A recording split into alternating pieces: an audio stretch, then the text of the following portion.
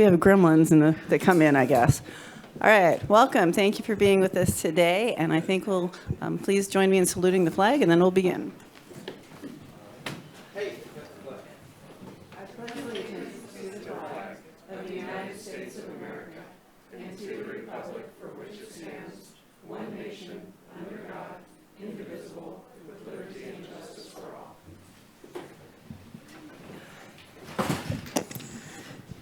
All right. I think I'll ask our CAO, Hayes, do we have any modifications to the agenda? Yes, Chair Bass, we have a number of modifications today. Items D2, D3, D14, D9, D17, and D19 have all been pulled from the consent calendar for discussion. All right. Well, maybe we have a motion for the consent calendar minus those items. I'll make a motion. Second. All right, we have a motion and a second. If you are listening at home and you wish to comment on any of these consent items that are still on the consent calendar, call in now and press *9 to raise your hand. Turn the volume off on your video feed because you will have a time delay and you could miss your opportunity to speak if you're not listening on the phone and if you're watching us instead. So again, if you wish to comment on the consent items that have not been pulled, press *9. We will go to those in just a moment. I'm not going to go to the audience yet. I did want to read a retirement resolution into the record, and then after that, I'll go to public comment. And I'm not going to make Jim come up. Not yet, anyway. But you're more than welcome to make comment later. All right, so we are losing another valuable employee, and especially someone who's one of our IT gurus. It's really kind of scary, actually, because I know nothing about IT. So this is a resolution of the Board of Supervisors, County of Humboldt, whereas on February 29th, 2009, Jim Storm accepted a position in the County Administrative Office IT Division and as the IT Division Director, where he's led the IT Division with professionalism and innovation for more than 13 years.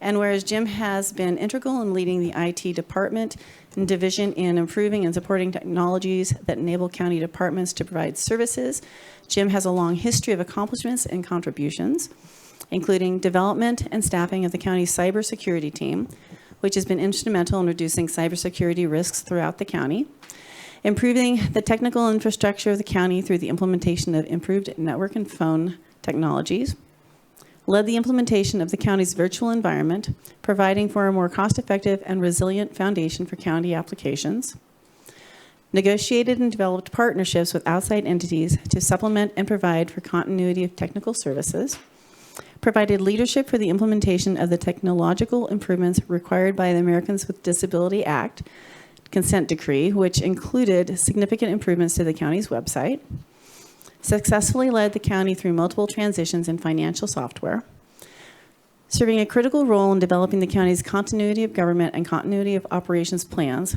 which helps departments and the county as a whole quickly resume performing essential functions after a disruption, provided IT leadership through a variety of emergencies, including public safety power shutoffs, earthquakes, network disruptions, radio system replacement, payroll interruptions, and more.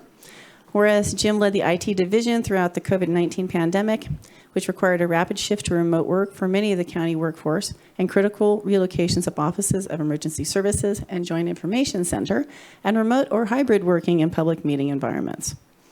Whereas Jim, while preferring to stay in the background, has provided the leadership to push forward new technology initiatives that have put County of Humboldt ahead of other similar-sized California counties. And now, therefore, be it resolved that the Humboldt County Board of Supervisors hereby recognizes Jim Storm's 13 years of service and contribution to the County of Humboldt, and we wish him well. And I do want to say thank you, Jim. And so at this point, we will go to public comment, and we'll go to those who are in the audience first. And if you'd like to come forward, you have 3 minutes. Nikki, did we check the buzzer today? We'll find out if it's working or not. Welcome. Can you tell us who you are? Good morning, Supervisors. Sean Quincy with the County Administrative Office. Jim has been fantastic as the IT Director. I've been working with Jim since I began in 2012, And Jim has been in some of the most complex and pressure-filled situations, and the man is unflappable. It is really a pleasure to get in conversations with Jim about some of these incredibly technical issues and important issues, and just have him sit back there with his cup of coffee as he explains things in such an understandable way. Our county infrastructure regarding IT is in such a better place because of Jim's leadership and his approach to bringing staff along the entire way, all of the county departments. There are so many varying needs that the county has, and Jim has the ability to understand it all and help make sure that we can provide for all of those incredibly varying needs. So I can't thank Jim enough. One project that Jim and I worked on many years ago was the continuity of operations plan, the continuity of government plan. And there's a lot of IT that is involved there. When there's a disruption to our services, county IT is a critical infrastructure for us. And we've relied on that plan several times with the PSPS, COVID, with several other plans, blackouts, earthquakes, and things like that. And a big part of that plan was created due to Jim's leadership. And so as, all of us respond to emergencies, it is because of Jim's leadership that, we can rely on that plan and make sure that our essential services can continue to be delivered. So thank you for that, Jim, and thank you for your work and your friendship. And best of luck in retirement. Thank you. Thank you, Sean. Anyone in the audience that's here wish to comment on the consent calendar? Welcome. Good morning. My name is Tyson Sanchez, and I work in the IT department. I recently had a chance to travel to a conference in Reading with Jim. We took his car. It was a great trip, and I learned two things. One, Jim really likes that Mustang. And two, whether he realizes it or not, Jim combs his hair quite a bit. But that's not what I'm going to remember in the long term about Jim. What I'll carry with me is his steadfastness and just his really calm demeanor, no matter what challenges we're facing. It's always interesting when things happen. Somebody was walking through the alleyway, and they cut power to our building.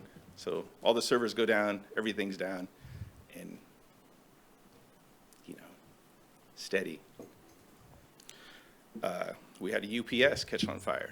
Batteries blew up, acid everywhere, steady.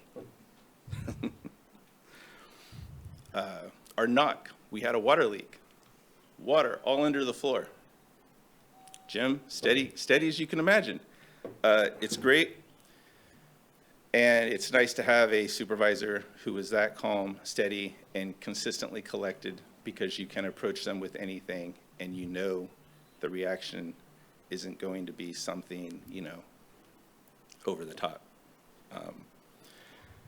I don't know if y'all recall, but there was a time when our IT building was closed. We had to move over and set up shop in conference room A. And for us, we were bouncing around like the balls in a pinball machine. It was a crazy time for us, but Jim was steady. So I appreciate that, Jim. I appreciate that. I really do. Thank you. Thank you for the time. All right. Thank you, Tyson. Anyone else who's with us here today? Yes, please. Welcome, Jim. I just want to say thanks. It's been a pleasure to work for Alicia and the team and the county, especially the IT team. We have a really good crew right now. Okay. So thanks for everything. All right, thank you, Jim. All right, we will go to those who have called in. If you are wanting to comment and you have not done so yet, press *9 to raise your hand. I see one hand up, Nikki, is that correct? Okay. 5288, just press *6 to unmute.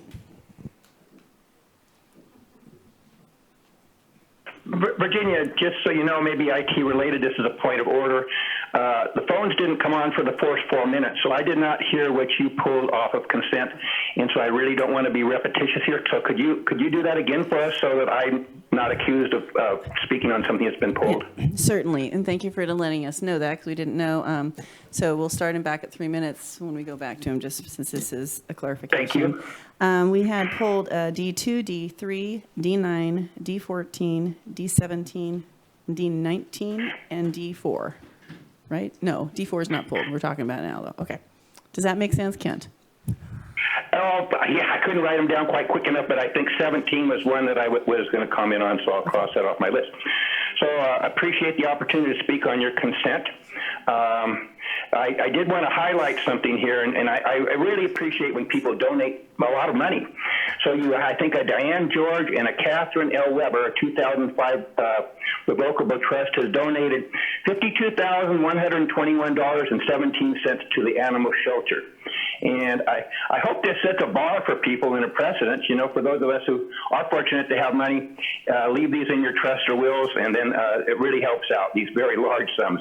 And that should be noted. It's very important for people to be thanked for a large sum of money coming to our animal shelter to take care of our future pets and dogs. Let's see, we also had something on there.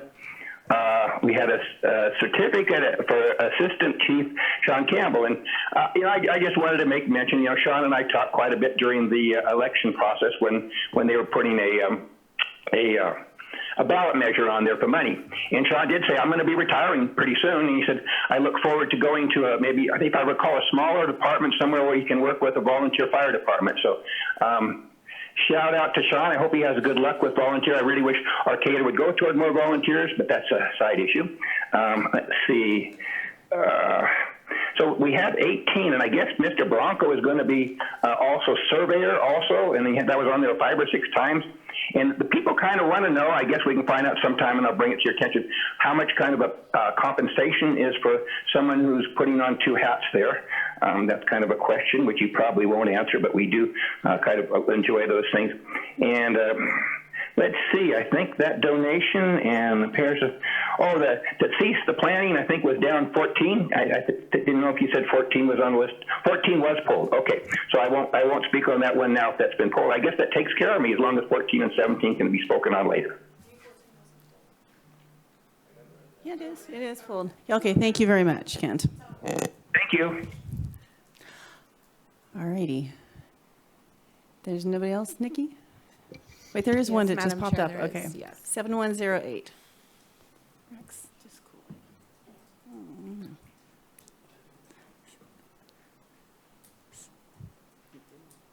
7108, press *6. Good morning. I was going to comment on item 14, but since I just learned that got pulled, I'll wait until then. Thank you. All right, thank you, Bonnie. I don't see any others now, correct? Nikki? All right. We'll go back to the board. Unless anyone wishes to highlight anything that was on the consent calendar, we can vote. Unless there's anyone, Supervisors Madrone and then Wilson and Bushnell. I just want to say, if Tyson says that you're a calm and cool, collected person, you must really be a calm and cool, collected person. Because I thought Tyson had the award for that. So, especially under times when you know, we just had an extreme transition from a technological perspective at the county with relationship to the shift that our entire society went through over the last few years with how we communicate and work. And so anyone who was in the throes of that, and especially directing that, knows just what we went through. And I just want to really appreciate the job that's been done, because it hasn't been easy. It's been very bumpy for everybody, and that's just the way that it is. And so thanks for enduring that and helping us get through that. And Supervisor Madrone, then Bushnell. Thank you, Madam Chair. I just wanted to mention Assistant Chief Sean Campbell as well for his service at Arcata Fire, but also for his dedication and commitment of over 10 years of representing Arcata Fire District at the McKinleyville Municipal Advisory Committee meetings. He does a great job of coming to the community and sharing with us all the incidents that have happened in that last month, and we greatly appreciate his efforts there and wish him all the best. All right, thank you. Supervisor Bushnell? Thank you through the chair. I just want to say congratulations to Jim and all that you've done. I came in during the COVID stuff, so Zoom was normal for me and so forth and so on, but I understand from my fellow board members, it was quite the challenge to get that going. So great job and congratulations again. I also want to recognize the $52,000 donation to the Sheriff's Animal Shelter. That's amazing. Also that, you know, it's specific that it's to be used for no part of killing animals. I'll just say that. And so I think that's really great, and that people recognize the value of helping with those shelters. Anyone else? Yes, CAO Hayes? Thank you, Chair Bass. Likewise, I want to congratulate Jim on his retirement. We clearly see that everybody says Jim comes with a steady hand, and that is really, sometimes you can't even hear him. He's so cool, calm, and collected. He is the epitome of stable and steady, and I have learned a great deal from him in that regard. And we wish you well, and hopefully many six-packs of fine breweries in your future. He likes beer as much as his Mustang, I think, maybe. Good. All right. Anyone else? Seeing none, I do believe we're ready to vote then. And the vote tab is actually even up on everybody. We're in a perfect streak, if not. It's trying, and it's not. How about, can we just That's roll call okay. this I'll one do while roll he's call doing it? Thank to you. save time. Supervisor Wilson, Yes. Supervisor Bass, Yes. Supervisor Madrone, Yes. Supervisor Bushnell, Yes. and Supervisor Bohn. 10-4. Thank you. Motion carries 5-0. All right, thank you. So now we're going to, I think we can take D2 and D3 at the same time, since they're both good news and aviation related. And CAO Hayes, should I just, I'll turn this over to you, and then do we ask Cody up? Or- Yeah, I would, Cody, if you would like to come up. This is one of those feel-good moments for us today. Cody and the aviation department has been doing a marvelous job up there to facilitate growth, and he's really capitalizing on the infrastructure dollars that are out there, and he's bringing a lot of funds into the organization to help us improve our aviation division, and he's got a lot of really great things coming up on the horizon. Probably a couple stressful things for a short period of time as well, but I'll pass it off to you, Cody. Thank you, CAO Hayes, and thank you, Chair Bass, and the rest of the board for having me here today. Cody Ruggets, Director of Aviation. Appreciate these items being pulled just so we can highlight really a record day in Humboldt County for our airports. And that's thanks to everybody on the dais here and many folks that have assisted us in getting to that point. The reason that I asked for this item to be pulled, it just so happens one of the critical offices that got us to this point in getting us these much needed funds to improve our infrastructure at ACV and Murray Field and Ronerville as well, over $14 million combined, happened to be in town. She popped into my office last night, and that's Lori Suttmeyer, who's the manager of the San Francisco ADO for the Federal Aviation Administration. Lori and her team at the San Francisco ADO work with 129 airports in Northern California. 6 of those are your airports, the county of Humboldt's. So she has worked with my office for the last 3.5 years. Lori and I go way back. I worked with her in South Dakota in the past on similar type projects, but she has assisted us in navigating through the compliance issues that were present here when I first started and getting us to this point of eligibility to bring these funds to Humboldt County to start improving our airports in a big, big way. So if you don't mind, I'd like to just invite Lori up to say a few things representing the San Francisco ADO. Yes, please do. And while she's making her way up, I was just going to say, I love all those emails we keep getting from you about more good news, more good news. It's like, please keep it coming. And welcome. Thank you for being here. So good morning, Supervisor Bass, Board of Supervisors.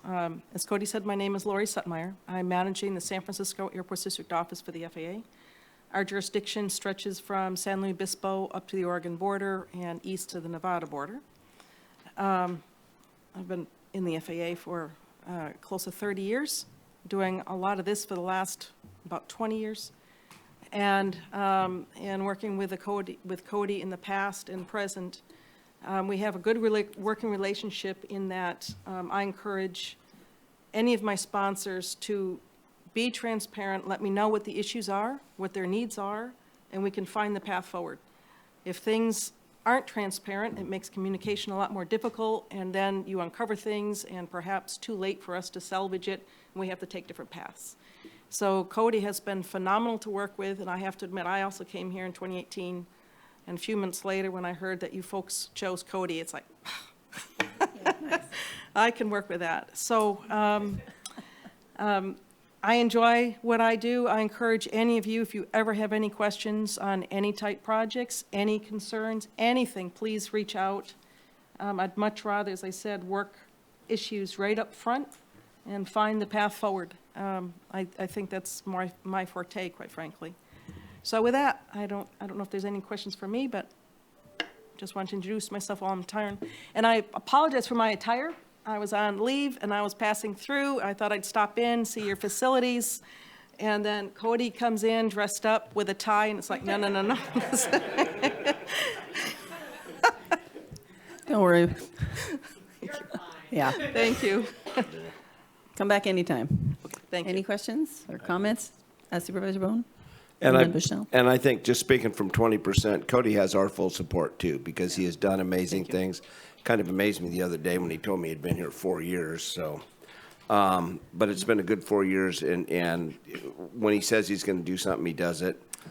Staff seems to enjoy working with them, and it's been a great, it was That's good to a hear. great burden off our Public Works Director to take that off, because he spent so much time on it, he would say. So we were great to change that into a standalone department, and it was maybe the only successful move we made in the last 4 or 5 years, but it's worked out really well for us, and we couldn't do it without the support that you provide, and because our airports are only as good as the facilities we keep up. So we thank you. Thank All you, right, thank you. Supervisor Roan. No, I appreciate those comments, and not to give too many kudos to Cody, he might walk away with a huge ego, but I applaud you all for choosing somebody who does have an aviation background and knowledge in the work that he does. We've got a number of airports out there that either don't have the funds or perhaps, let's just put it bluntly, the interest or the understanding as the importance of selecting somebody who has the background that Cody has to help lead it. Because for us on the federal side, when we put in that time to help train up and provide the guidance for an airport sponsor, out of 130 airports, I might have like 5 conversations a day. And by the time you spread that out through the year with all the issues we deal with, I can't meet the needs of most of our airports. And then those airports stagnate. So when you have somebody on this side who can actually carry that weight, and then just come to me, come to our office with whatever issues might come up, or funding questions, or be happy to receive a grant, it makes our world so much easier, and we can really progress the aviation system. So kudos to you for finding somebody of Cody's caliber. And I think Supervisor Bohn had a continuation, and then we have and- Supervisor And Bushnell. with 4,100 square miles and 2.7 million acres, we just experienced a very large fire in Supervisor Madrone's, and I don't think a better sound was heard in Fortuna than that C-130 taking off of Ronerville. So the idea of keeping that up, because we have a great Fabulous. CDF response, they were responding immediately, and it made a big difference on the initial attack before they got smoked out. So the Ronerville Airport, the upgrades there are going to be huge. Excellent. Because then our partnership with the CDF, with CAL FIRE, will be strong, and we'll have a strong air base. They're adding more air to there. I mean, as Supervisor Madrone will say, 20,000 acres burned, we didn't lose a structure. That's nice, that's great. And to there's a hear. lot of structures to be had, so. I believe it. But anyway, I think that's important for Ronerville. It's important for all our rural counties, for those rural airports, because they're utilizing them all. They're utilizing them all with airdrops whenever it's in that area. So thank you. All right, Supervisor Bushnell. Thank you. I wasn't part of the choosing of Cody, but I'll keep him.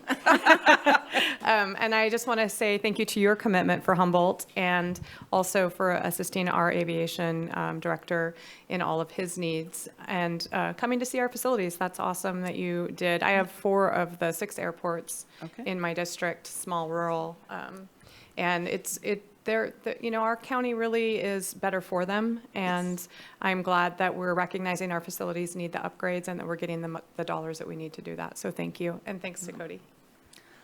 Supervisor Wilson? Madrone? I was looking at you calling. Sorry about that. That's okay. Thank you.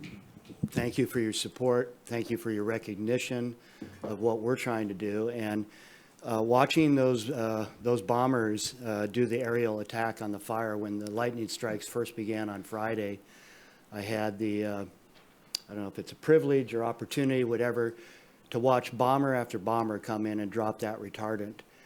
Those are some of the bravest people I've ever seen, those pilots. And I'm kind of thinking that Cody's sort of got that sort of attitude about coming in and bombing, retardant on all of our problems that we had with FAA, all the things we had to clean up. Right.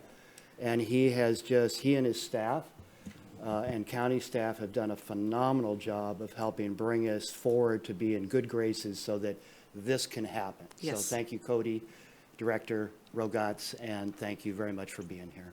Thank you. Thank you for those comments. Thank you also. Everyone else has already said thank you, but I can tell you for the majority of years that I've been on the board, we didn't generally have good news about the aviation and the different airports. So yes, since Cody's come on board and the work that's been put in, and now we're seeing the fruition of all those efforts. That's fabulous. And I think it was really interesting to know that you had worked together in your other lives, basically, and how fortunate that was for us. So Yes. thank you, and we'll let you get back on your travels. Thank you. Thank you all. All right, thank you. So after that report, we do have 2 items to be moved. Yes? I was just going to have the item make a motion, then second. So do you have a motion for these? And then we'll go to public comment. I move both items. Okay. I'll second. All right. So we will go to public comment. First, we'll go to those in the audience. Is there anyone here who'd like to comment on this item? Seeing none. Okay, we will go to those on the phone. It looks like we have 2 at the moment. We have 5288 and 7454. I think those are both the same person. All right, so whichever one you wish to speak on, just press *6 to unmute.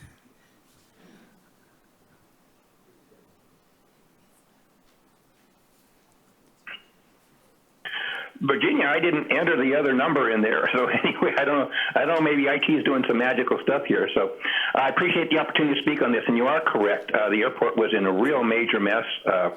They had all kinds of restrictions against them.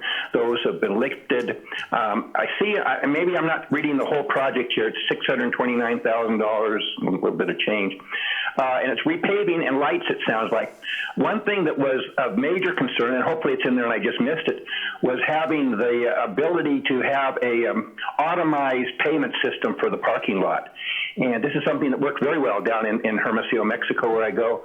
And I don't know if that's a future grant or what that is, but I think that would be a great savings. I think you had a study that said it would be a great savings. And it's also a nice convenience for the people to be able to go there. I do appreciate the people who do sit in the booth all the time when nothing's happening, but there's no reason for that, in my opinion. Now, I'm going to have a few little things that, when people come to the airport, it's our greeting thing. You're talking about something down south for people. And I know people have said, I call it the strainer and the razor wire entrance we have there.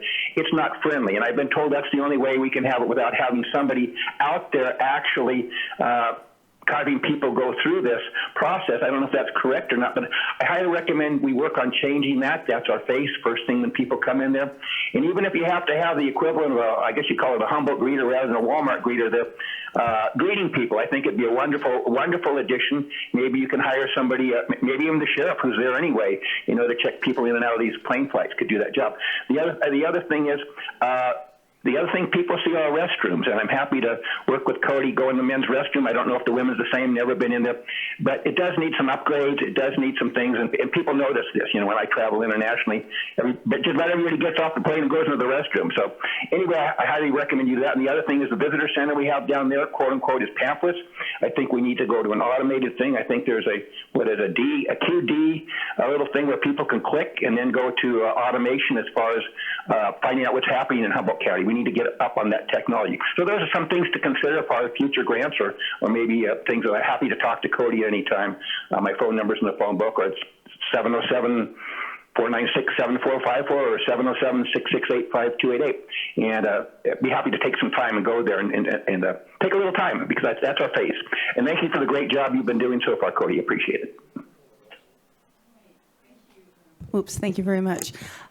So I don't see any other speaker requests, do you? All right, so we have no more on the phone. We will go back to the board. We do have a motion and a second, and what? Chair Bass, since there are two different items, I need two different votes. Do we? Okay, so we can't move them both the same. Right. So we have, how about, who'd like to make the motion? Motion is amended to approve staff recommendation for item number 2. Seconder approves.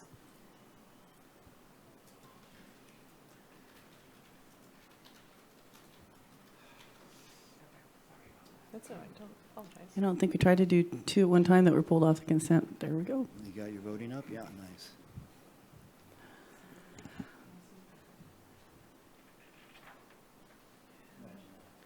Wow, passed. So then we, Now I will make a motion through the chair for staff recommendation for item 3. Second. all right, we have a motion and a second. We're waiting for almost the vote tab.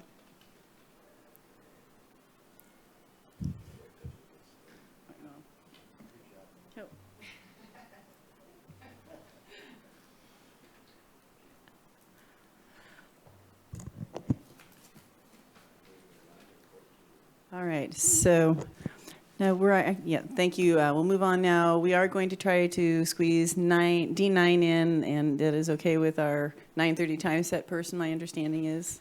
Robert Bendorf, you're okay with that? All right. So yes, we will pull D9 and CAO Hayes. I don't remember which supervisor pulled that one. Or do you want to introduce it? This was a mutual agreement between Supervisor Bushnell and Supervisor Bohn. We have been receiving, since last week, a significant amount of feedback, particularly around the appellation certification program, and cultivators looking to see if the equity funds and the local equity program manual would allow for those dollars to be utilized to develop appellation programs. And we have done some research into that and do believe that consulting fees can be capitalized on to help cultivators develop appellation programs, as well as a reimbursement for any fees that may be incurred to process that program through the state. So we are confident that this is something that the equity program can assist cultivators with, so long as they are equity-approved participants. Supervisor, well, I saw his hand first, and then Bushnell, and then Bohn, or Bohn, and then Bushnell.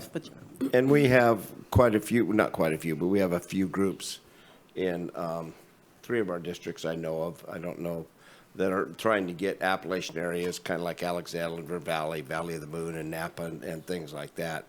So they just wanted a clarification, because this is going to be, you know, we're not going to have 100-acre farms. I mean, I think there's like over 100-acre farms already approved in California, or 100 outside our area, and we've capped at 8. So, I mean, we're going to stay small and proud, so, and just work off our name, but the appellations is a big part of it. So I know that Salmon Creek, I think, is working on one.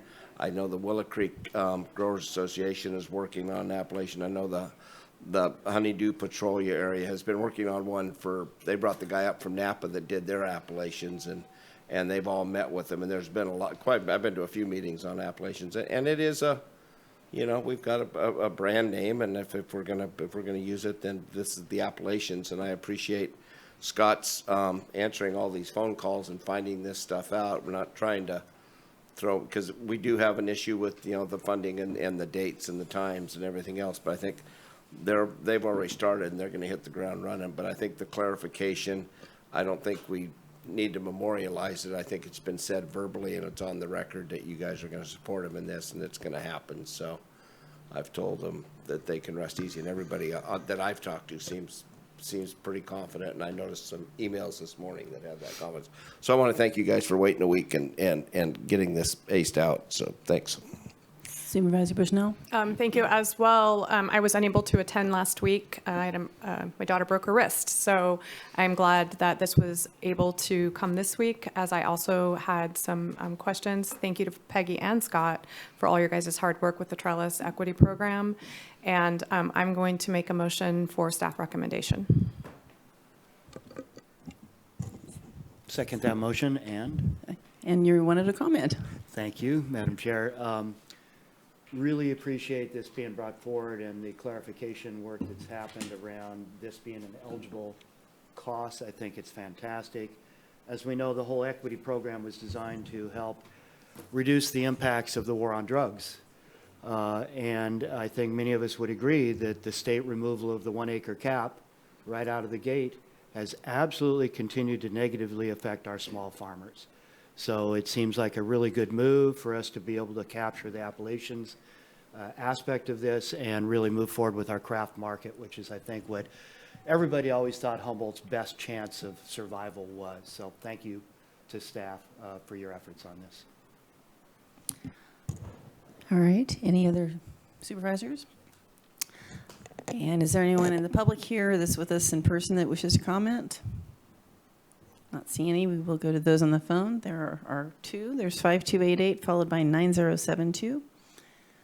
5288, just press *6 to unmute. Ken Swanson, yeah, this, and I really talk about numbers. As far as I can tell, the initial on this thing was $1.3 million with 2.4, 1 million, and 3.4 added to it, which comes out to close to, I think, $9 million in this particular fund. And I did wish to make a request or get clarity that anybody who's participating in these funding projects have to be current on their Measure S tax. In other words, if you have somebody who's delinquent, who's holding out, not paying the county, I would hope they're precluded from participating in this. And of course, the public's looking forward to eventually having those people, they're called deadbeat dad equivalents, or who are not paying their tax. We're being precluded from having public records requests for that, and that's not right. Those people need to be out there, and they need to pay their share of the tax, and they don't need to benefit from this thing if they're not, especially.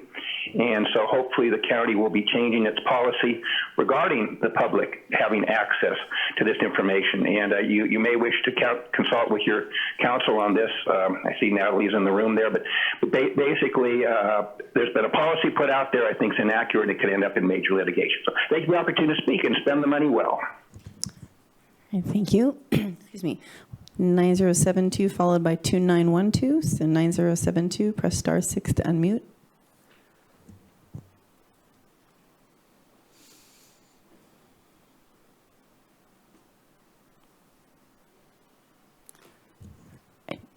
All right. Hello, folks. Can you hear me okay? Yeah, and before you speak, I just want to give a reminder to everyone, turn the volume off on your video feed, or there's a time delay, and you won't know that it's your time to speak. So I think that was what might have happened here. So yes, please, welcome. Hello. Thank you for this opportunity. My name is Riley Morrison. I'm calling you from Willow Creek. I'm a cannabis cultivator. I just want to bring up the income limitations and the proposed LEP. I believe that the LEP is irrelevant to this space. The war on drugs has been widespread and financially challenging. Financial challenges facing cannabis operators are broadly applicable beyond the HUD impact caps. I am concerned because the equity opportunities are great, and for us to be limited at $62,000 a year for four-person household income and not have the opportunity to access these funds is pretty concerning. I also have concerns about just the strategy of funding, struggling businesses as opposed to more successful enterprises within this space. And I just want to say thanks again for this continual conversation. Appreciate it. All right, thank you, Ryan. 2912. Riley? Riley, sorry about that. I heard Ryan, but it's actually Riley because somebody knows you, and I don't. So if you're 9072, is that the next one? 2912. Thank you. It disappeared from my screen, so. Welcome. Thank you. Morning, supervisors and staff. Really appreciate the consideration of this item. First, just want to thank both supervisors and especially staff for really establishing this equity program and really pushing it forward and making sure that those funds are distributed. And it's really been a several-year process. And from my perspective, looking at some other counties, Humboldt has done a particularly good job in making sure that this program is both administered and continued to be improved. So really want to say thank you to everyone for all of your work on that. We did submit a letter last week and also this week on potential modifications to the equity program manual to continue to improve it. Part of it was the clarification on appellations, which was just discussed, which we really appreciate. And we also understand that we're operating under timelines for this round of equity funding. And so we're not asking for any further changes to be made right now today and hope that you approve this. As Riley just mentioned, we are hearing a fairly widespread concern from our members about the income caps on this, which are really set at a pretty low level and do restrict the eligibility for these equity funds, which could make really a significant impact if there were some changes to those requirements. And maybe one thing to add to this discussion is, in our understanding, looking at Mendocino County, they do not have a cap on income in the way that Humboldt does. And we understand this is really the outcome of negotiations with the state. The county can't just decide on their own what the eligibility criteria is. So I think from our perspective, we look forward to continuing this conversation and future rounds of equity funding. We understand there may be an opportunity to revisit this in the future. So just really appreciate the ability to have that conversation and ask that you move forward with this today and approve it and continue to look at ways to improve the program. Thank you. Thank you, Ross. 9493. You're next. Press *6 to unmute.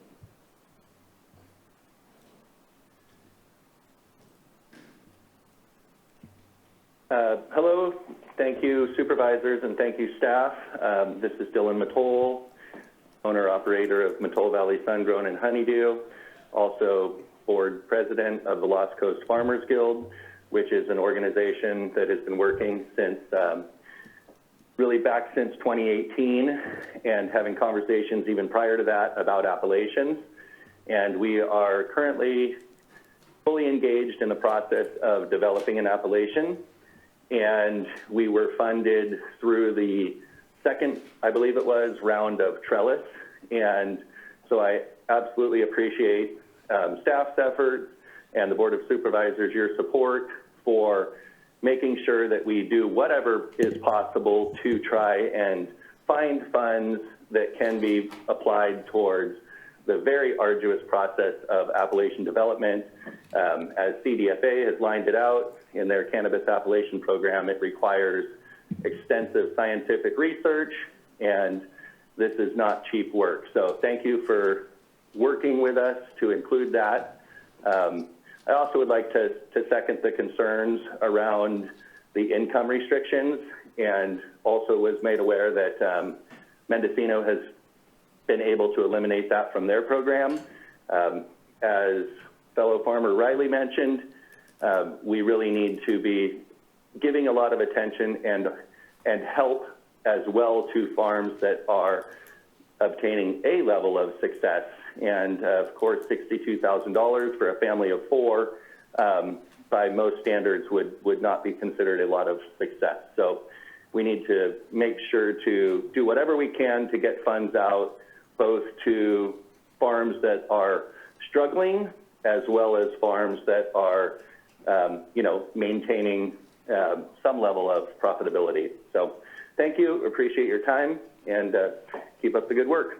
All right, thank you, Dylan. And then 0150.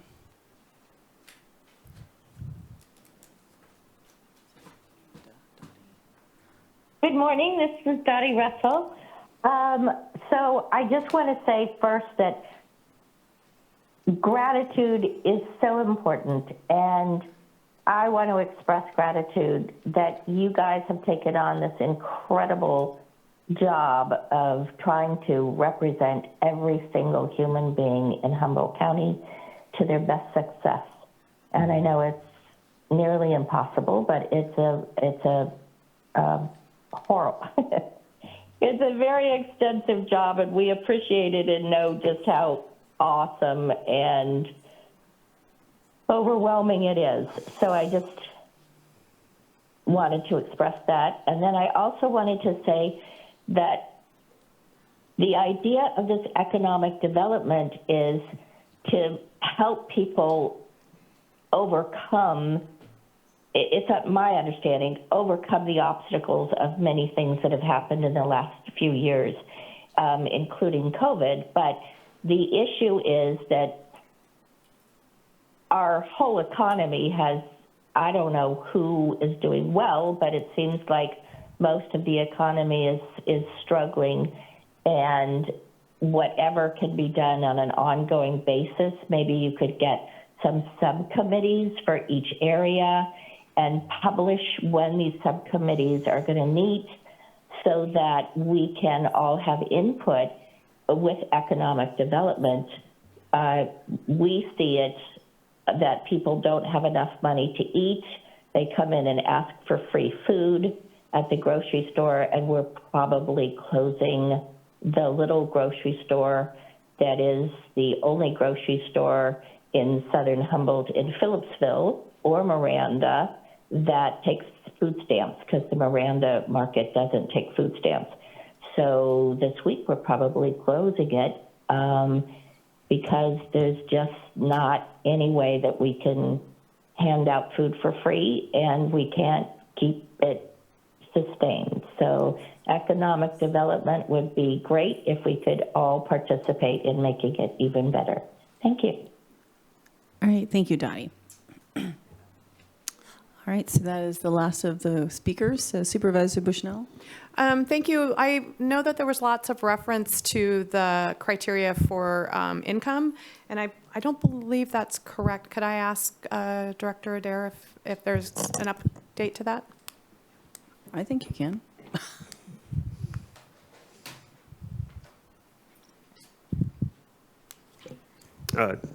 Yes, thank you, Supervisor Bushnell. Just to correct the record on that, the threshold for an individual would actually be $67,000 because it's based off of median moderate income, not low income. And it also would, that number would change depending on the number of persons in a household. So for example, a household of 4 people would be $96,000. Thank you for that, and I hope the commenters heard that, and that and I know that your team will, let people know as they ask for criteria also. But that's a large jump in the amount, so that's great. Thank you. Yep. All right, thank you. So we do have a motion and a second. So I think if let's know the comments, we're ready to vote.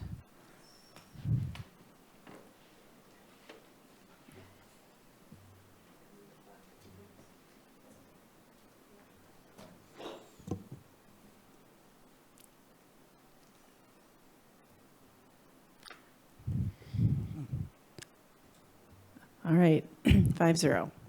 Motion passes. So we're going to move on to our 9:30 time set, which we're a little late for. So I'd like to ask our county counsel to brief us on closed session. Thank you, Chair Bass. It's the intent of the board to meet in closed session pursuant to Government Code Sections 54954.5 and 54957 to consider public employee performance evaluations for the positions of the Director of Planning and Building, the County Administrative Officer, and the Interim Director of Human Resources, and also to consider public employee appointment for the position of Director of Human Resources.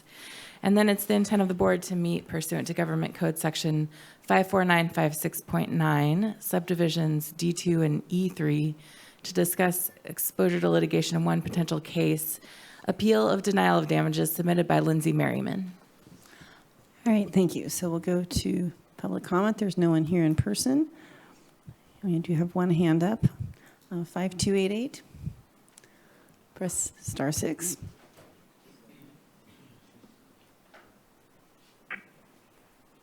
Ken Swatsky, it's interesting. Your live stream, the TV, and the phone are all on different sequences. So I see how people can be confused. Anyway, I'm glad you are taking a lot of time to do your employee performances. They used to be a rubber stamp. This is the second time that I've seen the director of planning and building and the county administrator officer come up. The first time, I think, was like about a six-hour, very long thing we waited out there for.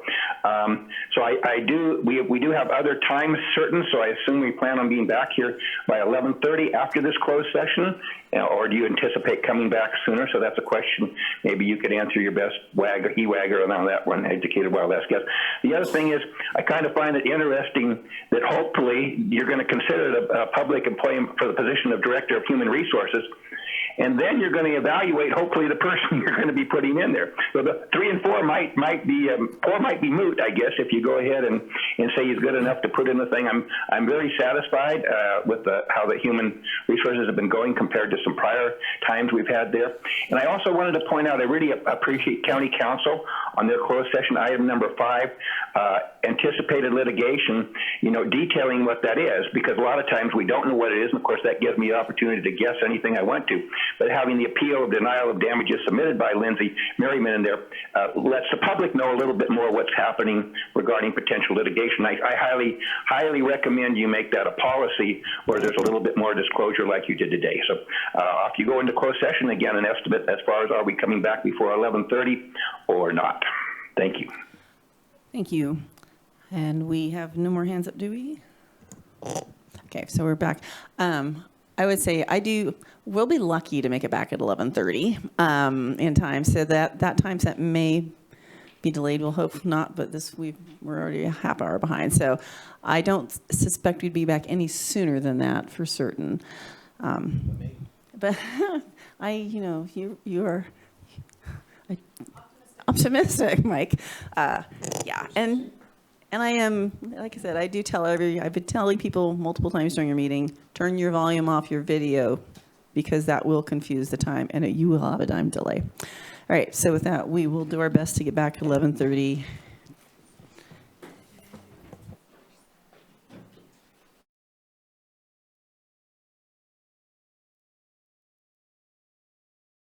Some of us might be eating in front of you, but...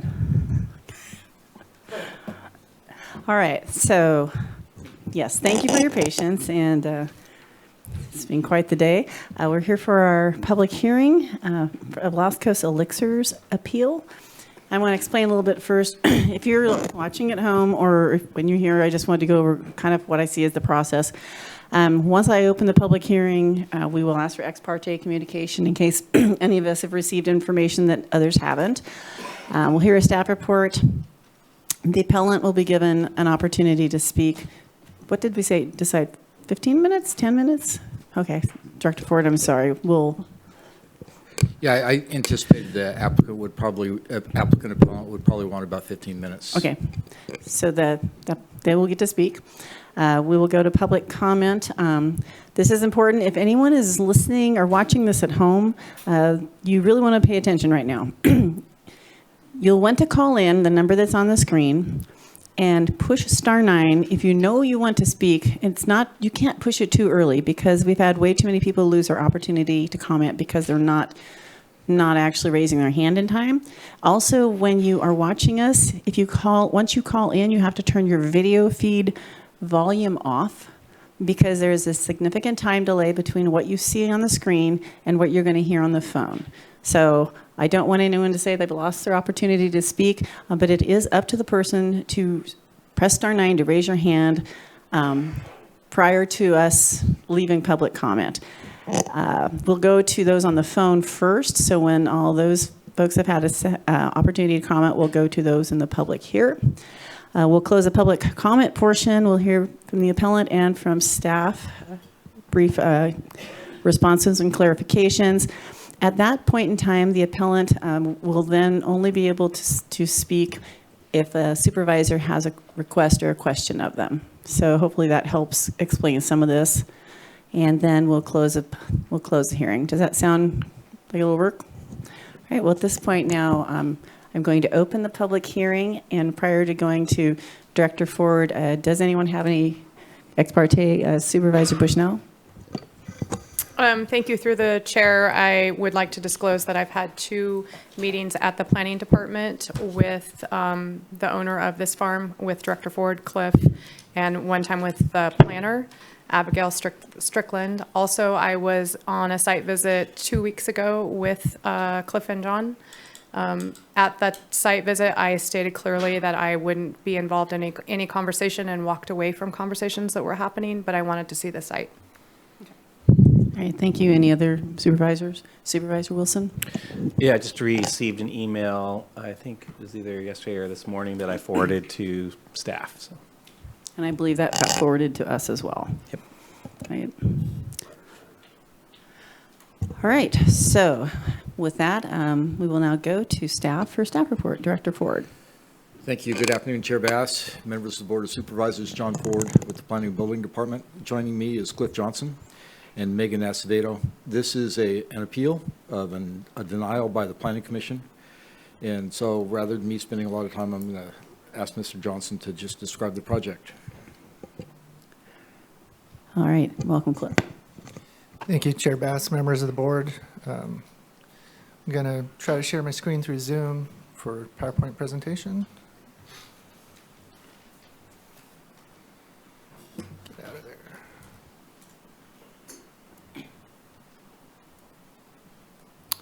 Okay, so my name is Cliff Johnson, representing the County Planning and Building Department for the Lost Coast Elixirs Conditional Use Permit and appeal of the Planning Commission's denial of the Conditional Use Permit.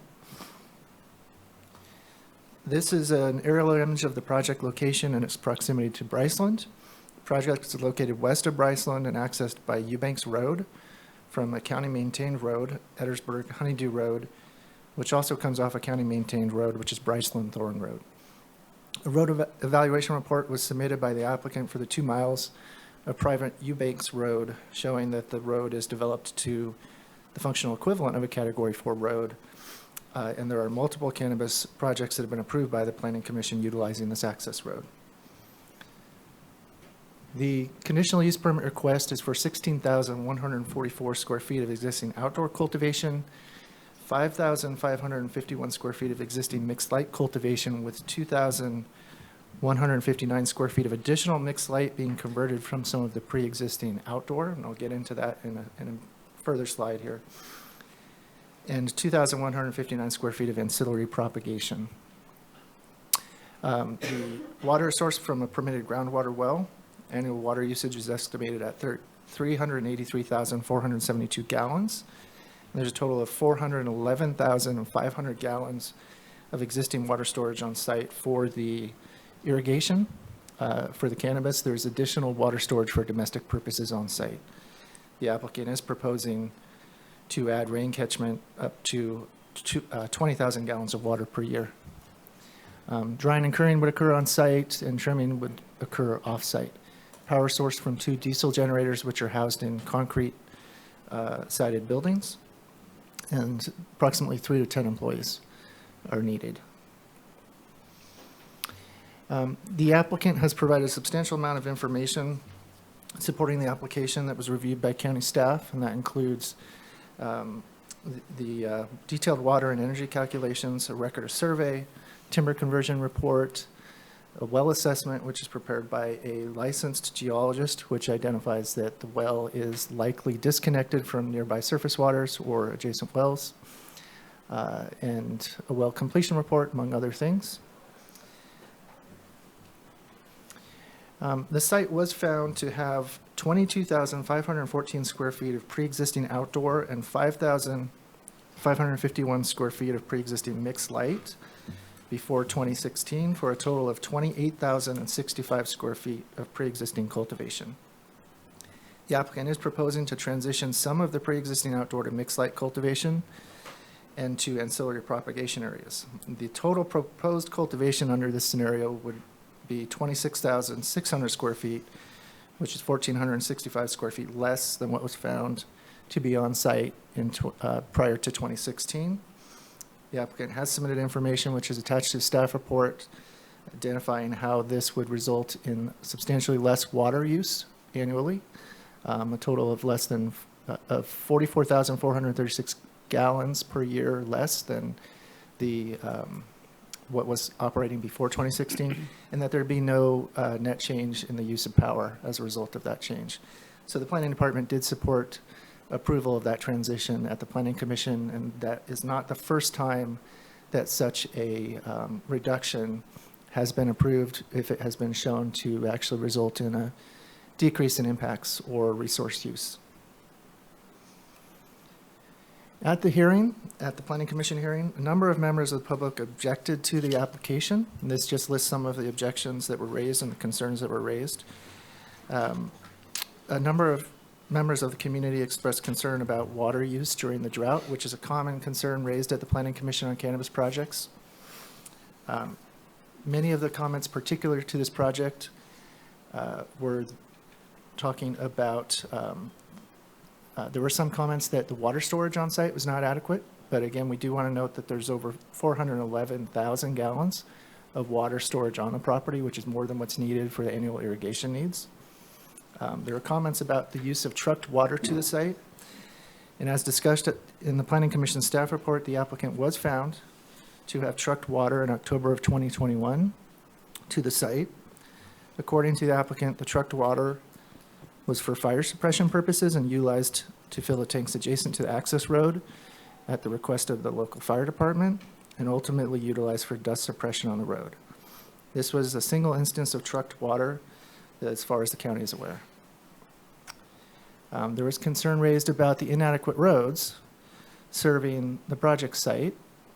And this slide here, I do just want to show you, if you can kind of see my cursor coming off of Edisburg Road here, Eubanks Road.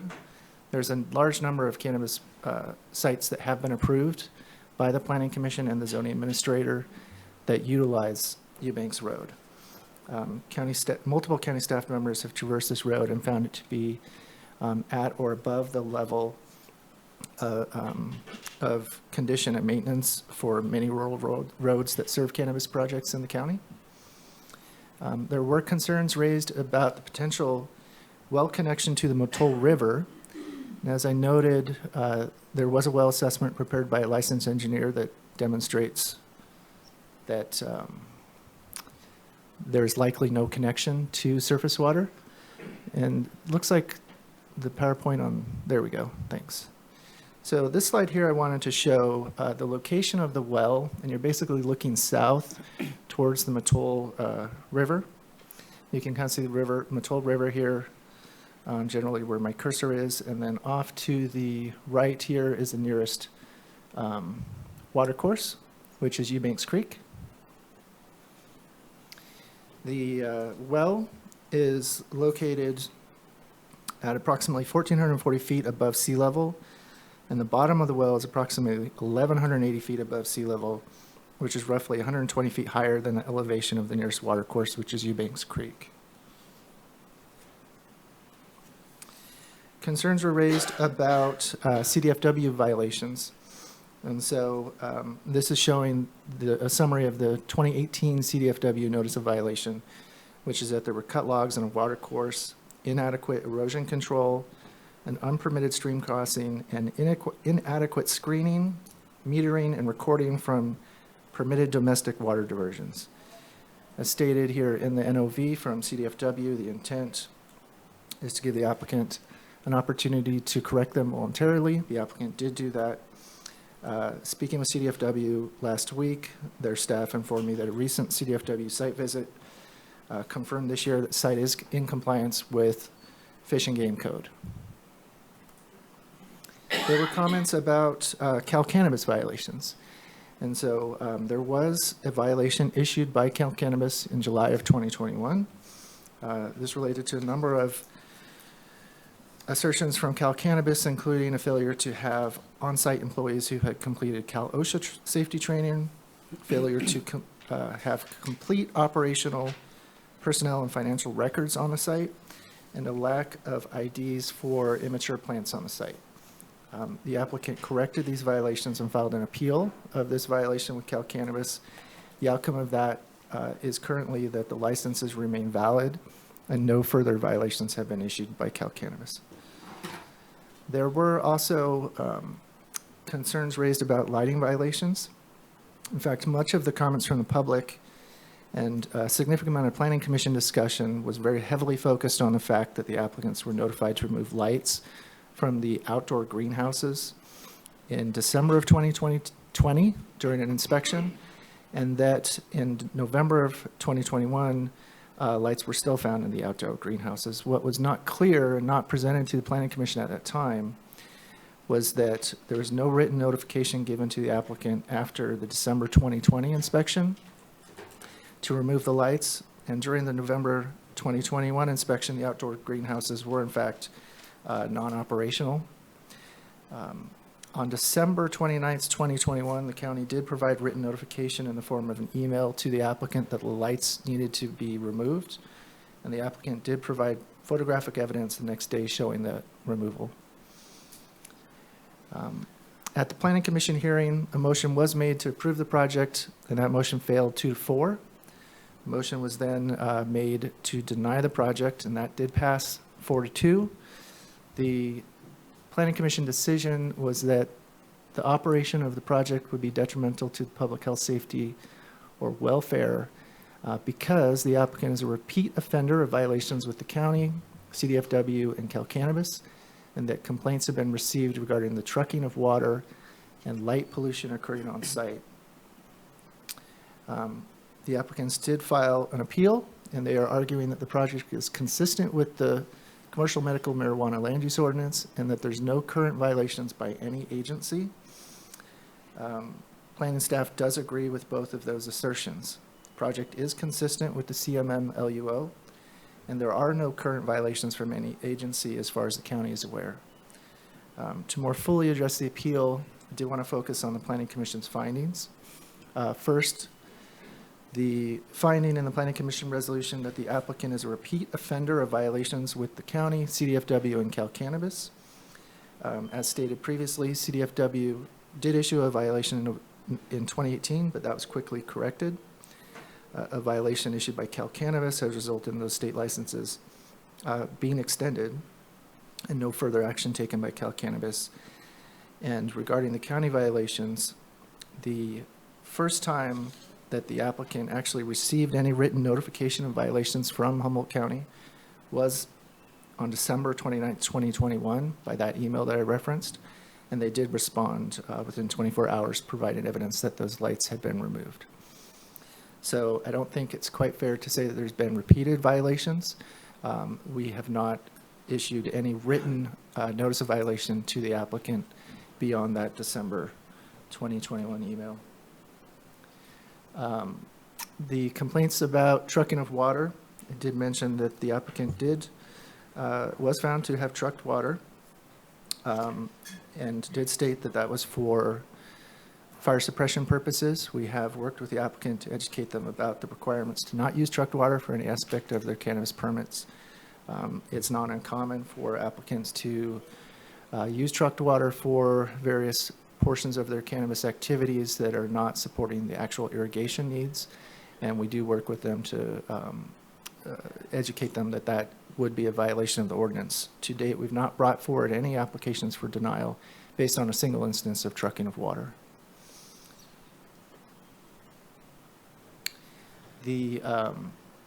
Additionally, the concern about complaints received regarding light pollution.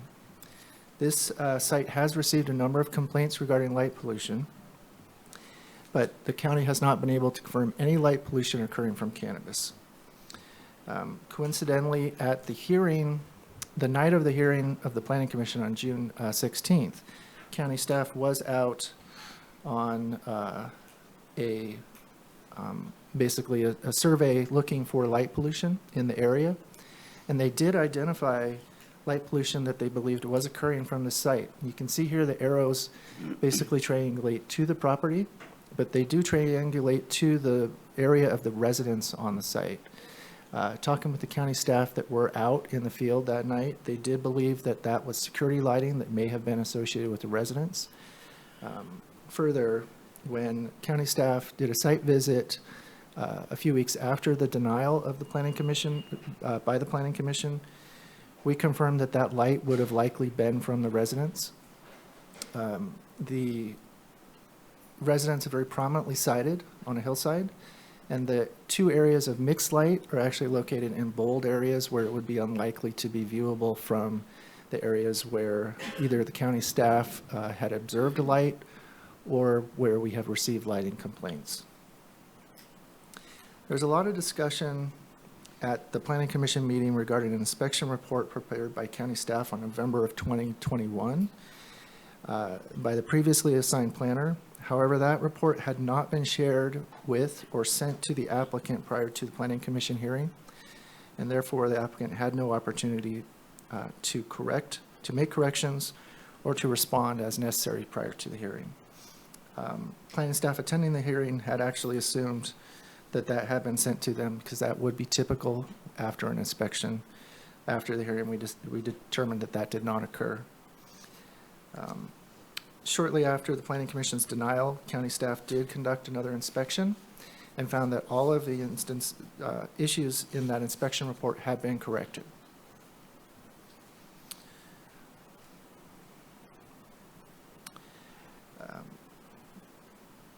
So lastly, the board did receive a comment this morning from the previously assigned planner recommending that the project be denied.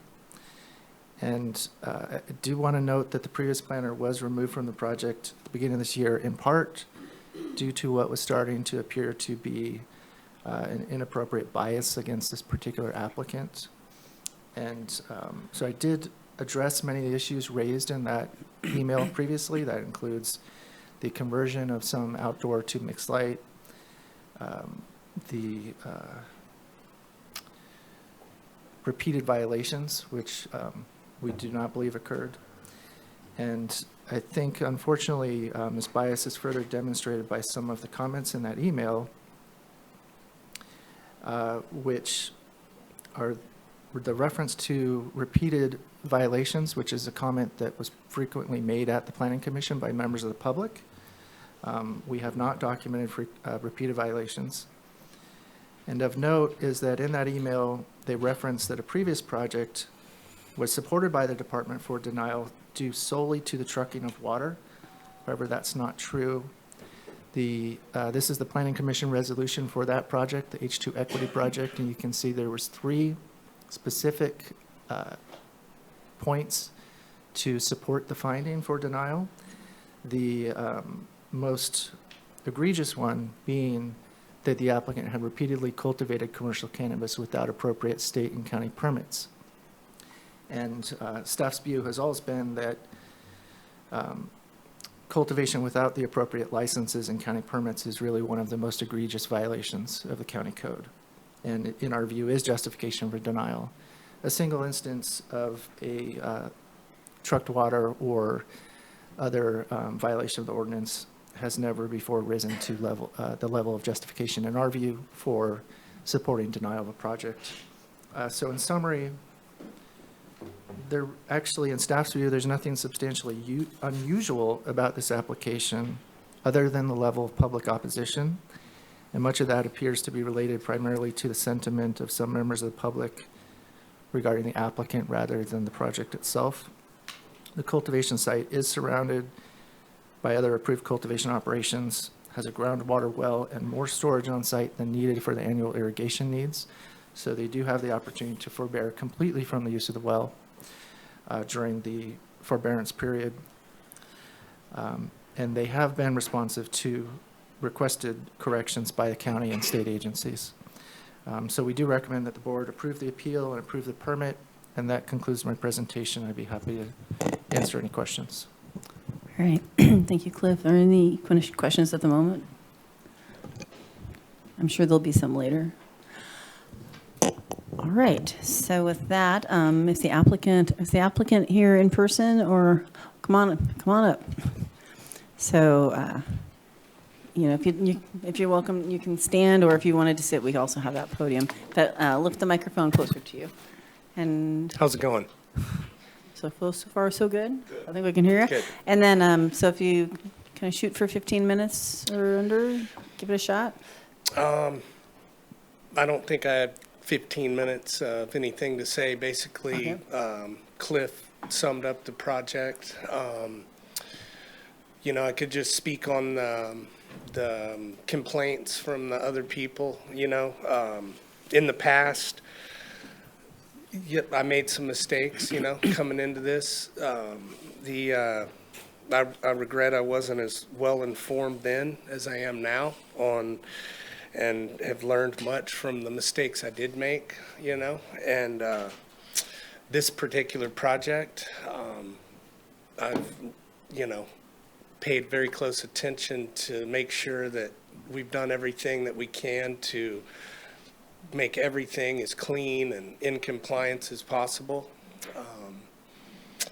And water storage, I did bring some water in last year to fill some tanks up for fire suppression, and I have a lot of traffic through by my gate from other farms, so it gets dusty through there, so I water the road like a couple times this time of year when we're harvesting to get the dust off the cannabis. But yeah, if you guys have any questions, I'd be glad to answer them. All right. Let me know. Supervisor Bohn? Did the fish and game violations, were there monetary violations, or were they just fix-it tickets? Just fix-it tickets. No. So there was no monetary? No, sir. Okay. Supervisor Bushnell? You're going to wait. All right, so we'll... Is there anything that your consultant or your, is there someone on, I think there's someone on Zoom? That's, I think Nick, my attorney. I don't know if he has anything to add. But yes, we do. They have some things to say. All right, well, that's fine. That falls under the 15 together. Yeah. That'll be fine. All right. And we'll continue to ask questions. Have you guys, we could show the drone footage on there to show the property. It's up to Nikki if we can do it, not you. Technology.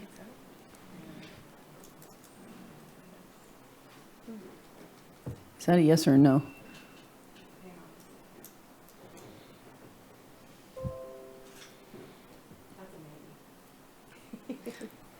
Would someone like to speak while? And you can stay in the front.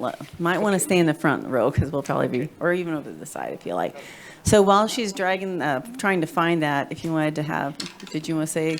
Hi, everybody. Leslie Doyle here. I'm here to represent Mr. Harwood today. I've been doing compliance with him for a couple of months now, and I have to say that this is one of the best sites that I've seen. Truly well thought out, well built, well planned. The 1600 issues or the violations with Cdfw were addressed in the 1602 notification. We had Cdfw out there on July 20th to do a site walk for an extension on those LSA upgrades that needed to still, I think there's one culvert that still needs to be replaced.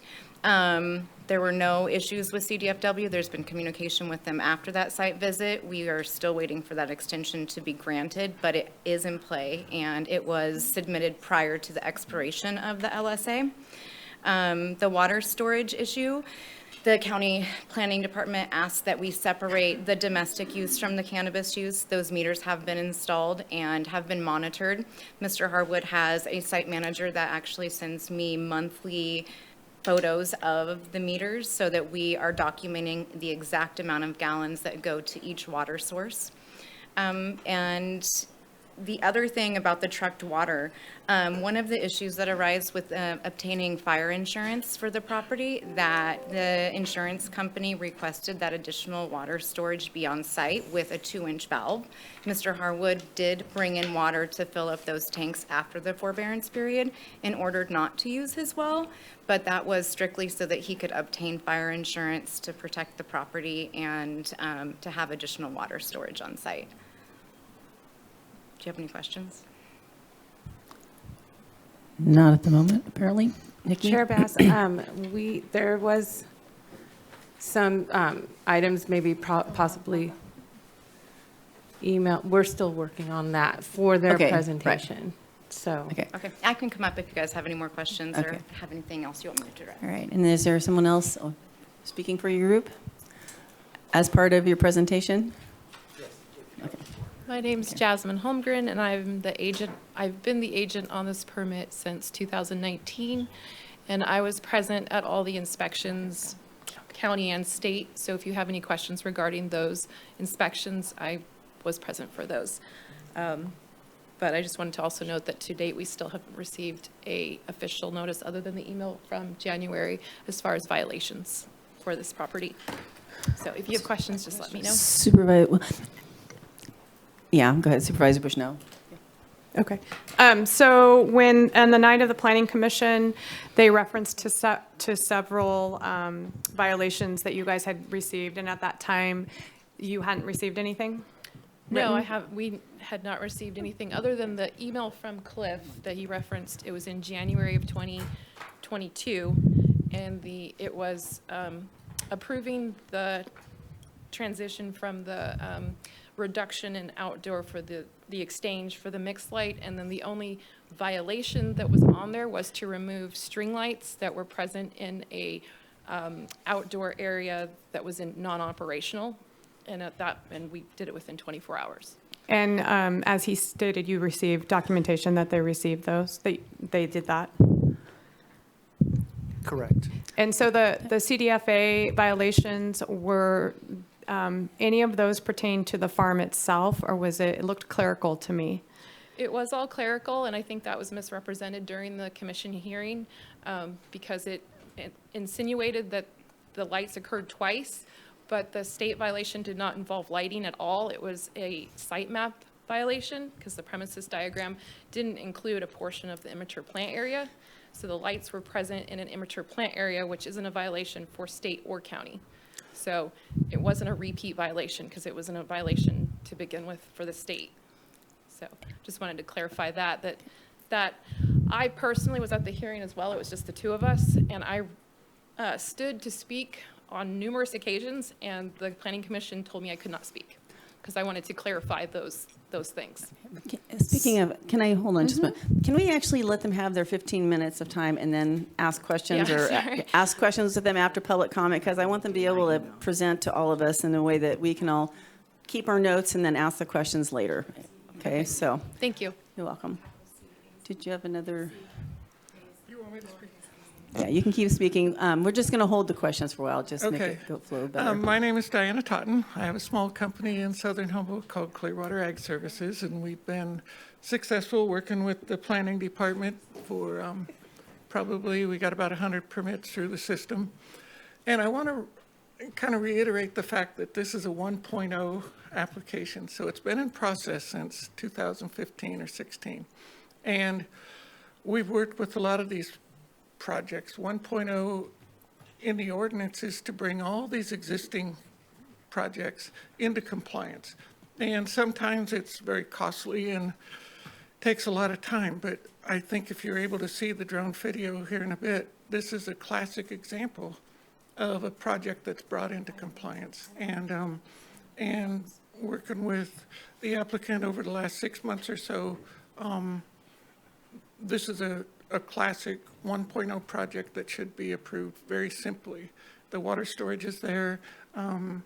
It's a clean and very well organized cannabis project. So I would stand behind it and support it in any way. So.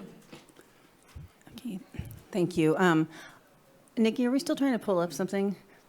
So we all received an email, and I'm trying to, from Okay, well, okay, no worries. We can bring it up at any point in time because we're going to hear from the applicant, then we're going to hear from the public. We're going to come back and the applicant's going to have another opportunity to make clarifications or to speak, and then we can ask all the questions then. So maybe perhaps, Nikki, we can pull it up by that time, hopefully. Hopefully. So, so that's how I think we're going to run this, just because we want to, I'd rather have us ask your questions, the questions of you at all at the same time and clarify anything. So I'd say if you're done with your basic comments, okay, thank you. So we've got the staff report, we've had the appellant. I think we just can I'll go out to public comment. What are you saying? Nodding your head, shaking? Okay, so, and this is, if you're listening, you should press *9 now if you want to speak. There's like 6 numbers or so showing on the screen, and we have 3 hands up. So if you want to speak, you should probably press *9 now so I know you're there. Turn the volume off on your video feed and listen on the phone. It'll make it much smoother. And so we'll first go to 8996. Is that correct? And there's 3 minutes to speak, and it's a hard stop at 3 minutes. Nikki's quick with the mute button. Maybe not the map. So, yes, can you hear me? Yes, welcome. Hi, this is Steve Doyle. I'm with Elevated Solutions, and I'm here to let you guys know that I support and approve of Lost Coast elixirs. I've been working with the planning department since 2016, and my wife and I probably put through close to 75 projects as well. And Lost Coast elixirs is the best project that I've actually put foot on, especially due to the fact that it has not been approved and it hasn't even seen the conditions of approval, but yet Mr. Harwood has exceeded those expectations. The water storage itself is very impressive. The fact that there's a surplus of water, not only for the agricultural needs, but as far as fire suppression, kudos to Mr. Harwood for that. Mr. Harwood also utilizes drip irrigation to conserve on the water, which will obviously help everything for our future. The road system is in great condition. It's rocked, it's got ample turnouts, paved down. The water is dispersed evenly. I've walked the entire site. I am a local licensed contractor, grading and paving. We did walk with Cdfw to confirm that the project meets or exceeds all expectations for the LSA and for the environment. The generator containment that Tommy has built exceeds all expectations for post-approval. It's phenomenal. It's completely enclosed in. It's bulletproof. It's bomb-proof. You couldn't ask for better. Just the environmental awareness that went on with the generators, especially how Lost Coast elixirs will use a staggered generator system throughout the day to alleviate some of the pressures on our environment. You know, we've worked here with the project at the planning department for 6 years, and once again, I have to state that this project by far is the best condition that we've ever seen, especially not being approved yet. Obviously, Mr. Johnson did a fantastic job of identifying the errors with the planning department and the planner. The fact that the letter was not received by the consultant nor the applicant, and yet the decision went to hearing and was denied based on inadequacy within the department, it's absurd. It's absurd. You guys need to approve this project, make it right. I'm asking you, supervisors, our industry is taking a beating right now. We have an applicant that actually cares about everything. Let's approve this project, and let's try to save Humboldt County's cannabis industry. Please. All right. Thank you, Steve. Our next speaker is 7454, followed by 7429. Press *6 to unmute.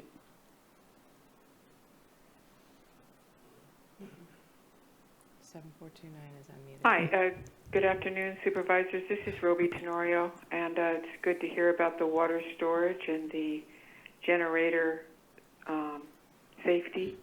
But besides those concerns, I would like to bring up the issue of notification. Only neighbors with property that is adjoining the applicant's property receive notifications when they're going before the Planning Commission and are going before, when there's an appeal, be going before your board. And that's not equitable when we're talking about impacts on the entire neighborhood, like the groundwater and the shared road and the generator use. So it would be very helpful and appreciated if the notification process was reevaluated and updated so it would better serve the whole neighborhood and the community. And since there are at least eight other farms on this road, it brings up the issue again that the cumulative impacts on the county roads and the private roads are not being analyzed together for their cumulative impacts. And as for the wells, the current science that we have is placing much more importance on the recharge to groundwater from the ridge top. So as of today, we really don't have an adequate analysis on the wells impacts and the other wells being drilled above the water courses, especially here in the impacted watersheds of the Mattole. It's great to hear that there's water for fire suppression. We were lucky last year because it did start raining in October. So that's an interesting time. So thank you. Thank you for your time. All right, thank you, Roby. Next speaker is 7454, and just a heads up, there's no other hands up. If you plan on speaking, press *9 so we know you're there. 7454, it's your opportunity. Virginia, can you hear me? Yes, Kent. Thank you. Yeah, I found a plea by the applicant and by some people basically to go ahead and approve this because of gross negligence of your Planning Commission staff. That's interesting that's the condition for this. When your board was asked to have some help as far as making these determinations, you instructed, my understanding was the Planning Commission to find findings. And I believe they found the findings. I believe they're correct findings. Your person there sounds like he does really good when he gets caught doing something wrong at correcting things right away. That's great, but these things should be known prior. I mean, they have all these people helping them, all these different groups and things, and yet they claim they weren't aware of what they were supposed to do during the process. I also look at the water. On this particular site, there are, as far as I can tell, 3 prior wells with 45 gallons per minute, 12 gallons. So they had 57 gallons per minute water accessible to fill their water tanks for fire suppression, which that's not illegal to do, no matter what time of year. And I'm not even aware that they were under forbearance with these wells. A lot of them have not been forbearing with the wells, and that's been a lot of our problem here. So that trucked water doesn't really make any sense with the water available. I agree with Roby, the prior speaker. The elevation of this is above the Mattole River. And all 4 of these wells, I was reading the well report there, and I see he did not testify this time. The person did not testify regarding the well. Some things weren't quite making sense in how he went through the process. He said it's most likely not connected to hydrologically connected, but I don't know, did he put dye in these wells, any of these wells, and see if it showed up or any kind of thing showed up down in the Mattole River? I didn't see anything for that. So it's kind of just a kind of touch and go thing regarding the water there and lack of connectivity. He's a geologist, not a hydrogeologist. Unfortunately, your staff still is resisting having someone of that caliber on staff to help make these determinations. I would stay with your Planning Commission. I think they made the right decision at that time. And unfortunately, when you have people who've not necessarily been good players for such a long time, and you're not assessing the cumulative effects of all these things, as Roby mentioned there, I think you're kind of at a little bit of a loss. But that would be my recommendation of this particular project. I've had many other ones that I've had no problem with, but from the testimony I heard, and blame it on staff for not providing things. Okay. Anyway, thanks for my opportunity to speak today. All right. Thank you. we are going to the public that's here with us now and no longer on the phone because there are no hands up. So if you're wanting to talk on this item, I suggest you get to the side of the room now and form a line, and then you can come up one after another. And for 3 minutes, welcome, come forward, please. Good afternoon. My name is Bob Weiner. I own the legal cannabis farm that's directly to the east of Tommy Harwood. And I hear the comments from people that don't actually live right next to them or work next to them, and they're just making opinions based upon other people's opinions. And Tommy's been, at first he's already admitted there was things that he wasn't understanding of how things were supposed to go with permitting, and he's corrected everything. And as far as the water usage and the water tanks, water being trucked last year, I was out there. He was watering the road when it was the most critical time. There's a lot of cars that go past our actual growing area, and when the dust comes up, and that's what he was protecting the product so it could be a valuable product. So, as far as that truck water, there wasn't that. I don't know how many there was. I noticed 2 trucks that he actually used on the road, and nobody was down there that's complaining about the trucked water at the time. They don't know what he used it for. I do. So, I hope you will approve this project because he's actually been a really good neighbor. At first there was always tension, when somebody, is in your neighborhood, but, he's actually turned out to be a really good neighbor. And, and I hope that you approve this permit. Thank you. All right, thank you, Bob. Welcome. Hi, my name is Alex Swanson. I'm the general manager of Redway Feed and Garden Supply in Redway, which is another business that Tommy owns. So I operate all personnel and financial for that business. Lost Coast Elixirs is my largest account at the store. We have 18 employees on staff. I have a trucking fleet of 2 semis, a dump truck, 2 small trucks. I employ 2 Class A drivers. Myself, I'm a mechanical engineer. I've got a bookkeeper. I've got a purchaser, a pet department manager, and we hire throughout the Southern Humboldt community. So I know the inner workings of what a business owned by Tommy Harwood is like, not what a business owned by Tommy Harwood looks like. And when you choose to put yourself out in public as a public business owner, you're going to introduce a lot of comments. But doing that is better than not putting your name out. So I know that it is difficult for somebody to be a public figure in this community because there are a lot of comments, but the people that work for us know Tommy to be a good and honest person.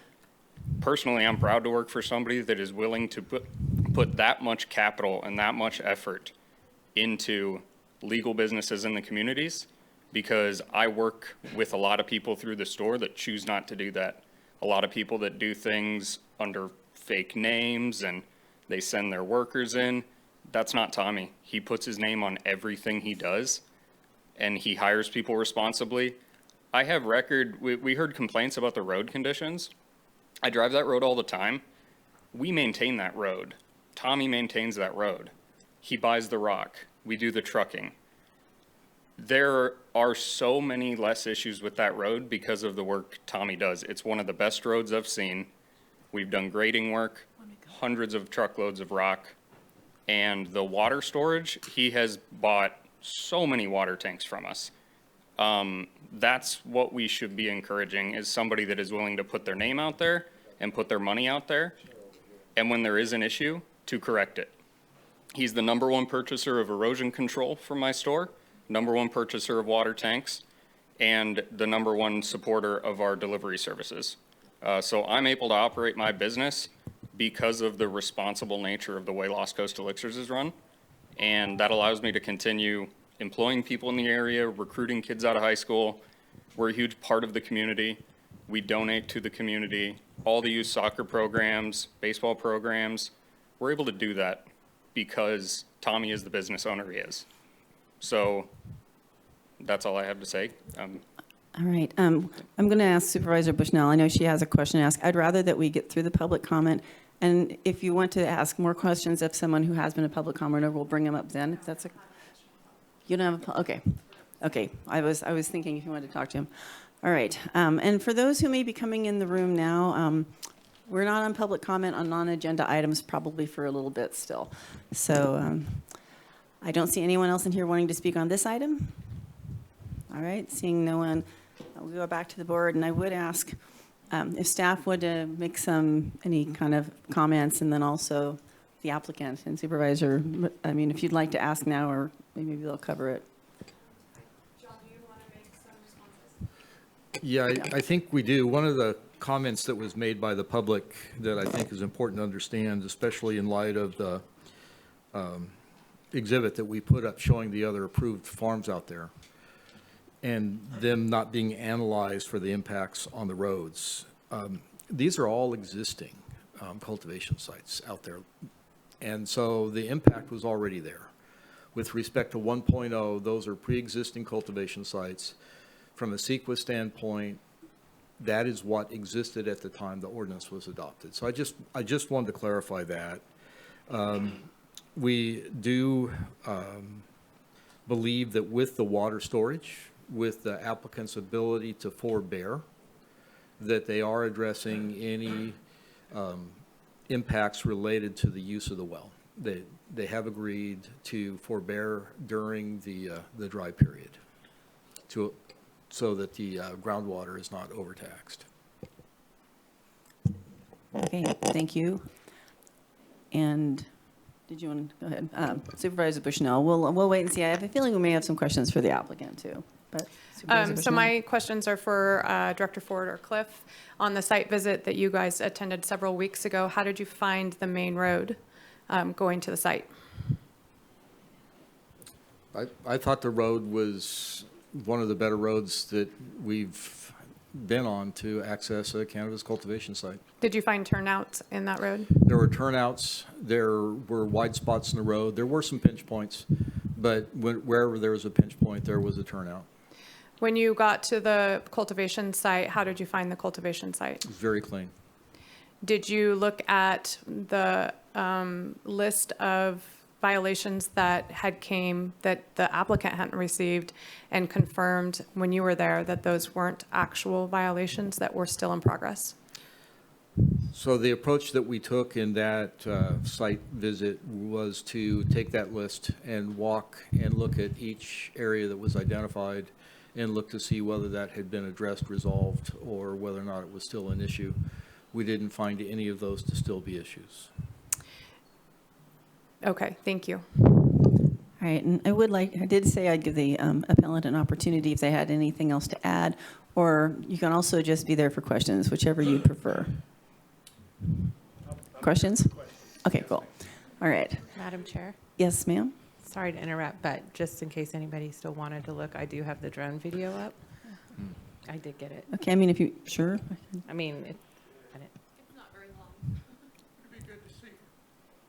Since you did work to find that, I don't want to waste your efforts.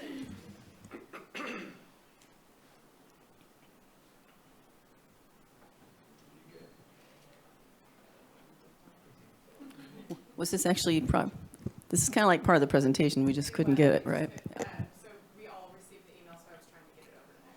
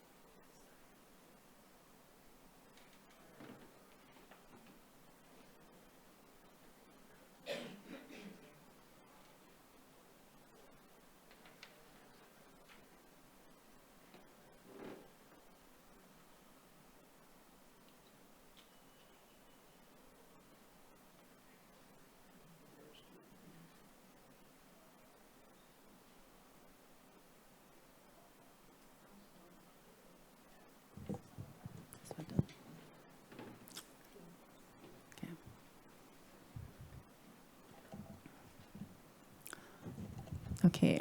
All right. Thank you for pulling that up. Any Supervisor Bushnell and then Supervisor Wilson? Supervisor Wilson? Oh, I appreciate that. It's a question for staff. I was just going through, in the staff report, I didn't see, I mean, we've got some emails associated, but I didn't see much in the way of communications, comments within the staff report. Maybe I just missed it. I don't think we received a lot of communications after the Planning Commission action. Okay. So most of that all happened at the Planning Commission. Can you address that? Correct. We've not received any public comments, short of the one that was submitted to the board, I think, this morning, and I think you did receive one, perhaps. We received a couple Yeah. of comment. We But received a none- couple comments in favor of the project, and then Right. we received one and not. But in the staff report itself, I just didn't see a lot of. There was none that were submitted to us in advance of this board hearing. So the Okay. only public comments should have been attached as part of what was submitted to the Planning Commission. And those should be in the staff report. Okay. Those were the comments from the public that were submitted to ahead of the Planning Commission meeting. They were in there. Okay, and then so. We also did not receive any public comment prior to the Planning Commission hearing. I believe it was the night of the Planning Commission hearing that we received the letter provided by, I believe it was 3 different environmental agencies, local environmental agencies. So there wasn't written comment submitted to the Planning Commission process before the Planning Commission meeting? Not by any neighbors or public commenters. Okay. No, just from environmental agencies. Okay. Groups, sorry, groups. Okay, I appreciate that. I do have a question about the water truck situation and its attachment to the fire insurance. Is the fire insurance associated with the business or the residents? We're not in a position to answer that. That Okay. would be really for the applicant. Well, I mean, I'm just kind of wondering about that because what are our regulations with relationship to trucking water associated with non-commercial activities? So there is no prohibition against trucking water. Mm-hmm. And there is a prohibition against using trucked water for irrigation. And that's really where the line exists. Okay. Well, I know we're going a little bit, I'm going to say, like, where we principally permit residential development now on resource lands in high fire zones, where now we're trucking water in order to maintain fire insurance, we have some issues we're getting into a space where we really need to be thinking about this more. If this is a situation where we're getting into something we need to think about, and whatever. Anyways, so I just because we're going to see more and more of this, I believe, as things dry up, and we're going to have to think about that, and especially in spaces that are larger residences with pools and things like this. It's not just cannabis that we have to think about in terms of water use and these impacts. And and we're seeing all our reaction is around cannabis, and it's not necessarily around, some of these other potential impacts. And I know it creates some anxiety for some board members here, it appears, but it's something we have to be really cognizant of as we move into the future, especially in high fire zones. I want to say that I do associate myself with the comment or the concern with relationship to, wells and drawing water at the tops of our ridges versus at the bottom. And we have a conflict in our policy or how we look at it, because we don't want to draw from the water from what we believe to be a stream, but at the same time, drawing from the top is actually the most impactful place to draw water from. That being said, our policy doesn't address that, and maybe we should in the future at some point. Do you have a comment on that? So we are in the process of putting together or finalizing a proposal to start to try to examine the relationship between drawing water out of a watershed basin and starting it on a very small basis to determine if we can identify the impact to the watershed. And right now, we do not have empirical evidence showing whether there's an impact or not. I think a lot of people think that a headwater to a watershed is probably a critical place, and so that drawing water from there may be an adverse impact, but we don't have empirical evidence to that effect right now. That's, I don't want to call it speculation, but we just haven't seen any evidence to that. Mm-hmm. We're working on that. We want to either prove it or disprove it. And then what, I believe that this conforms with Ordinance 1. Correct. What do you think in it would not conform with Ordinance 2? Like what do you think the differentiators would be? Well, this is a pre-existing cultivation site.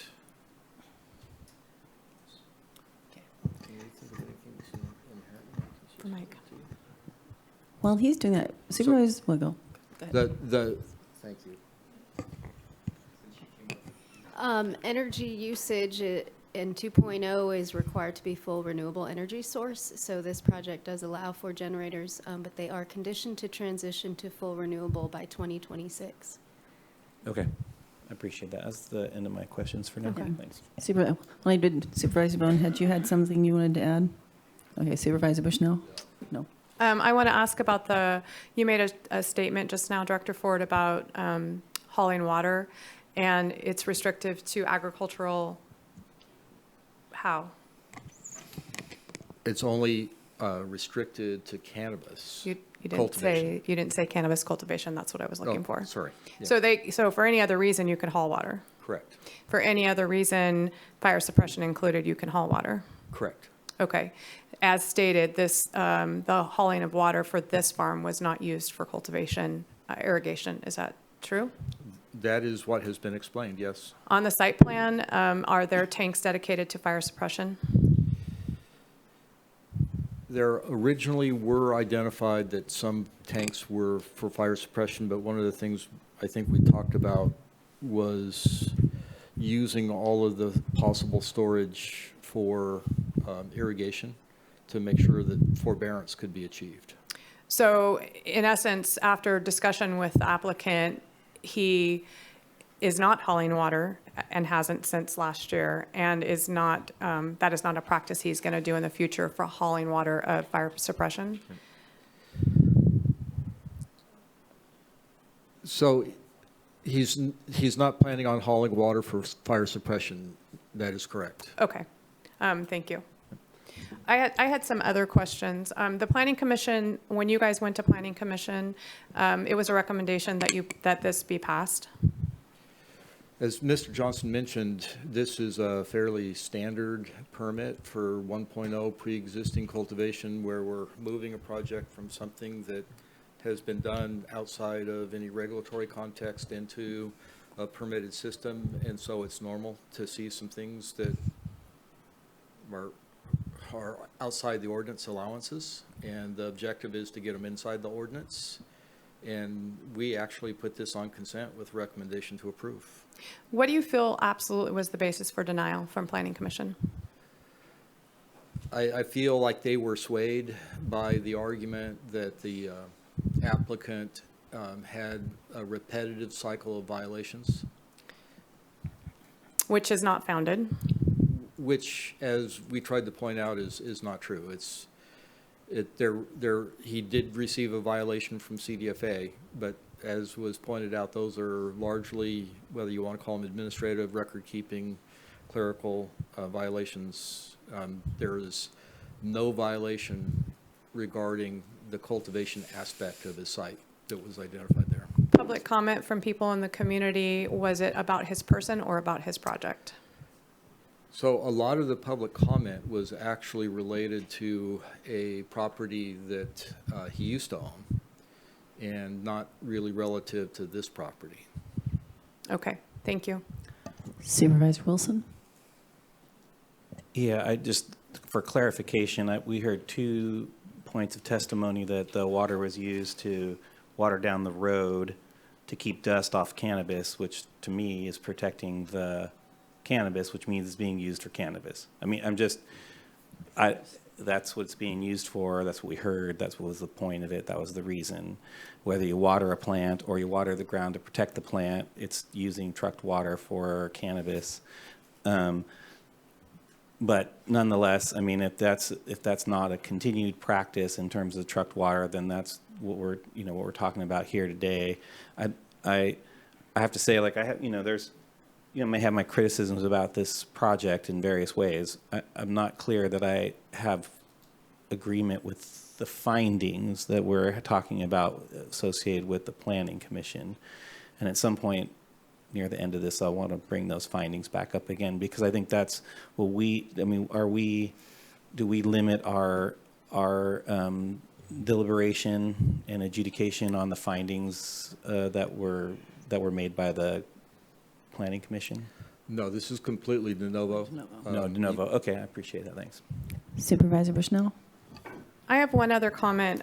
Watching the Planning Commission that night, there was another project that went through on consent that also had trucked water. Was it similar to this project? I'm sorry, through the chair, do you remember the name of that I don't project, remember the Commissioners? name of it. I was reading the stuff though, and I remember thinking, well, this is similar. His was pulled. This one wasn't. I don't recall. I will say that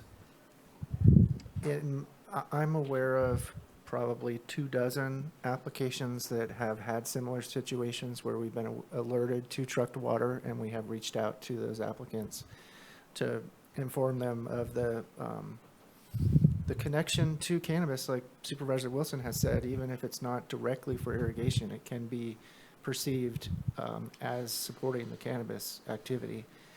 And so to date, the only one that I'm aware of that has been denied, at least in part, relative to trucked water was the one that we referenced, the H2 equity.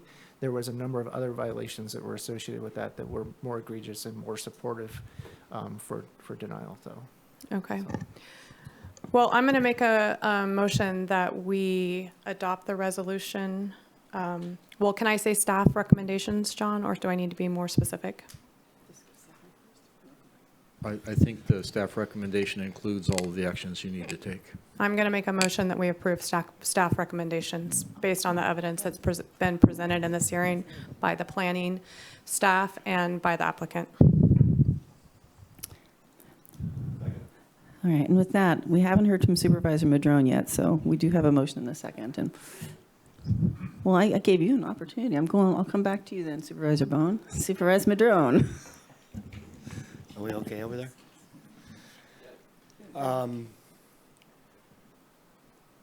Water.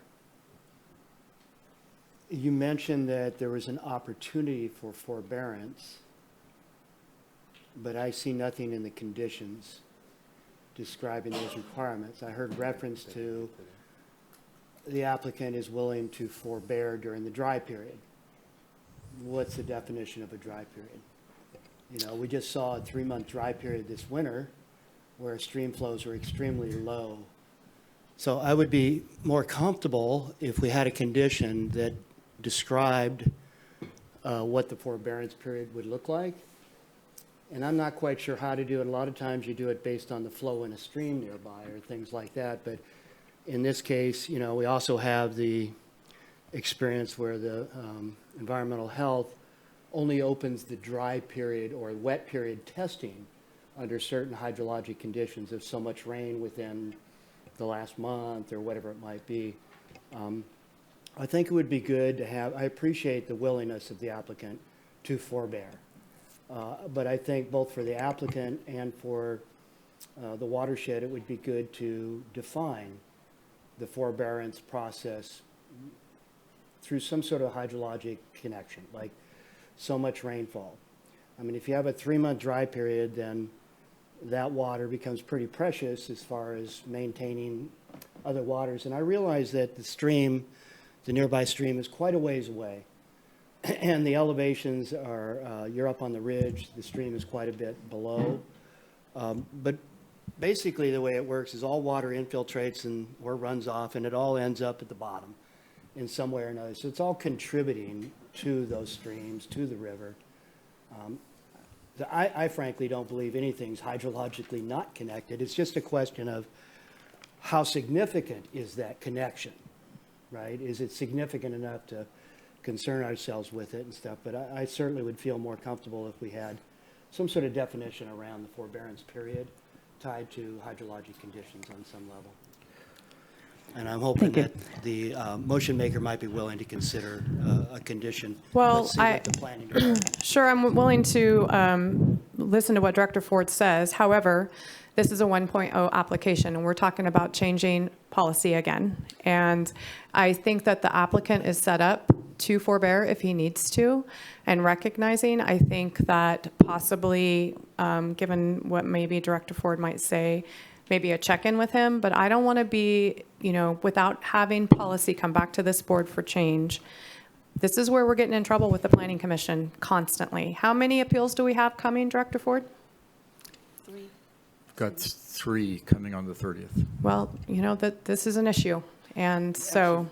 Absolutely, Supervisor Bushnell. I totally recognize that. But there's also this thing called CEQA that regardless of whether you're under 1.0 or 2.0, if there are potential impacts, one needs to try and figure out how to minimize those. And that has nothing to do with 1.0 or 2.0.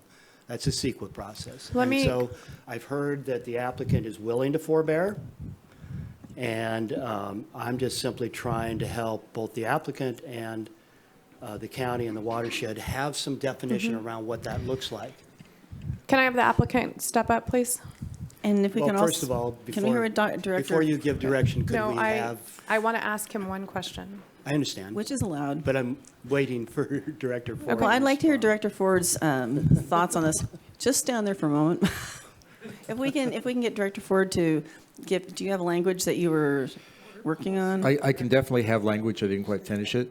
Okay. But I would say that given the nature of the discussions to this point, and I don't want to put words in the applicant's mouth, but there is a clear understanding, or was an understanding at the site visit, that there would be forbearance.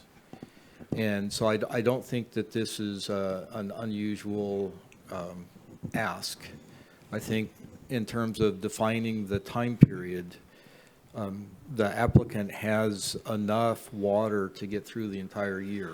So one of the dangers here would be to make it so complicated that it's hard to implement. And given the fact that he has put together a site that is fully functioning with complete storage, that it probably is just as simple to define dates, as arbitrary as they may be, non-scientifically based. But that would, from a regulatory standpoint, that would be easier to regulate and implement. Right. The forbearance program out in the Mattole with sanctuary forests, they actually tie that to the stream flow, the forbearance periods and things like that. So that creates a scientific basis for having that.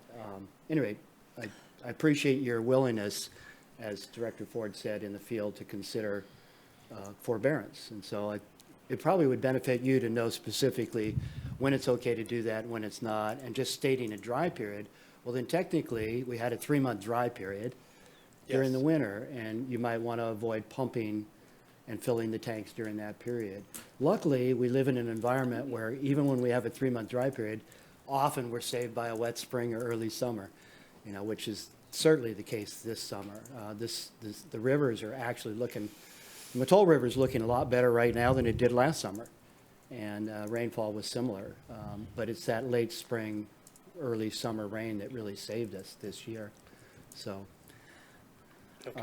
normally the time period would be like November 1st through May 1st or some sort of a deal that's considered the wet period, and that would be the time for pumping, that kind of thing. So. And I think Supervisor Bushnell may have a question as well that's part of this too. And then Supervisor Bohn has been, but I mean, because we're still trying to talk about this potential condition, and Supervisor Well, Bushnell. I guess I wanted to ask the applicant, given that statement, whether, so if you agree to that, that means you would have to forbear. It's usually October 31st to May 1st, I believe, are the dates, that you can pump. After those dates, you can't. So you would have to agree to never pump water on a well that you have a statement that says disconnected. And I don't want you to base that decision on thinking that you're going to get denied if you don't do that, because it's not in the ordinance. So I guess what I'm asking you, is that something you want to do? I could do it. The concern with that would be fire if I forbear, and which I totally could do. But, you know, it would be concerning to me to forbear and then, you know, run down to 50,000 gallons of water by November the 1st, and then we have a fire in the neighborhood. And then here I've agreed to forbear, can't fill my tanks up or, you know, keep any of the tanks full that I did have. I talked to Director Ford when he came out to the site, you know, about the tanks by the gate were used for fire suppression. So he said, hey, I think it'd be a good idea to possibly present that you could forbear. Now that actually I'm just coming up thinking about this, that could be a problem if I use up all my water, and then what if we have a fire? So is there something we could write in there that I could keep a portion of those tanks full for fire suppression? We've got, right now, I have about 5 weeks to go on the second run of the year in just the non-mixed light part of the cultivation. And I have about 360,000 gallons left. You know, I rarely turn the well on. We're using, it's been, of course, we've had odd weather this year. Last year we used much more water than we used this year. It was a much hotter season. We didn't get that late rain. It's been cool this year. So obviously there's factors, you know, with the seasons, if it's cooler or hotter. So, but that would be my concern about agreeing to forbear, that I use all my water up and then we have a fire in the neighborhood or something. And I do have fire outlets all throughout Hydrants. the property. Hydrants, I do, which that would be unfortunate if we had a fire and I couldn't do that. And to answer your question, Mr. Wilson, the fire insurance was actually for the residents, to have a fire suppression for the residents. It didn't really have anything to do with the cannabis side of the farm. So that's what that was for. Director Ford, what would you think would be a compromise with Supervisor Madrone's request? Well, I'm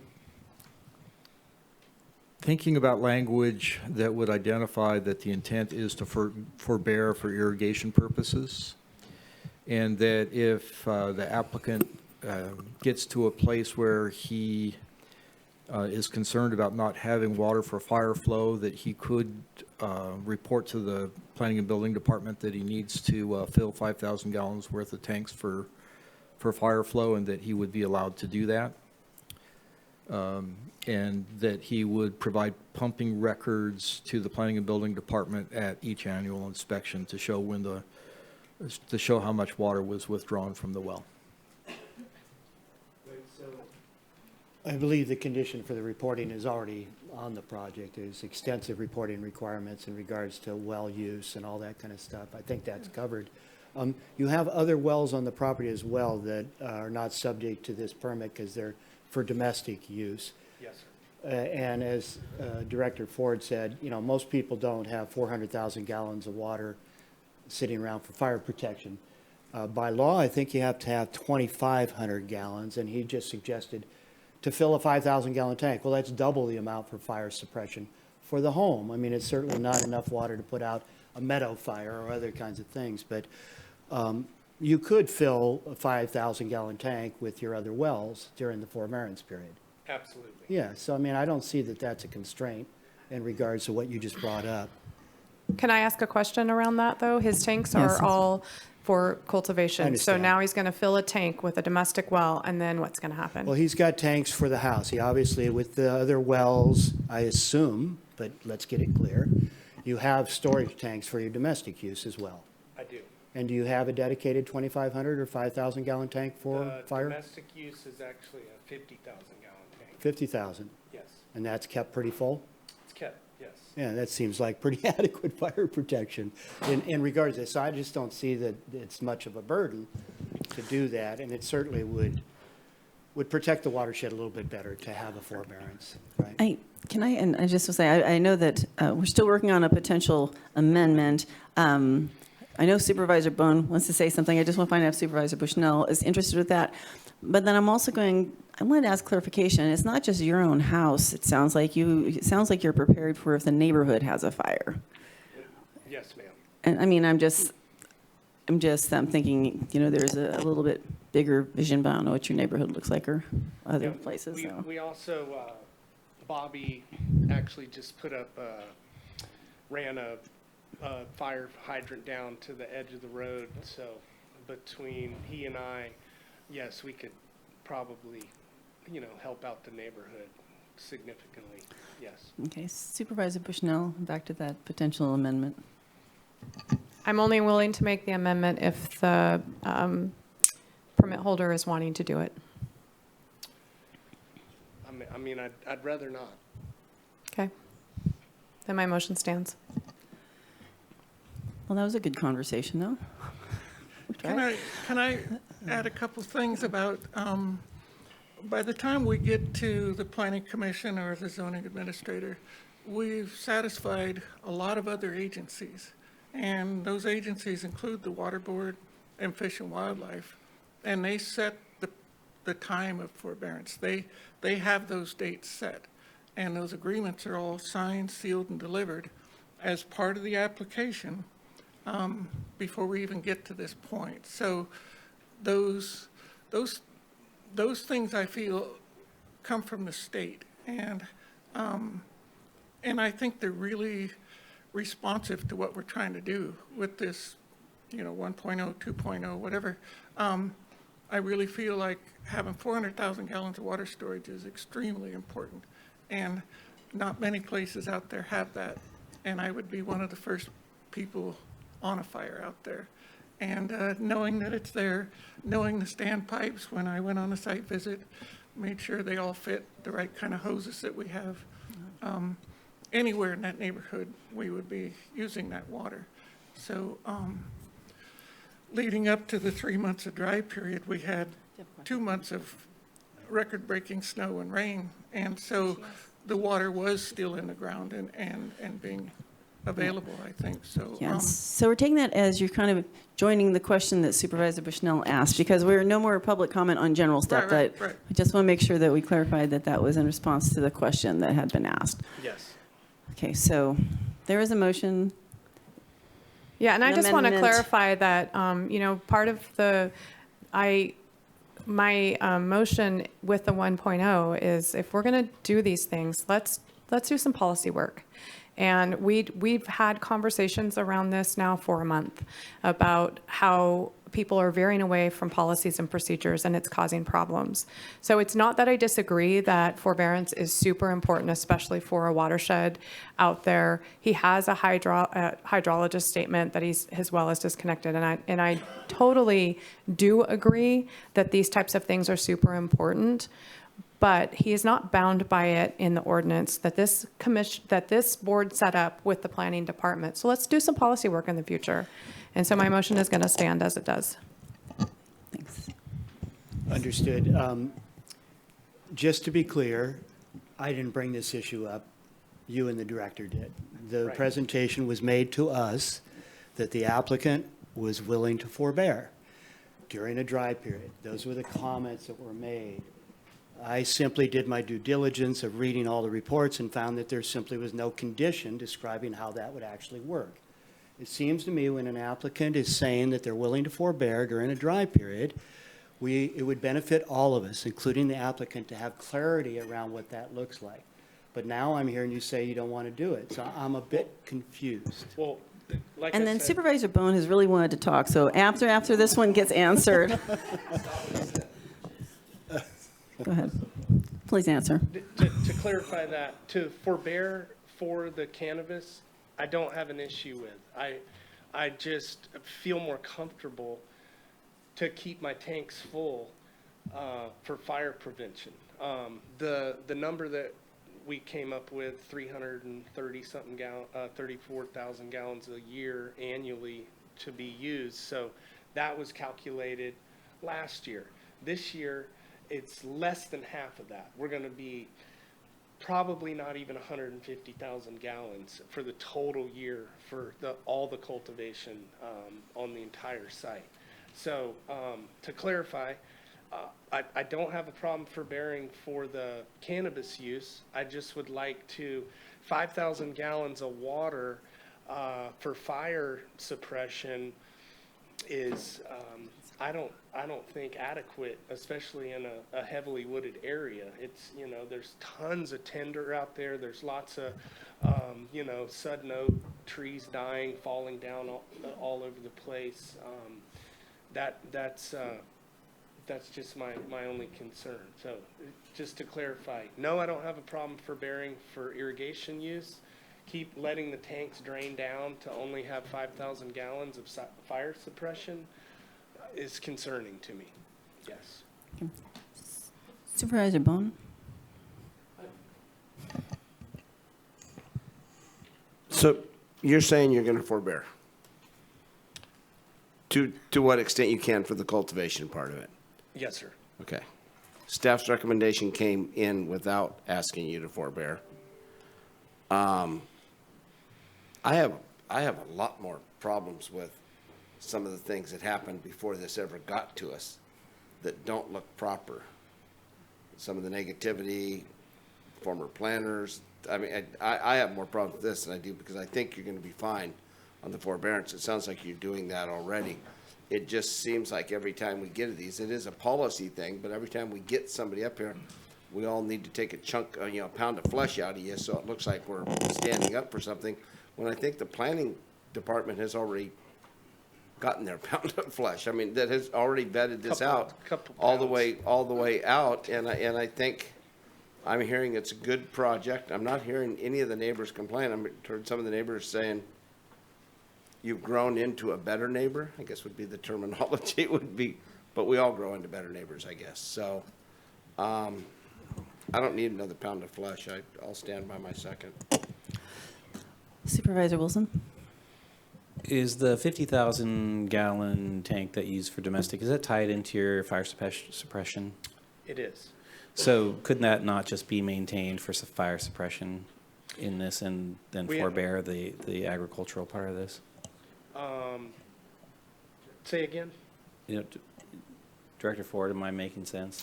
Yeah, as I understand the question is, if the 50,000 gallon tank is tied into the fire suppression system, can't that just be maintained full to provide the fire suppression?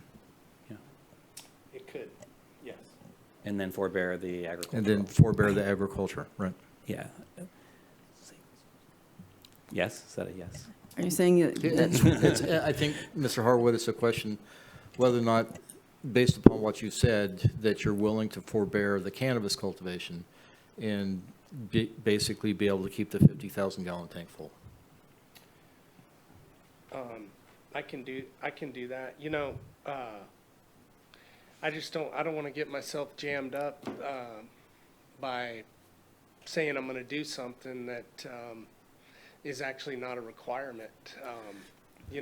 Well, and I have a question while you're saying that. Director Ford, while I know we don't like the Planning Commission setting policy, my understanding is when it comes to us, we do have more latitude as the Board of Supervisors. Not saying I want to do it, I'm just saying, so in some cases, we, I think, do stretch out, but I'm not particularly interested in making this the case for that, but Director Ford?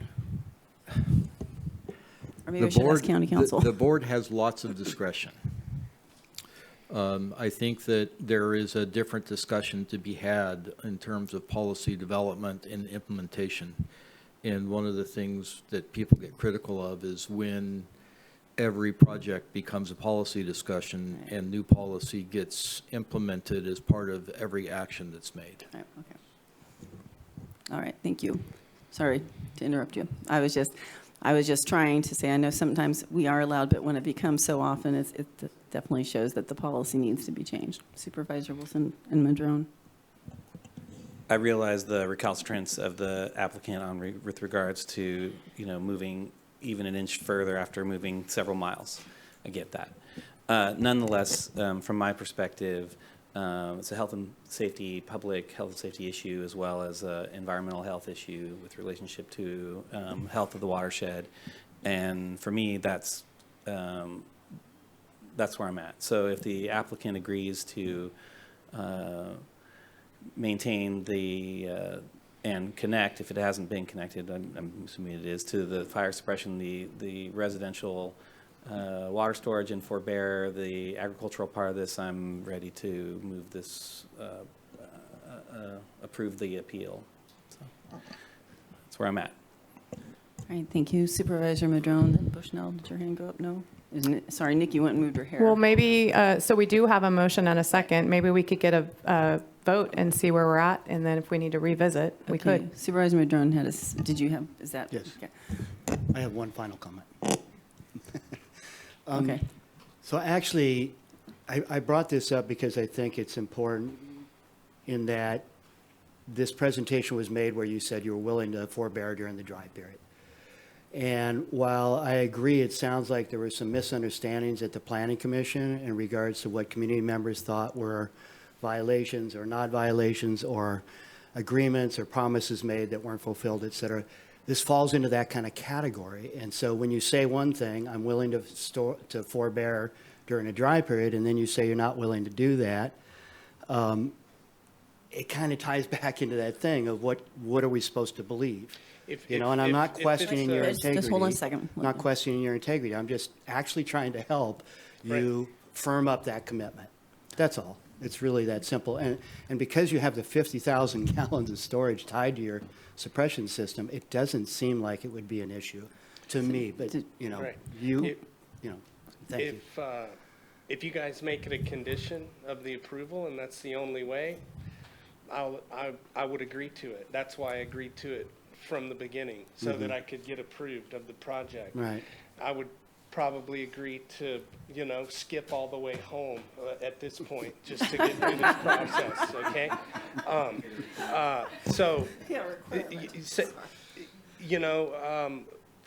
Going through this process for the last 7 years, it's, when I'm presented with things that will save my livelihood, you will agree to just about anything, okay? But then when you come back and you actually think about the actual, the rules of the ordinance, it was a 1.0. There's every project in the entire neighborhood has been approved with conditions that I have none of that are on there to begin with, like renewable energy source. The next door neighbor is off of generator power. He went to hearing 3 months ago. He doesn't have any condition to go to renewable energy source. He's on a generator. He has no shed. He has no containment. He doesn't have anything, and that's okay. He's a good neighbor. He's clean. I'm not trying to say anything against him, but let's talk about the project. Am I following the rules of the ordinance?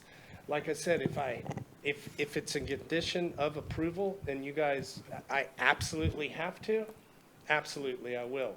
Am I pumping 24 hours a day right now? I'm absolutely not pumping. I turned the well on. The well runs off of a gas-powered generator. I don't think I've had it on for a month and a half. right now. So that's where it's at, yeah. So you're like voluntary Hopefully- forbearance. Pardon me? Voluntary forbearance. Yes, ma'am. Supervisor Bohn? I think it sounded more like necessary forbearance. He didn't need to. And I think that's all he's saying. If he doesn't need to, he's not going to. And with 425,000 gallons of storage, he's using 150,000 this year unless we have extreme situations. And you're exactly right. We had an appeal here just a couple months ago of somebody that agreed to something and then got home and says, I didn't need to agree to that. And they brought it back, remember? And they says, and so I fully understand. It's just, sometimes we sit up here and visually have to let everybody know that we're fighting for them and everything else. And then we find out that we're basically fighting the people that we're supposed to be working for and with. And I think you've done everything you need to do, plus. I mean, looking at the aerial, looking at all that. So I'm going to stay where I'm at. I'm going to go with your actual forbearance, your voluntary forbearance, what you're doing, and I'll be able to sleep fine tonight. But no skipping. Not this time. Okay. I'd take the water over that, right? All right.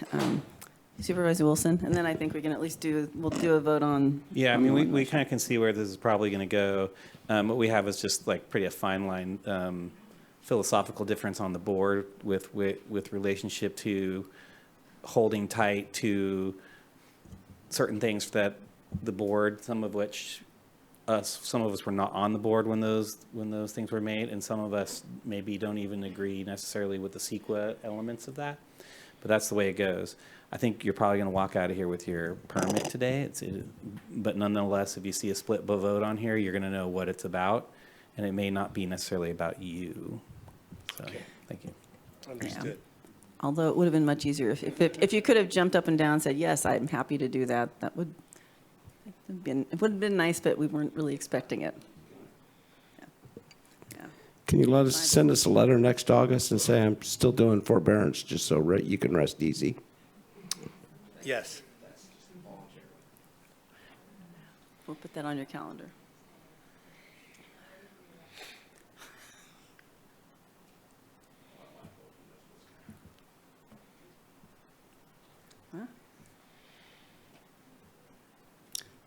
All right, passes 3-2. We're now closing this public hearing. Thank you. Thank you. Can I ask for like 3 minutes? Oh, so, well, we haven't gone to public comment yet. Okay, thank you.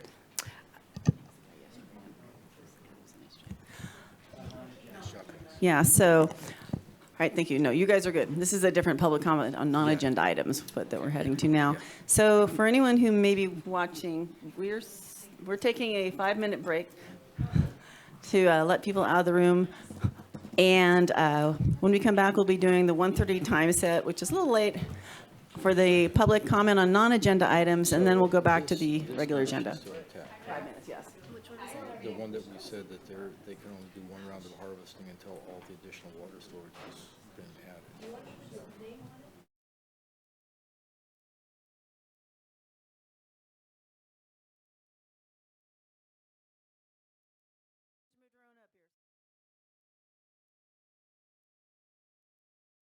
Who's tuning in? We're running a little behind. So the plan is we're going to go to public comment on non-agenda items, and then we will be going to the consent items that were pulled, which I think we still have 4 left. No, oh, that's right. You're right. Where's Nikki?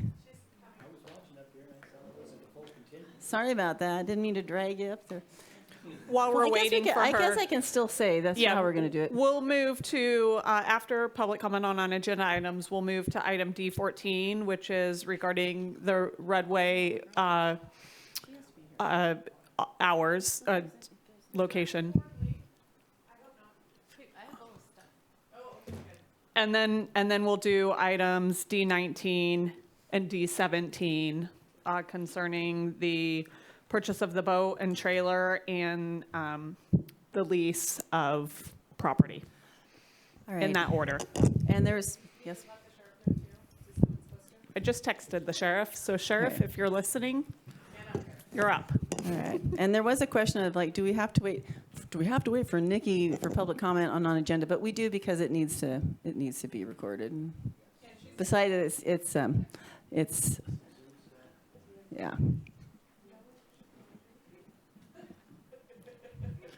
Well, you were here. Oh, there. All right. So now we're just about starting.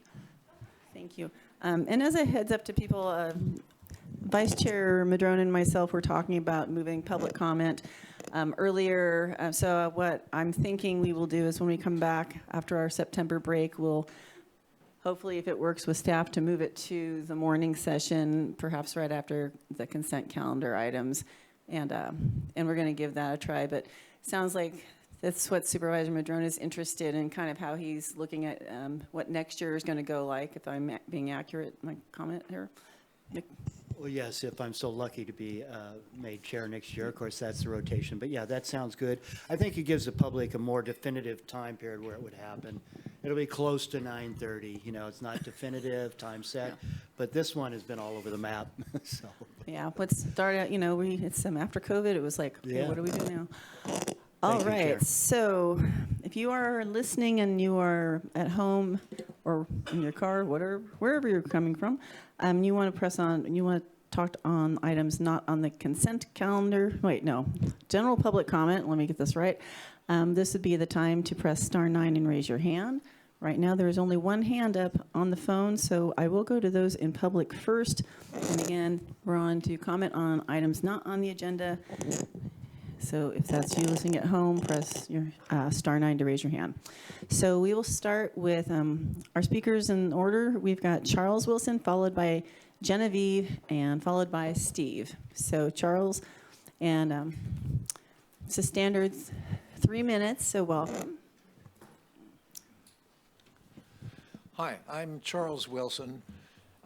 Genevieve, Steve, and I have been protesting on the county courthouse curb there for 2 years, since 2 years ago, August. Together, we're 232 years old. We're not dead yet. We make our own posters, which change. We're like cheerleaders. Flags wave, we wave, most people wave back. Initially, we got 15 to 20 honks 2 years ago, but now people have had their personal experience with this nonsense, this COVID nonsense, and we get 600 to 700. The people are getting fed up. We protest from 3 to 6 Fridays. 8 to 25 others loosely join us without our publicity. The anti-Texas group came 6 times for an hour and congregated for their photo shoot.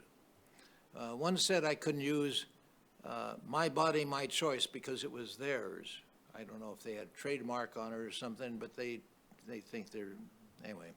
The only time we made the media was in a fake photo. You could tell by the background it wasn't taken at the courthouse.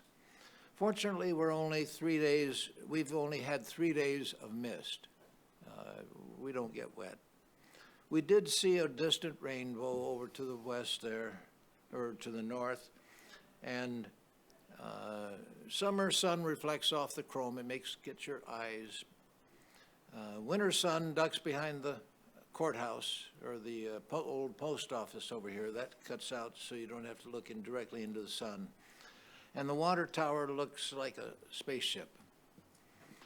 Power and light poles mark the time like giant sundials. You get used to seeing the gradual shade, the shadow moving over.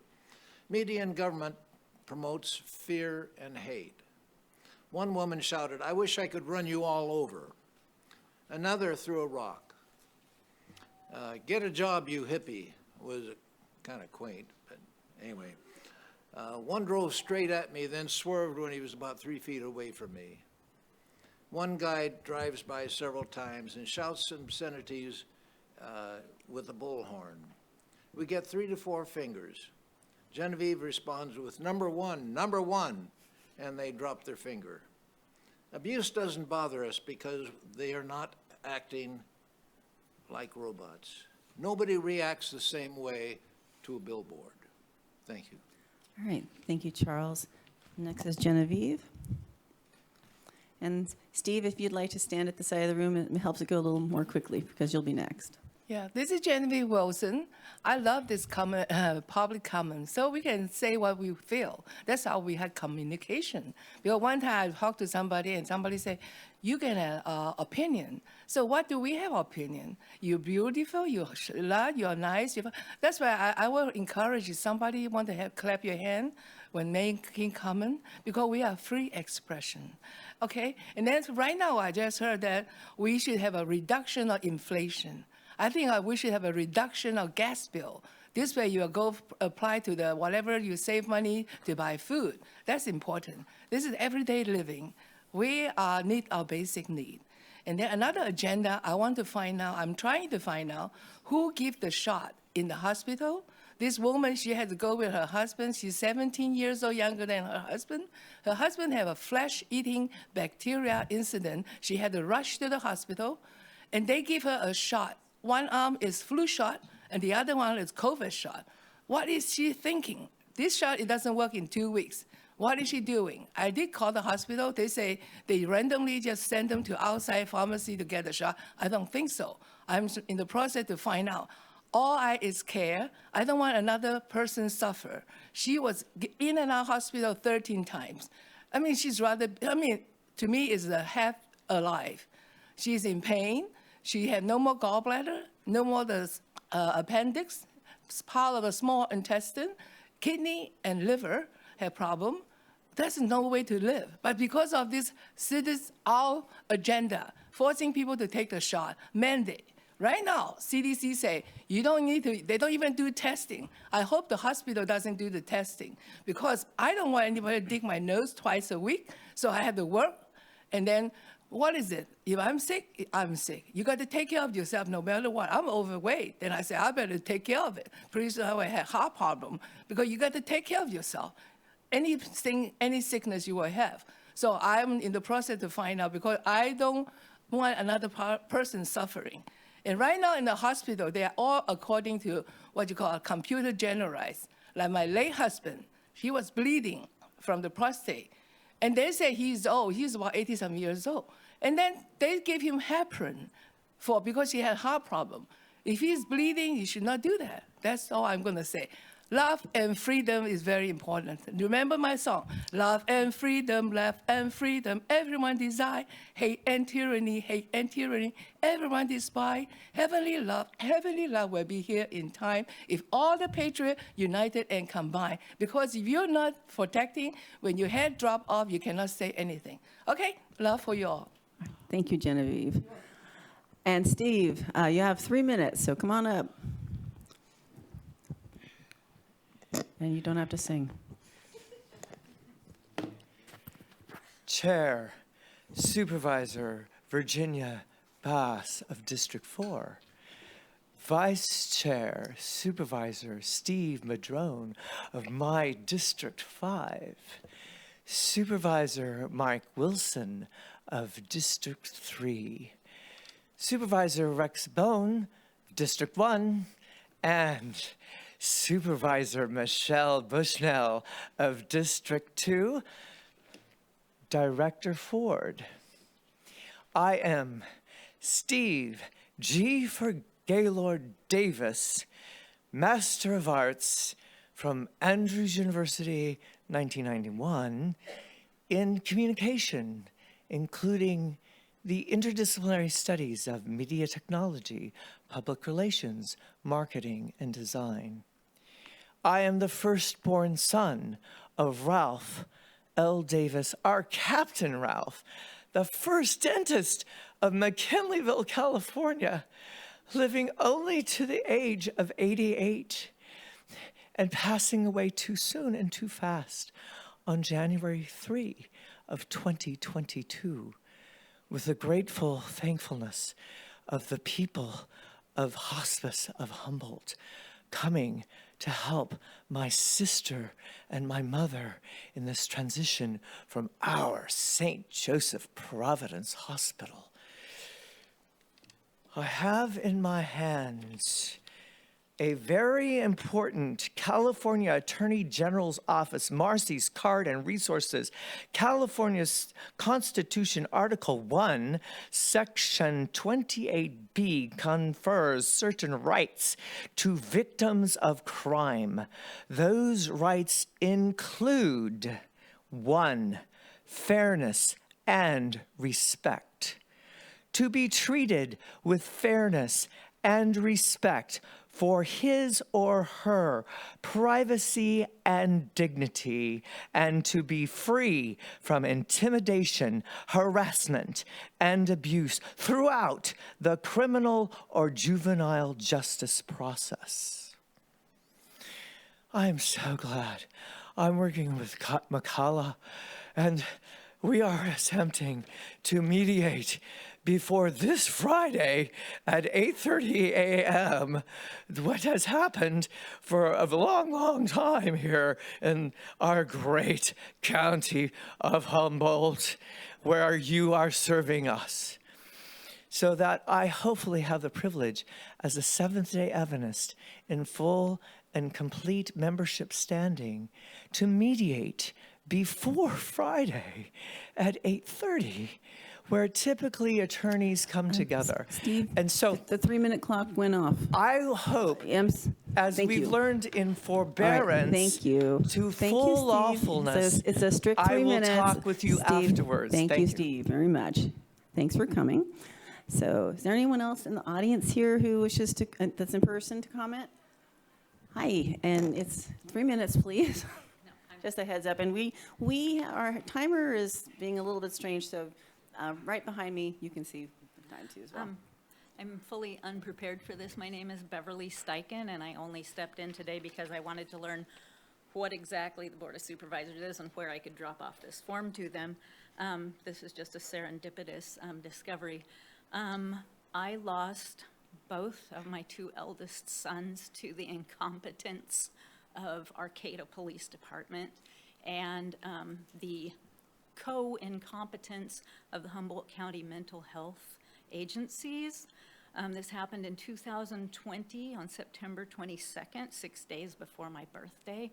My eldest son was stabbed in the heart as he sat at my kitchen table in my home because Arcata Police Department had failed for 5 weeks to offer any help to my son Jacob, who was in extreme schizophrenic crisis and had been spiraling and erratic behavior increasing and increasing over the 5 weeks times. Arcata Police Department refused to act. They refused to allow my family to reach out to any other agency, and they gave us direct instructions that we followed, which partially led to the tragedy that destroyed my family. I didn't know I was going to have an opportunity to say anything. Nothing's prepared. This is all off the cuff. I'm struggling to find legal representation, which is proving to be impossible, and so I'm kind of defending myself with a cotton swab against armies with broadswords and battle axes. I'm not letting go of my family's case for justice until it's ripped out of my hands and I'm kicked to the curb, but that's a thing that I will be keeping conversation going with you guys as I go along. On the day that they told me my son's heart had stopped and wouldn't stop beating, and then at Mad River Hospital, they shut the door and left me on the sidewalk at night, refusing to let me see my son because of COVID restrictions. My mind broke, and I haven't been the same quite since then, but I do have an envelope that I would like to leave because at this time, I'm simply trying to recover the personal property that Arcata Police Department removed from my home, and they've called it evidence, keeping it in a locked drawer all the time I'm watching. And it has not been available to be used as evidence because they've kept it under lock and key. I would like to hand this to someone, and I hope this was the appropriate forum to share what I'm struggling with as a longtime resident of Humboldt County. And Steve, I don't know if you know, but we're Facebook friends because we have the same friend group in Arcata. Thank you guys very much. You'll hear from me again. Thank you, Beverly.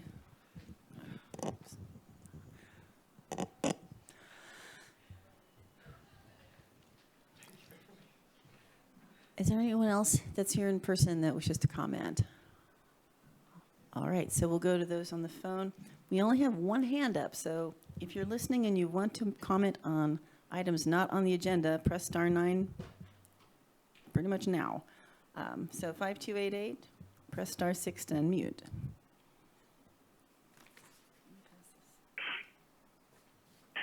Virginia, to that last speaker, I hope that helps the healing process. It's difficult. I always like the first two speeches matching outfits, and they're always different. I noticed that.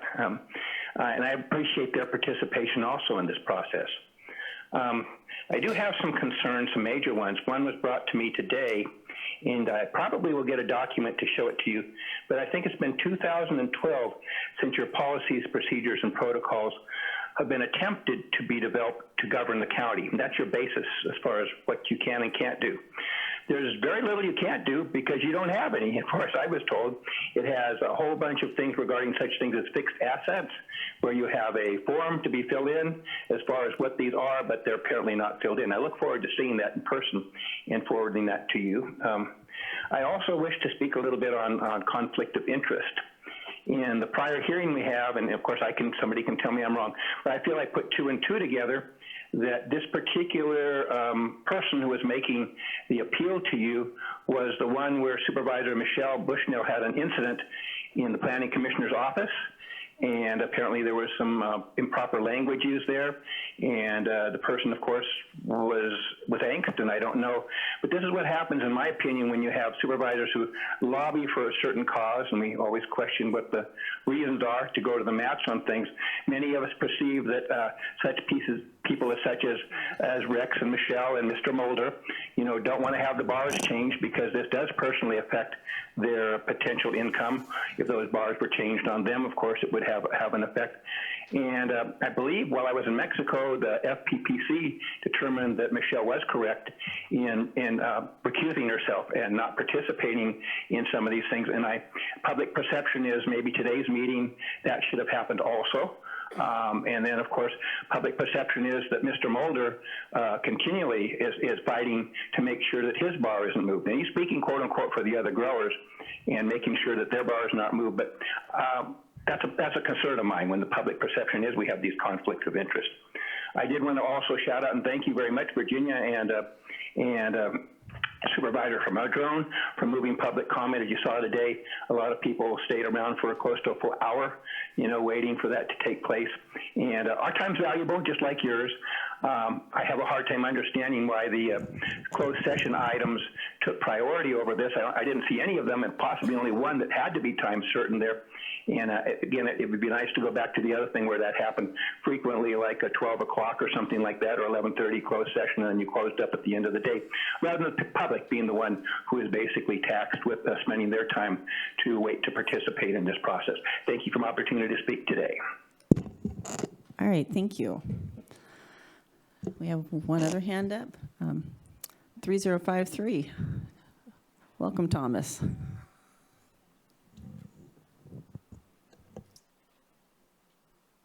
Good afternoon there, Supervisors.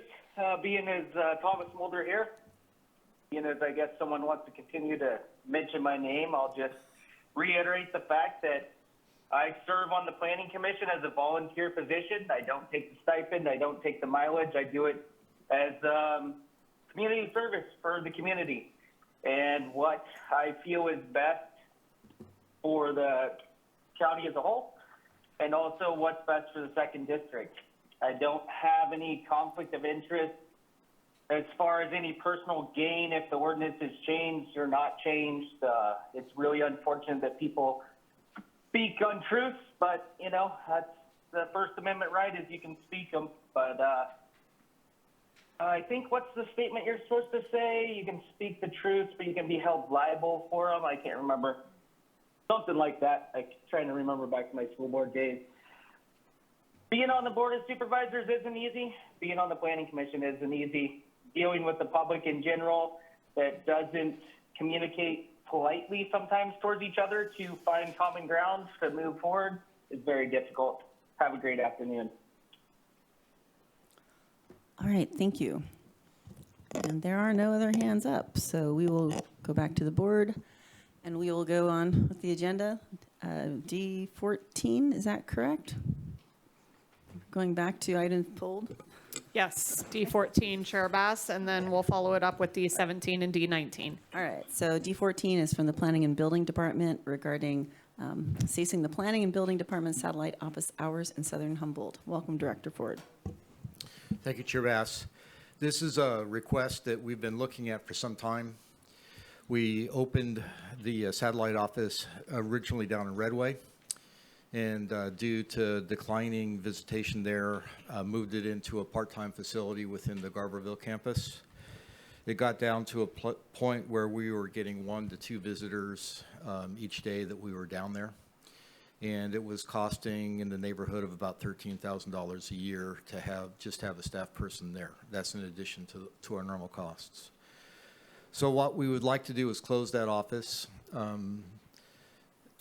Concern about this has been expressed, and we do believe that there is a alternative solution that may actually be better for the public. And what we are proposing to do is to create a Zoom window once a week, have a time for planning, have a time for building, and also a time for code enforcement. This would allow people to be at their desk if nobody's calling in and to do work. We can trigger the Zoom to send out an alarm when somebody does log in. It allows us to transfer files within the Zoom environment, to review the information within the Zoom environment. We can use the question and answer function of the Zoom environment to organize things, and even have breakout rooms if there's people that have more complicated or more than 1 or 2 people that have the same questions. Zoom also allows us to annotate directly onto a screen to draw things that we're talking to people about. So we feel that we can provide perhaps even better service by having people within the department here in Eureka, and have people be able to get on the Zoom environment and get the information they're looking for. I would just like to point out that it has gotten to a point where originally we were doing transactions in Redway, but since we transitioned to Garberville, really we've had people walking in, kind of asking questions, and then walking out, and not doing any plan submittal, not doing any kind of business, just asking questions, and those can actually be done over the phone. That's what we are proposing at this time, and happy to answer any questions. Thank you, Director Ford. Supervisor Bushnell. Thank you. Thank you also for coming up with a solution, an alternate to what is currently in the Southern Humboldt region. I have one question. Not everybody can do the Zoom platform. So is there, like with this meeting or planning commission, you can call in and it will trigger on the Zoom?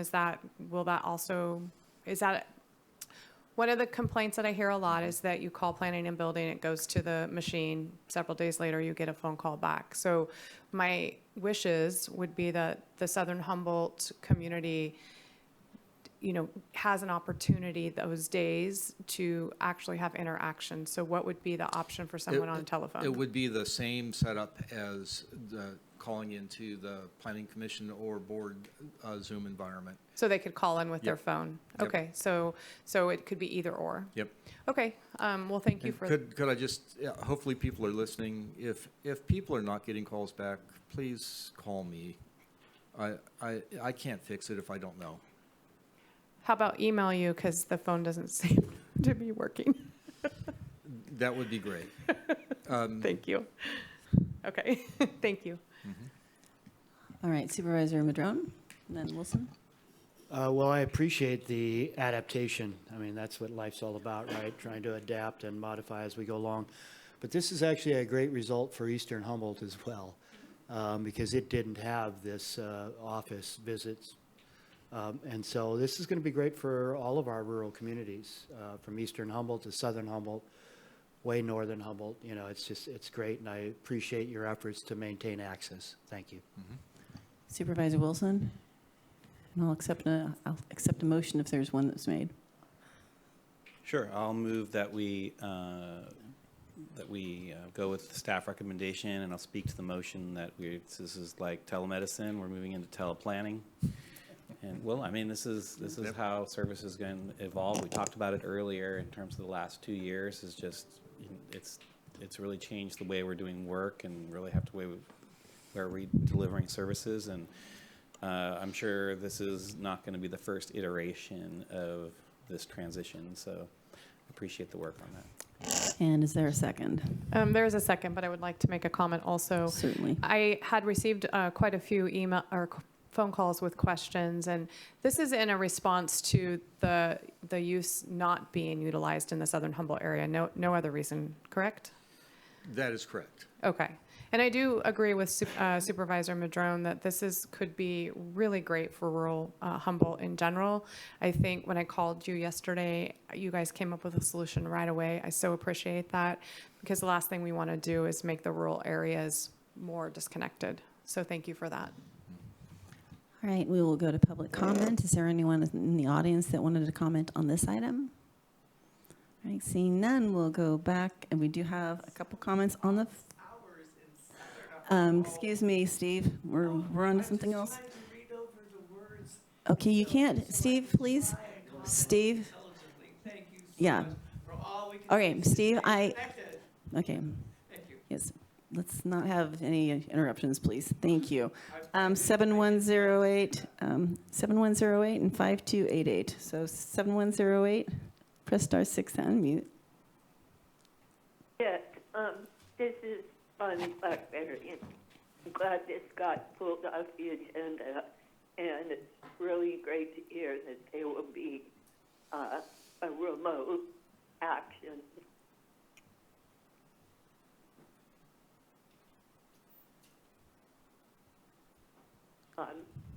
In the staff report, it says that customer service at the Garberville site consists primarily of providing information rather than productively boosting permits due to the limited resources available from the remote location.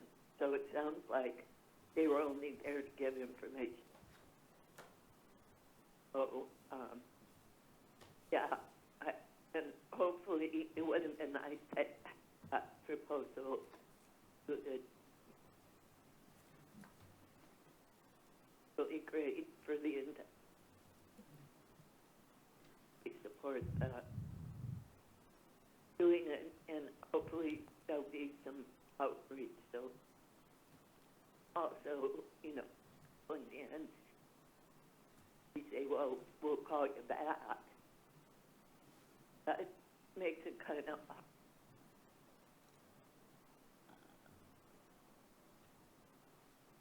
so it would be nice to. Bonnie, you're cutting out a lot. We can hardly hear you.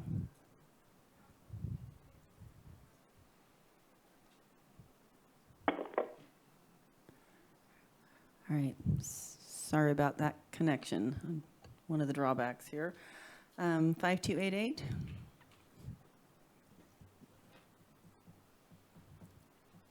Well, I'm glad there was clarity on this. I read a portion of the staff report. It's agendized as approved the planning department's request to cease satellite office hours in Southern Humboldt effective October 1, 2022.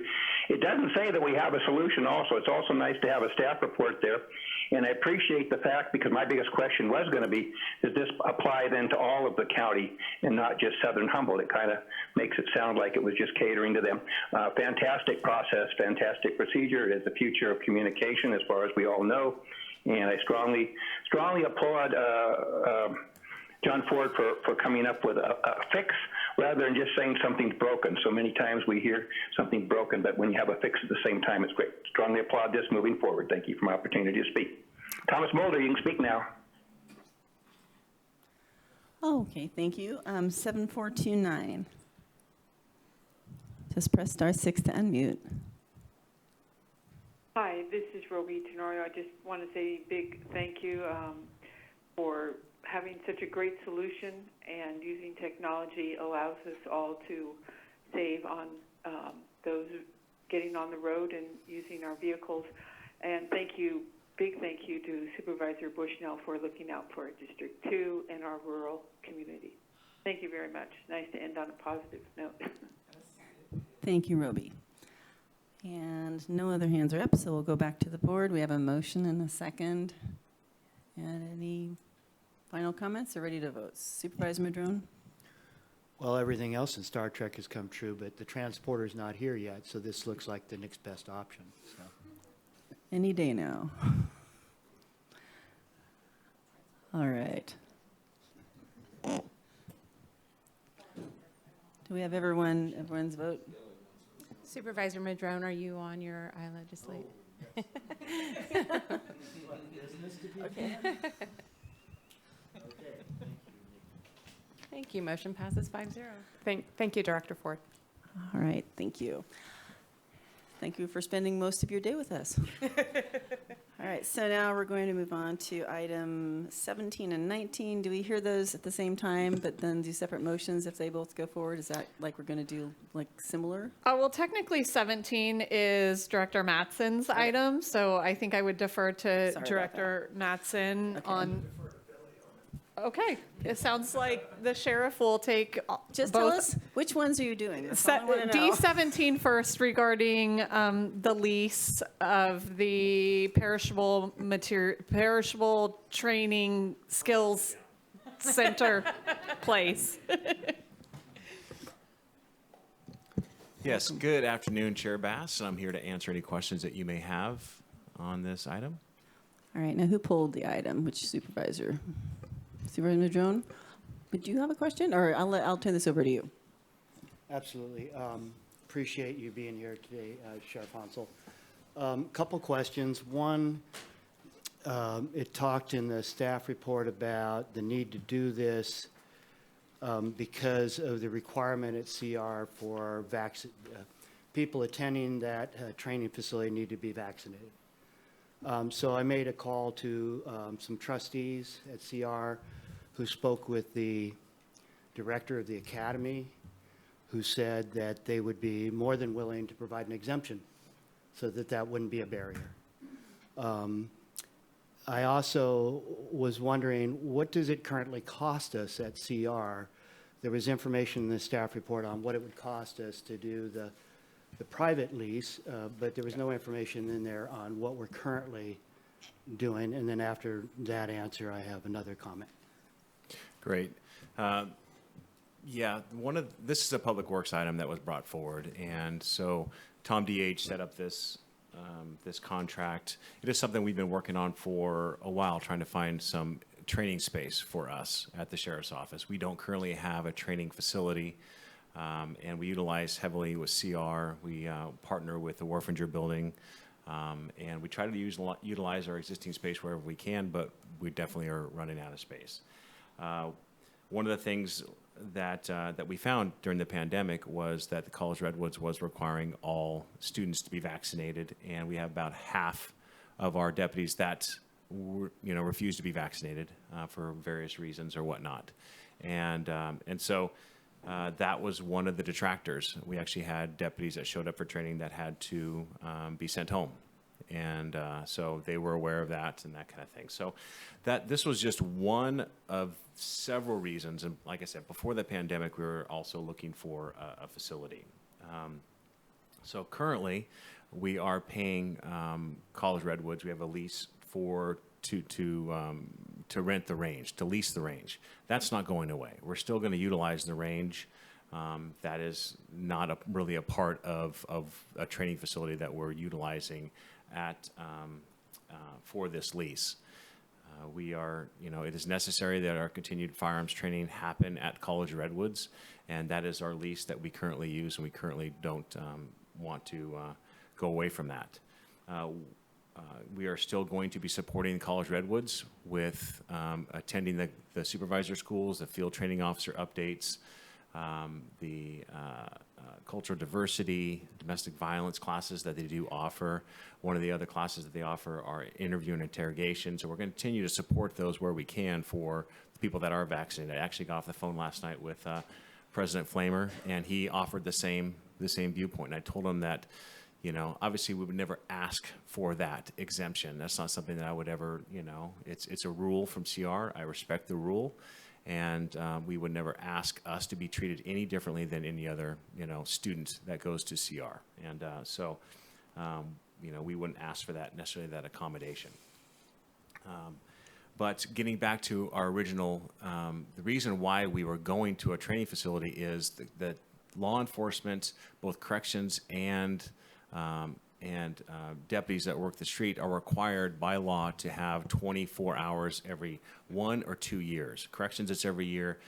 Patrol deputies every 2 years. And actually, it's more than that if you add all the required training of de-escalation and everything else that we're required to do. And so we simply are in need of a place that we can have training essentially 24 hours a day for our staff. And this is going to provide us that. We are moving to a new schedule in January based upon our current patrol staffing. And so that's going to allow us to train on straight time, which means we're not going to pay overtime for our deputies to go out and to attend continued professional training. Right now, we are paying overtime 24 hours every 2 years for every deputy sheriff to receive the state mandated training. That equates to about $50,000 a year that we're paying in just in overtime. That's not the cost of the class, that's just overtime. And so we will be saving that every year by having our own training facility and providing the training ourselves. This is continued professional training. That post has now certified several of our classes. As you're aware, we train, maybe you're not aware, we train every quarter on firearms, arrest and control techniques, and de-escalation. Those are things that are required by post. And so what we found is that we didn't have our training certified through the California Post. And so we were training our people once a quarter and then having to send people to CR to get this, quote, certified training so they got their continued professional training points. So the county is going to be saving money now by having our current courses that we currently send our deputies through to be certified so we don't have to resend them through another course. And so all that is going to be possible because we have our own training site. We also have a force option simulator that this board approved the purchase of 2 years ago. We don't currently have a space for that to be set up permanent. So every time we set it up, we have to set up in a room such as this size. And it's quite a feat to set this all up, to do de-escalation training, to do use of force training, and that kind of thing. And there's thousands of scenarios that we run correctional deputies and deputy sheriffs through. We're going to have that set up permanently in this facility so we can consistently work on our use of force and go through scenarios. And it is going to be something that not only we can use, but every department in the county can utilize this facility. And so that's going to be a win all around for us to do more and more training on de-escalation and use of force. And, Supervisor Bohn has a question too. I mean, I just want to say when you get to it. So I'm sorry to get kind of carried out, but these are the kind of details that unfortunately, since Public Works put this together, and I appreciate all the work to get this together by Tom DH and Public Works, it just lacked all the details that are necessary. So I appreciate the opportunity to get this forward and for you to understand why this is necessary. Supervisor Bohn? And would there be room in the new jail? I mean, somewhere for that deceleration unit. So I mean, we're right on site then on some of that, because I know we're going to have mental health over there, and I know mental health is a big part of the de-acceleration part of the thing. De-escalation. So right. De-escalation. I mean, since we don't have that over there yet, it seems like the opportunity to maybe make room for something like that on site that could correctional deputies everybody can use, you know, when we have full staffing, they can take, you know, and do it like that. I'm just trying to fill the building up. We're gonna do it in no time anyway, someday. Yeah. Currently, we do not have any plans to have a training room inside that facility. Every square inch of that facility, because we had to shrink the footprint to cover escalating costs, is currently covered with existing services. So, of course, as we fill that, eventually we get it built, and once we fill it, we can look at maybe the SWAP program, which will be shifting from our old facility to the new facility. Maybe we use that as a training room space. Supervisor Madrone? Thank you, Sheriff Hansel. I appreciate the details. Perishable skills, is that stuff that you have to renew on a regular basis?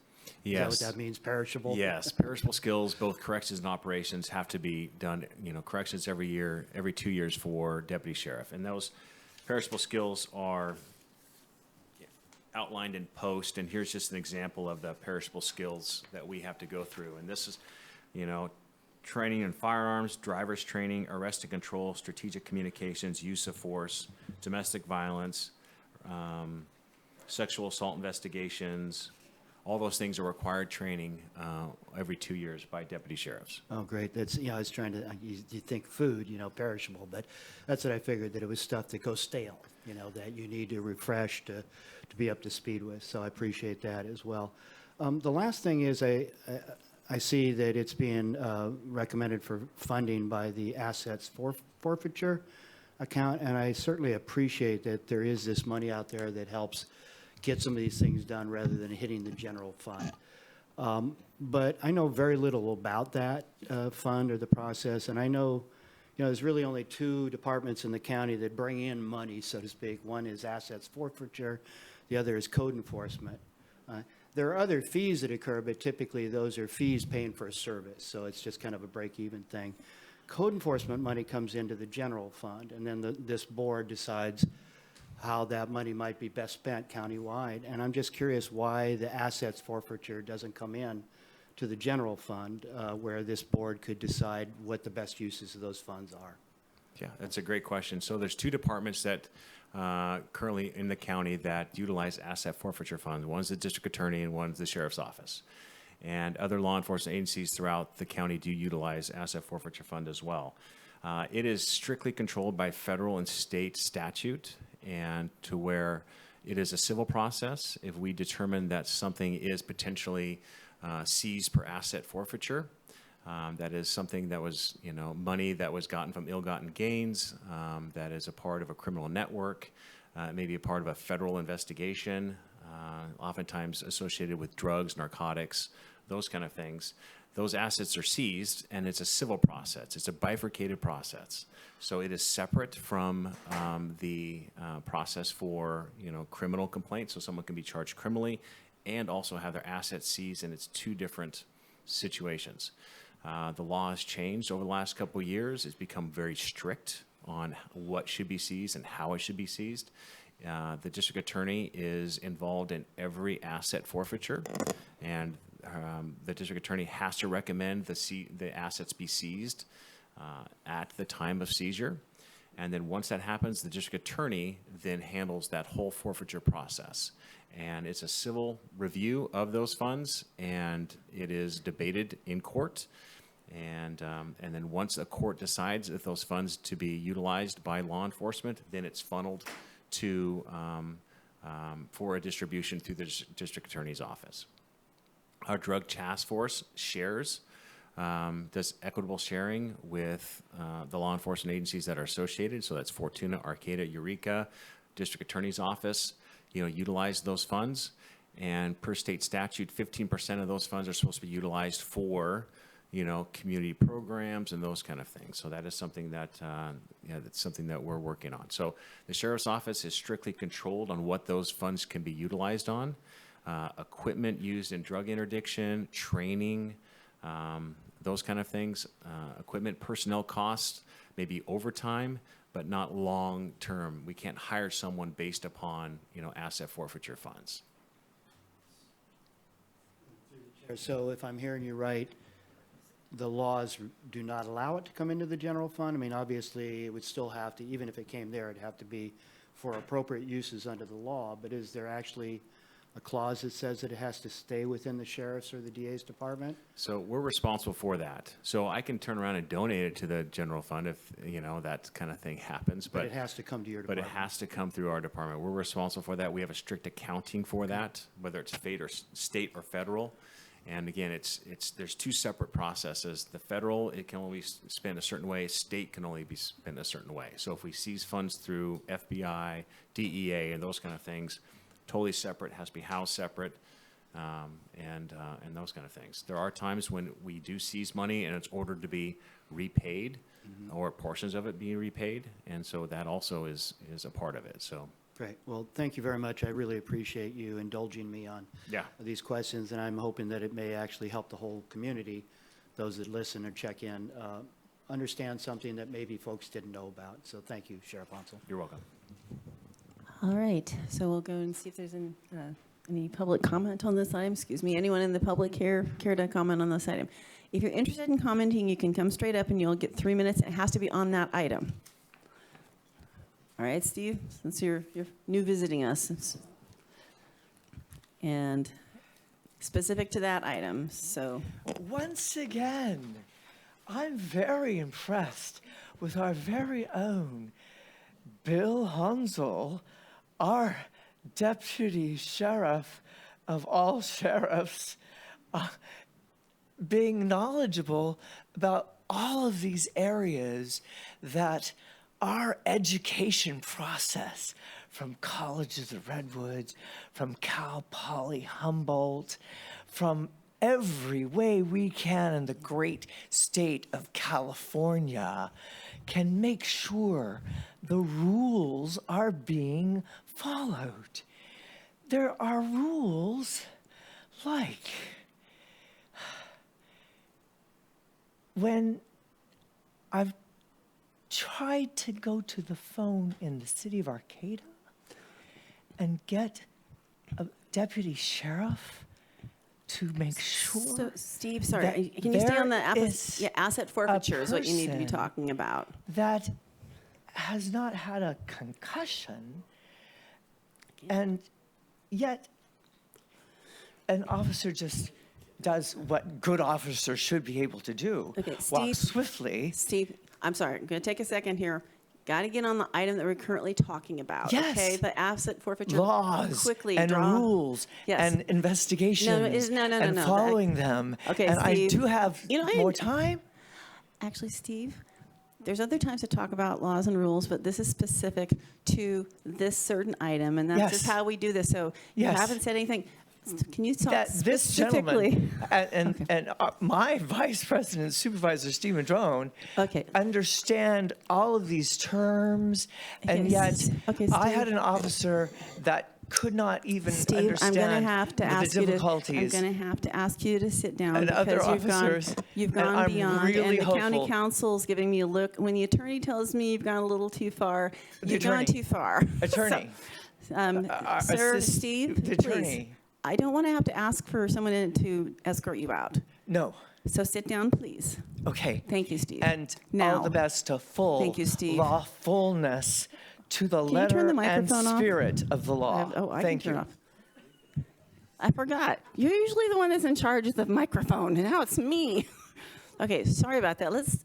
Is anyone here wish to comment specifically on this item? Are you sure? No. All right. So we do have one on the phone. Excuse me. 5288. Kent, I think that's you. Virginia, that's the nice thing about being at home. You can't escort me anywhere from where you're at. You can turn me off, but that's it. Appreciate that. I did wish to make comment on this. I think maybe you might want to consider tabling this and do a little bit more thought on this particular one.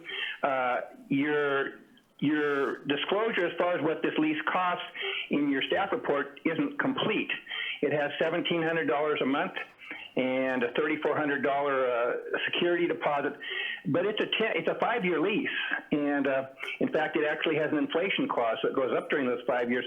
So you're actually committing to $100,000 for something that hopefully within your new acquisitions of buildings, which you're making many of, my understanding is you had 16 million or 14 million for acquisitions, would be able to find another 900 square feet. It's only 900 square feet of space somewhere during the next year or two. So I would go ahead, and if you're going to move forward with this, go ahead and sign it for like a 1 year, 2 year basis at the very most.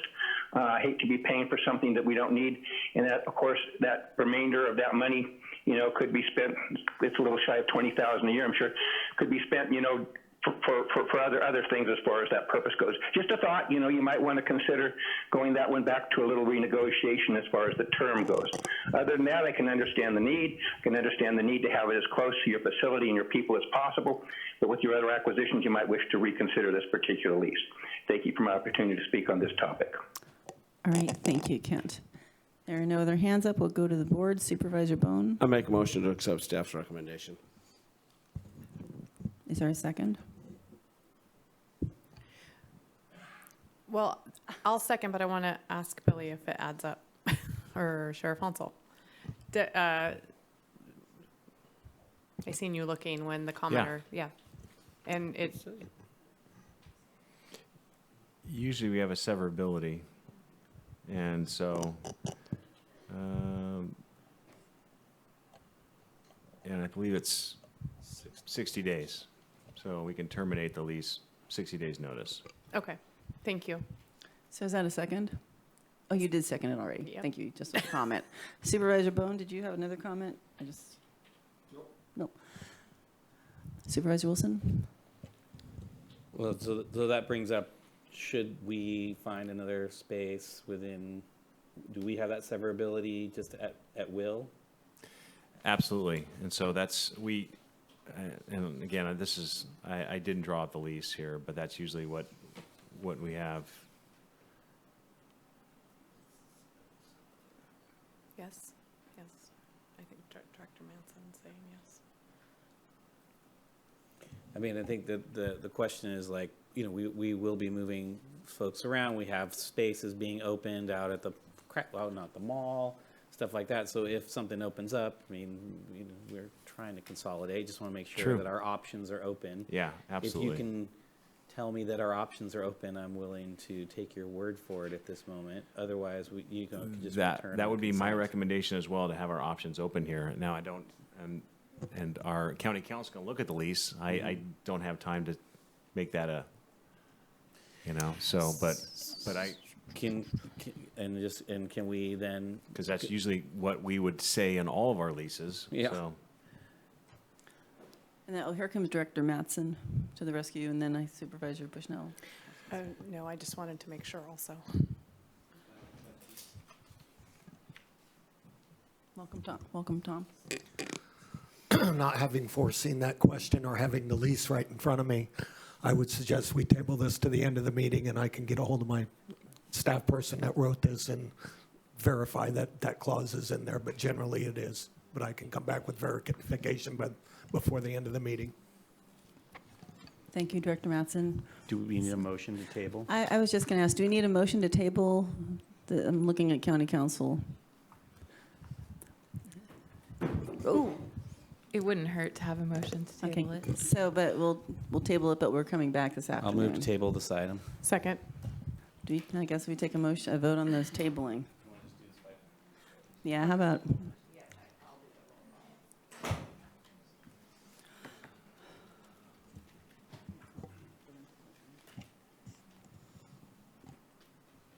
I apologize. So the Supervisor Wilson, that was you that made the motion? Okay. Yes. And you seconded,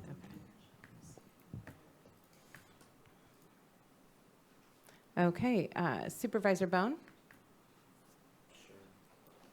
Supervisor Bushnell? Yes. Supervisor Wilson? Yes. Supervisor Bass? Yes. And Supervisor Madrone? Yes.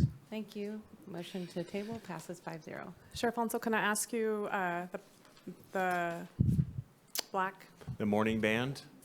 Morning band is there for a deputy that retired from us a couple years ago named Charlie Lamb. Oh, okay. He Yep. recently passed away Yeah. from cancer and Yeah. is associated with the job. Yeah, I wasn't sure. I knew Charlie, great guy, and very sad news. Yes. Thank Very you. sad news. Thank you.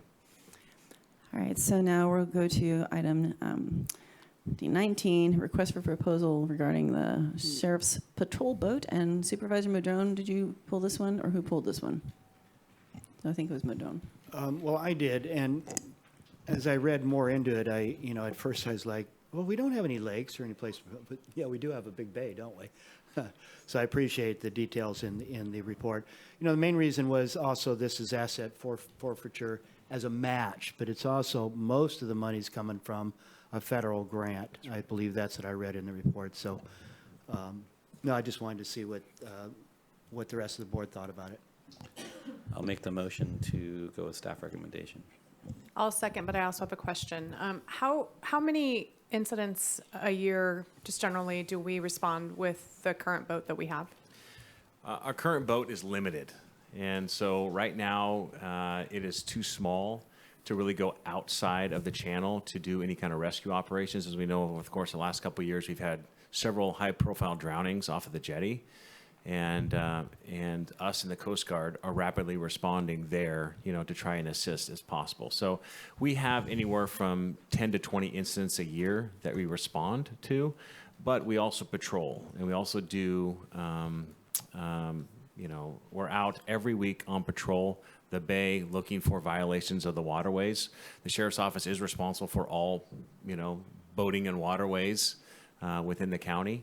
And though we don't have any lakes, we definitely do have a very vibrant bay with lots of activity, and even more with kayakers and lots of activity along that. And so we are definitely responsible for that and out there checking, for different violations and making sure that people also stay sober while they're out there on the water. So we respond with the Coast Guard? That was my question, because I know Coast Guard, they have all that equipment and they respond routinely. So, yes.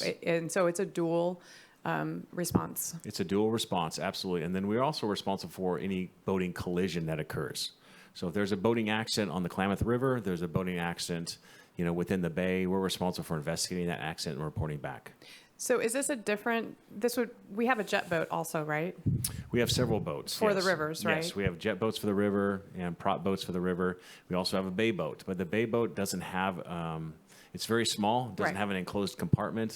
And so if we do have any rescues on the bay, we're putting them on the open bow.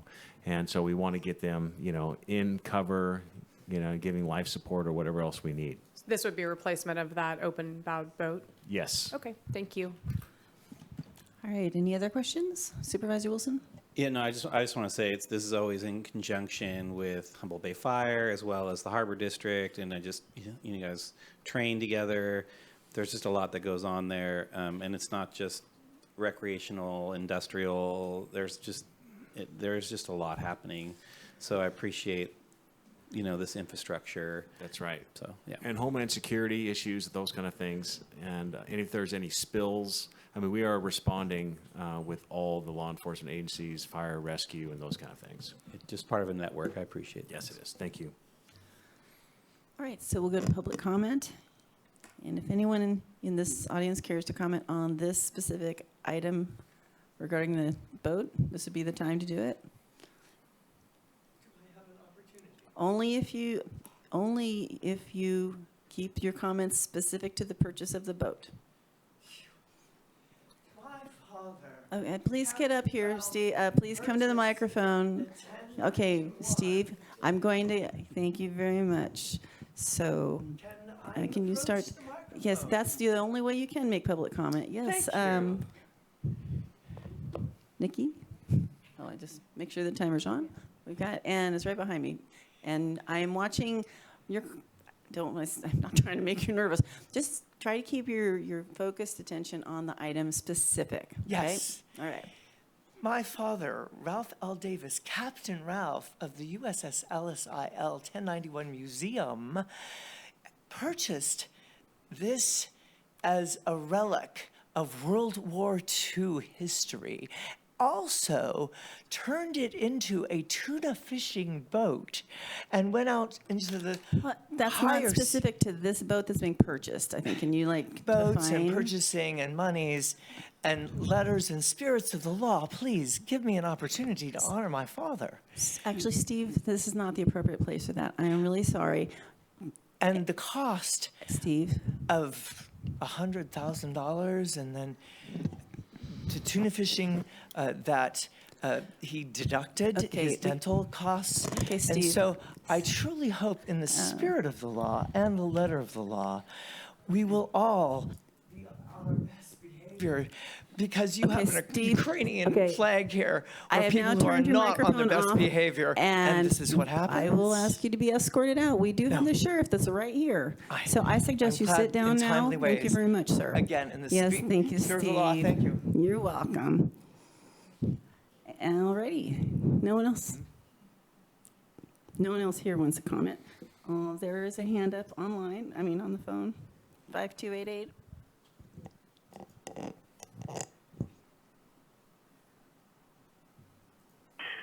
Is this the new normal? Anyway, I did wish to make comment. I strongly support basically what you're doing here, regarding the boat. I was going to make some joke, does it come with fishing tackle when the old one gets sold off, but I'm not going to do that at this time. I do hope that if you have a contract with these people, you have a severability clause, which in the other one was number 11. I was watching while I was speaking to you, so I'm sure Natalie can bring you up to speed on that unless there's something else. Anyway, no problem with this. It's something we need to have, an asset, and the assets that the sheriff gets, I basically have his back on it. I've seen them benefit many times over. Even if something like this saves one life, under these conditions, it's definitely worth the investment to take care of the people from Humboldt County, especially since we have so many people out there, the fishermen, recreational people who depend upon the sheriff and the other rescue people to take care of them. So thank you for my opportunity to endorse this particular purchase, with or without severability. All right, thank you very much. There are no other hands up. So we do have a motion and we have a second. Any further discussion? And I guess we're ready to vote. So we now have a bobcat, a snowcat, a water cat. Don't bring the helicat.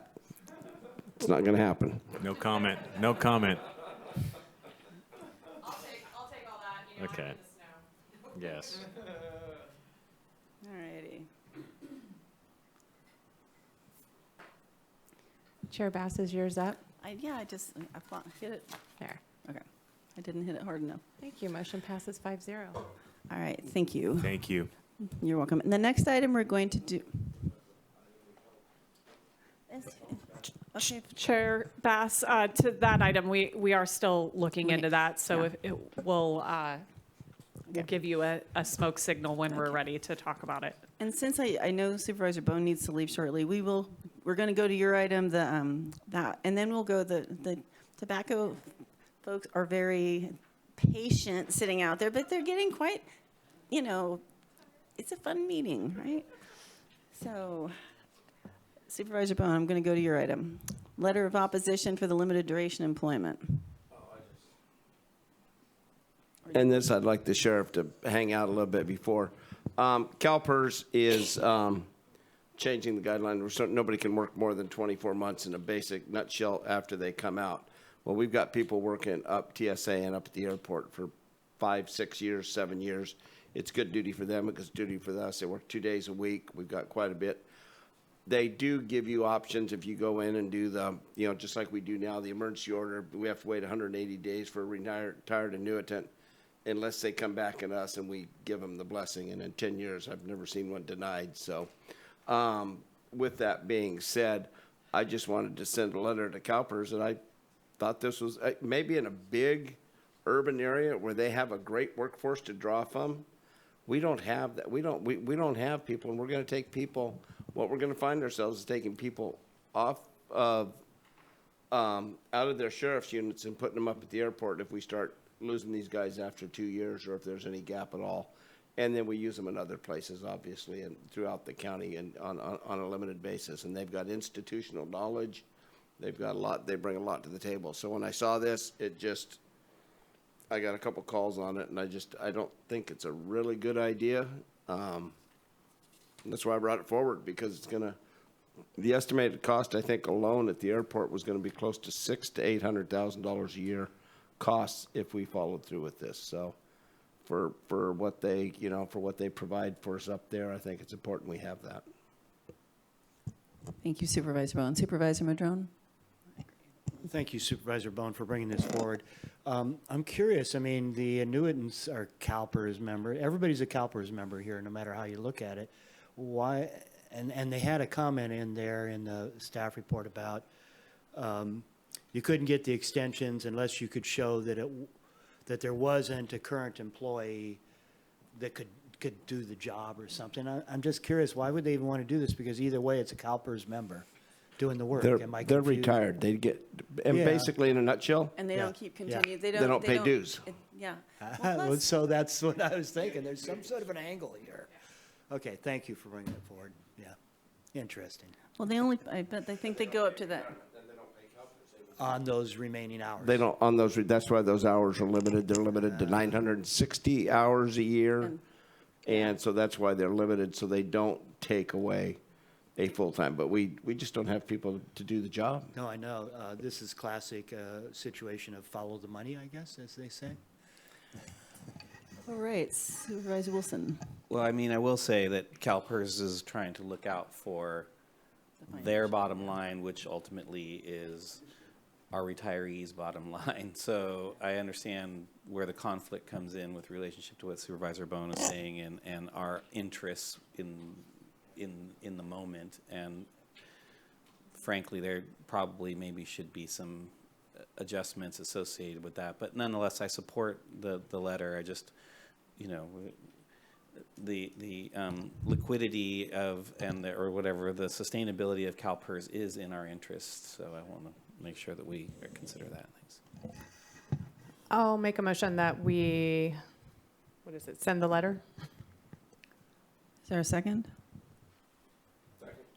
Okay, we have a motion and a second. We will go to public comment. Again, this is specific towards this item of the CalPERS letter of opposition, or the letter of opposition that we're sending. So I'll go to those in the audience first, specific to this. All right, seeing no one come forward, we'll go to those on the phone. We do have one. It's 5288. Strongly support this. It makes sense. CalPERS has terrible karma, and if they go ahead and move forward with this, it might be the one karma thing that breaks their back. And of course, when that happens, CalPERS value goes down to 10% of what it is. But that's just a crystal ball as far as what's going to happen to them eventually anyway. Sorry to have to give you the doom and gloom here, but the stock market's going to go down sometime soon. Anyway, I'll move forward with this one. I won't yammer any further. There's been enough discussion on this topic. I strongly support.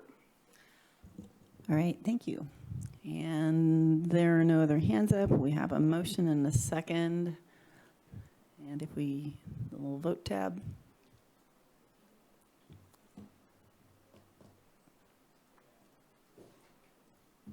Or roll call. I'm not sure what happened. Yeah. I think you probably have a unanimous consent, but. Just a second.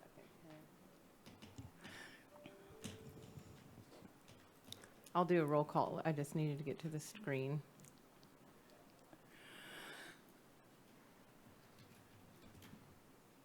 Okay. Supervisor Bohn. Sure. Supervisor Bushnell. Yes. Supervisor Wilson. Yes. Supervisor Bass. Yes. And Supervisor Madrone. Yes. Thank you. Motion passes 5-0. All right, thank you. So I am going to go to the DHHS item coming to us from Public Health regarding the discussions, and unless Director Sott, hold on a minute, sorry, Sophia. Director Mattson, did you get your answer? Okay. We're back to the other one. Do I have to reopen it since we tabled it? Okay, we are going to now reopen the D17. Thank you, Chair Bass. The negotiations on this, the property owner would not agree to an early termination, and the discussion with the sheriff, we don't believe you should vote to support this lease at this time. We need to rethink this. So good catch for our caller in. There's one thing that we probably have to consider, and that is that there was improvements made. I think that's the reason why that they asked for a 5-year lease, was there's improvements made on this facility. And so to recoup the cost for those improvements, I believe that's the reason why. I don't think that's probably explained further in the lease. And so we need to come back with a full in-depth explanation of why we're presenting it the way it is and what the future effects will be. So then the recommendation would be to deny the, what would it be? Table. Just continue to table it. So would that would need to be a motion? Oh, she reopened it. I reopened it. So just to table it to date uncertain? Continue, it would be a continuation, right? Continue to So I date make a uncertain. motion that we continue D17 to a date uncertain. Second. Okay. And we actually took the earlier public comment on the item. Yes, that's how we got the information. Yes, Supervisor Bohn. Okay, I need clarification. Was this, they were going to give us 900 square feet of storage and allow us shooting range space? Is that right? We do have access to the shooting range. And that's included in that price? It is. I'm just saying, I'm just wanting, I don't know if we can put a shooting range down at the mall or any of these other empty buildings we're talking about that's already up and running, so, and I don't think we'd ever be able to put one into the jail, so I'm. I have a question. Well, don't we currently That's the one use we're the talking shooting range about. already? Or, We do, but we pay per shooter right now as we go there. So, but we also have the CR. So to answer your question, we go to Precision, for 1 or 2 shooters that we have to requalify or those kind of things, or we're going through brand new hires, those kind of things. That's just easier for us to do that and pay that as opposed to College Redwoods, for just two shooters. But if we're doing full, 12, 15 shooters, we go to College Redwoods to do our firearms training there. how often do we do that? How many times have we used that range? I would say probably 12 times. A year? So far, yeah. Okay. And it's how much per shooter? I don't recall. Okay. Yeah. All right. Thank you. Yeah. Yes, Supervisor Bohn. I'm just saying, I don't know if tabling it where we're going to come back, because whether it's 5 years or 2 years or 3 years, we need the facility. And in all honesty, 5 years is, if somebody comes in and says, I'm going to build you something, let me build you something new and charge you $1,700 a month, and you can have your deacceleration, you can have all that plus access to a shooting range for $1,700 a month. I don't know if it's going to be available, so. And the other thing I would add to this, which I probably could have said sooner, I know that this specific business also did not get paid a lot at the times this last year for some, a lot Yes. of goods and services, and they had been pretty patient waiting. So, I mean, in considering that, it's like, I can understand why they may not have included it specifically. That is correct, and they should have included the improvements, but it is basically it was a shell of a building that they're improving, putting all the necessary improvements so we can occupy that space, as well as access to the range. Did they? So it is still a very good those? deal. Did they already make those improvements? Yes. And did they make those improvements conditional for us? Well, yes, that was the idea, and I believe they're still in the process of doing that, anticipating us to agree to this lease. Oh, wow.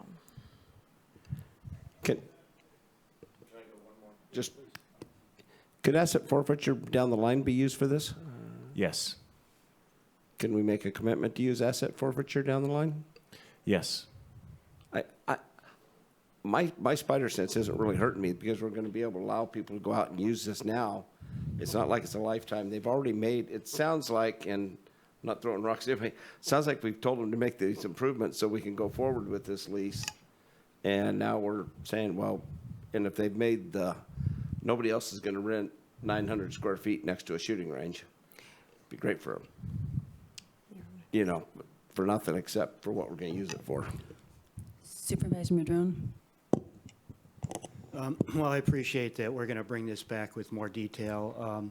You know, I'd like to know what is it at CR that we feel doesn't work for us. I think you mentioned the overtime issue was a big one, $50,000 a year. But it would be really nice to have a report, a staff report come back that really kind of details out what is it we're trying to replace, what's that been costing us, what would this do for us, what savings are there versus cost, and all that. And I think it's very unfortunate that they've already gone forward and making the repairs, because clearly nobody had the authority to tell them to do that.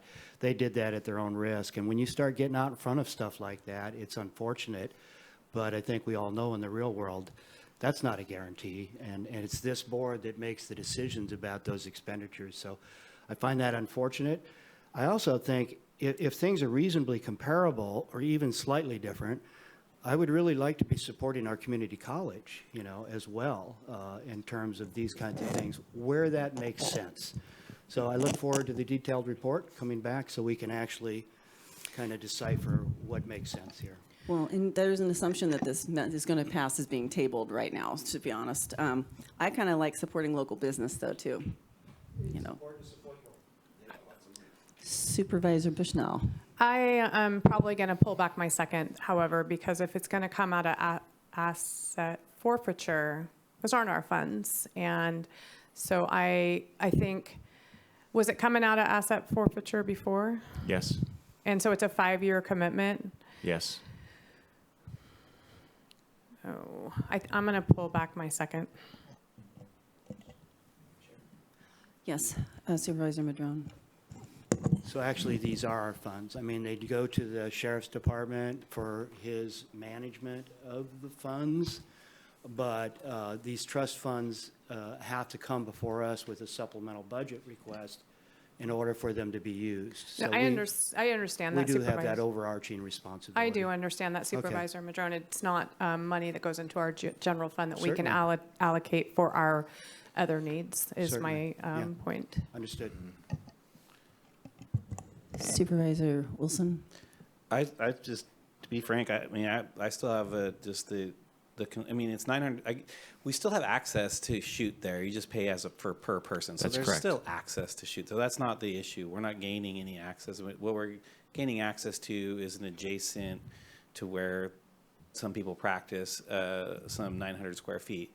My concern is that we are moving a lot of stuff around, and we're having a lot more vacancies in long-term leases that we already have all around the county that are already ADA, that already meet a lot of these things. And so if we want to be efficient about using space, then we should be looking to spaces that we already either lease or own, and that's why I have concerns about this in terms of the severability issue.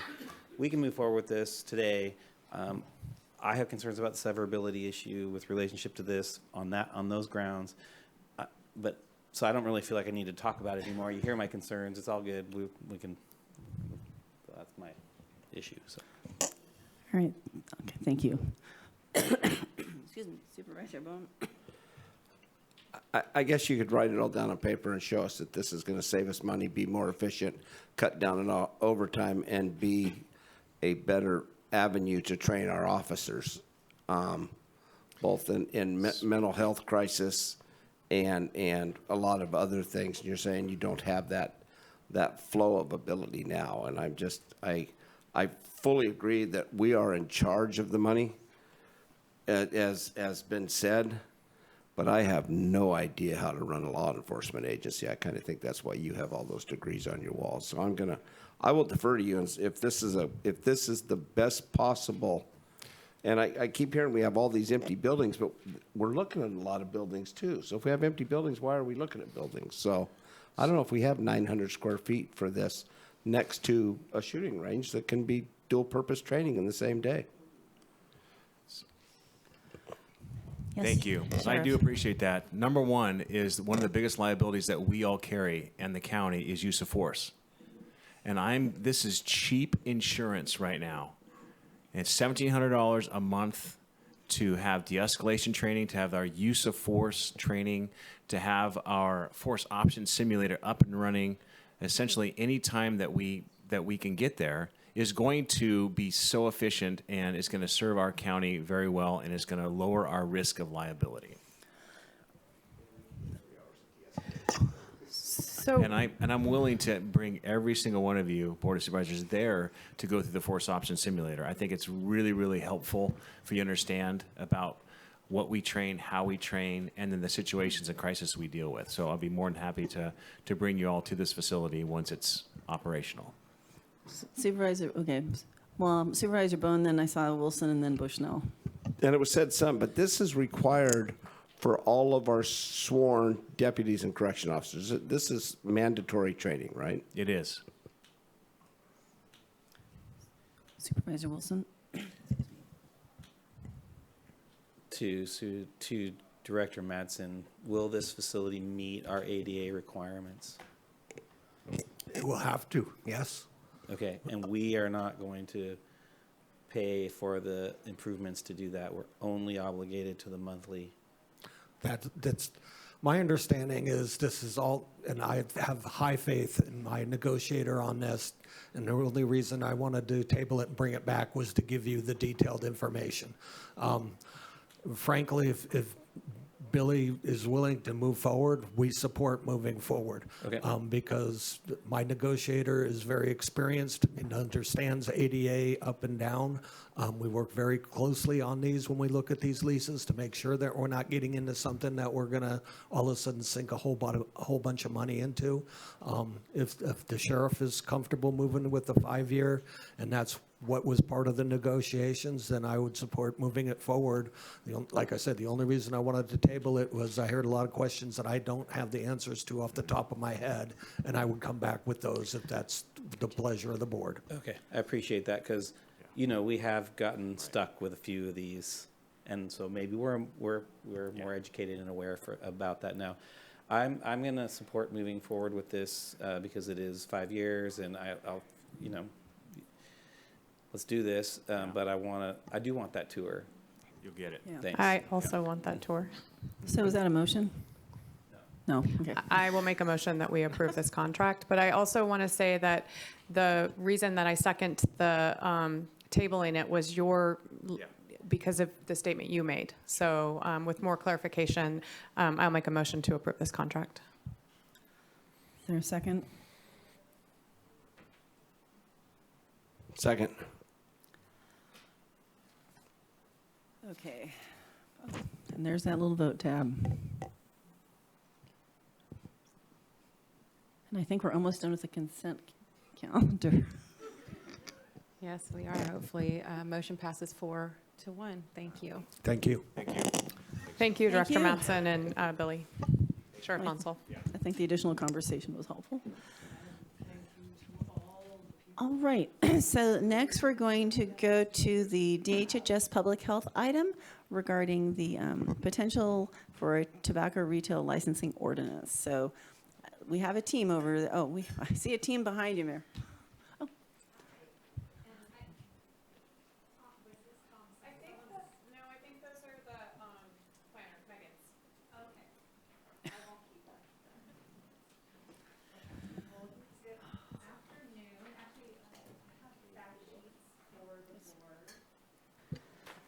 Well, should I gotta call the rental place and say I'm coming tomorrow to get my car? I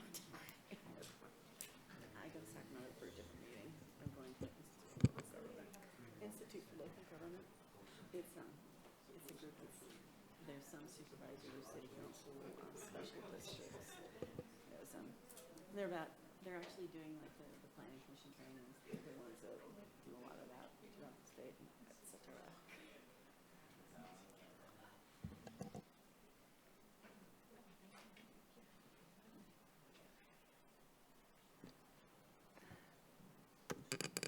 I didn't know if there was some technical issues to wait on. Fair enough.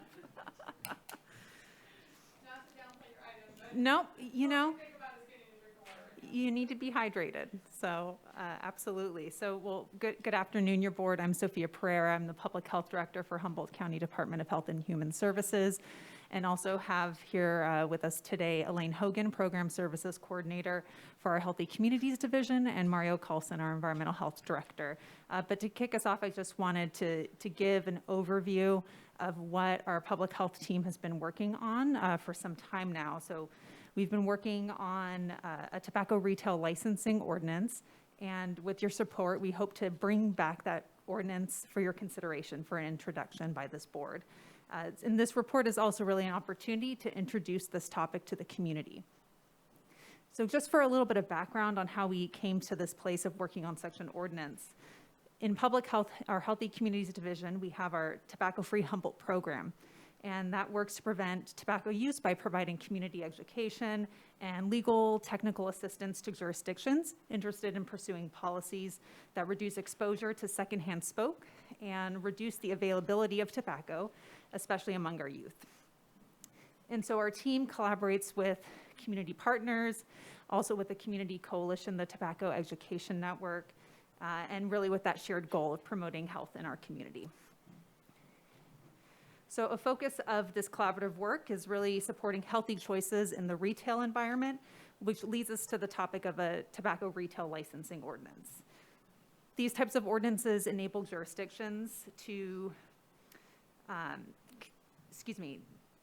have local control over the type of tobacco products sold, the number of retailers, and their location. And these are a really effective tool to limit youth access to tobacco and reduce tobacco-related mortality. And these ordinances have been so successful, we've seen 219 jurisdictions across the state of California execute these ordinances. And so just to give an overview of what an ordinance could look like here in Humboldt County.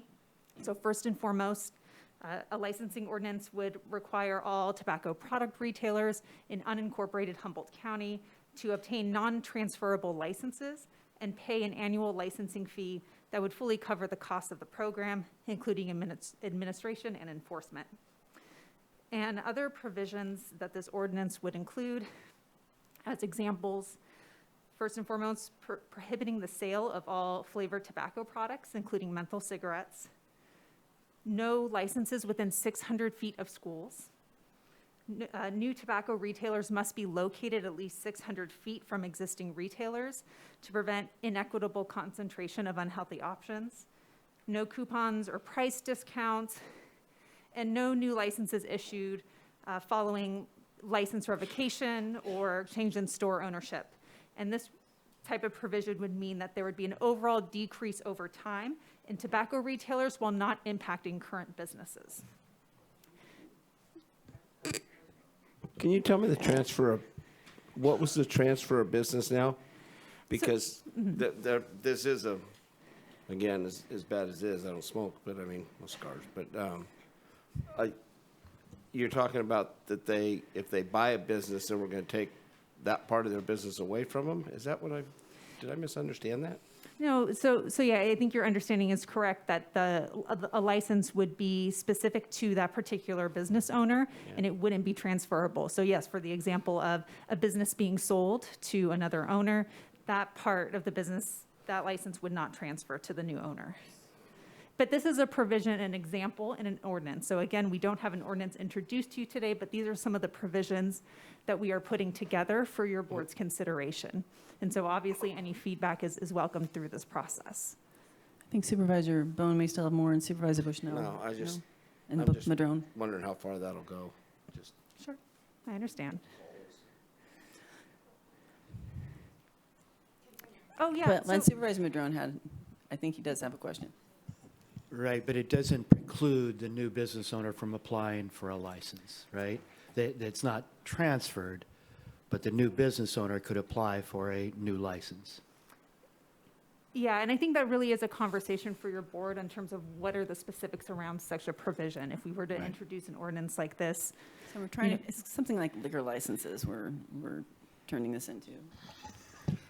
So if the license isn't, if your suggestion or what you guys are working on, that the license isn't transferable to a new owner, but they could apply for a new license, what's the point? Or are you saying, no, they would never get a license? So I think the idea would be that you would, in such a provision, you would cap the number to the current number of tobacco retailers that currently exist. So let's say you had 50, I'm just throwing a random number out there. If you had 50, you would have 50 licenses, and basically those wouldn't be transferable over time. They couldn't be sold to someone else. And so there may be a natural attrition over time where that number goes from 50 down, but if someone is still maintaining that business, it still would be in effect. So it wouldn't be taking away anyone's business under the current owner. Well, for so such a provision. I don't smoke either, and I don't like it at all. And I think, however, that people that do smoke, they're going to find it, and they're going to go to where it is to buy cigarettes. My concern and worry would be a lot of stores are dependent on people coming in to purchase that. They purchase also a soda and chips. And so business is tough right now. And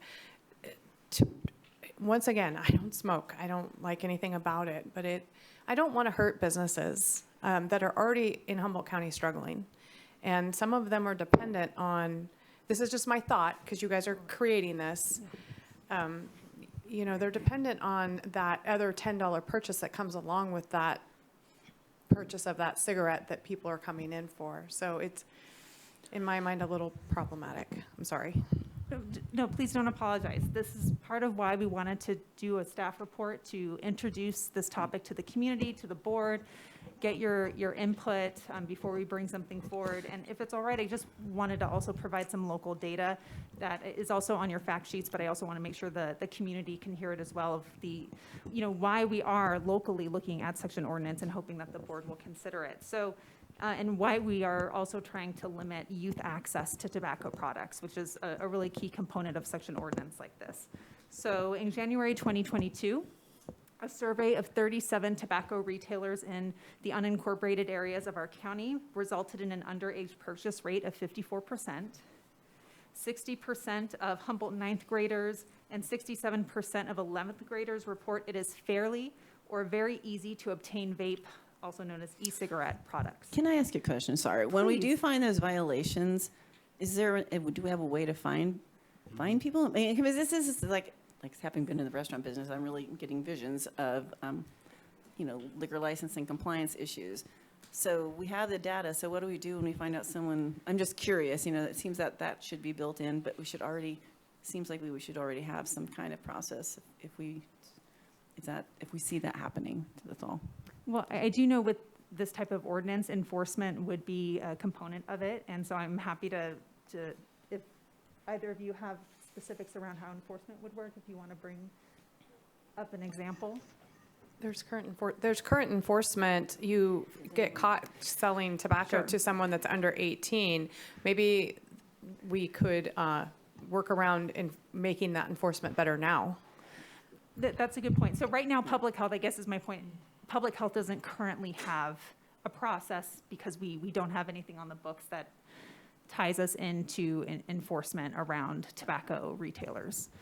But with this ordinance, there would be enforcement that would happen through environmental health, working collaboratively with our Healthy Communities Division, which would do the education, tobacco retailer outreach part of the work as well.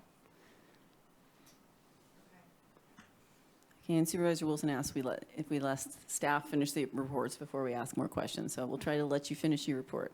Oh, well, truly, I only had one other data point that I wanted to share with the community, and definitely wanted to open up to any questions and any input that you have. So, lastly, we currently have 1.1 tobacco retailers for every 1,000 people.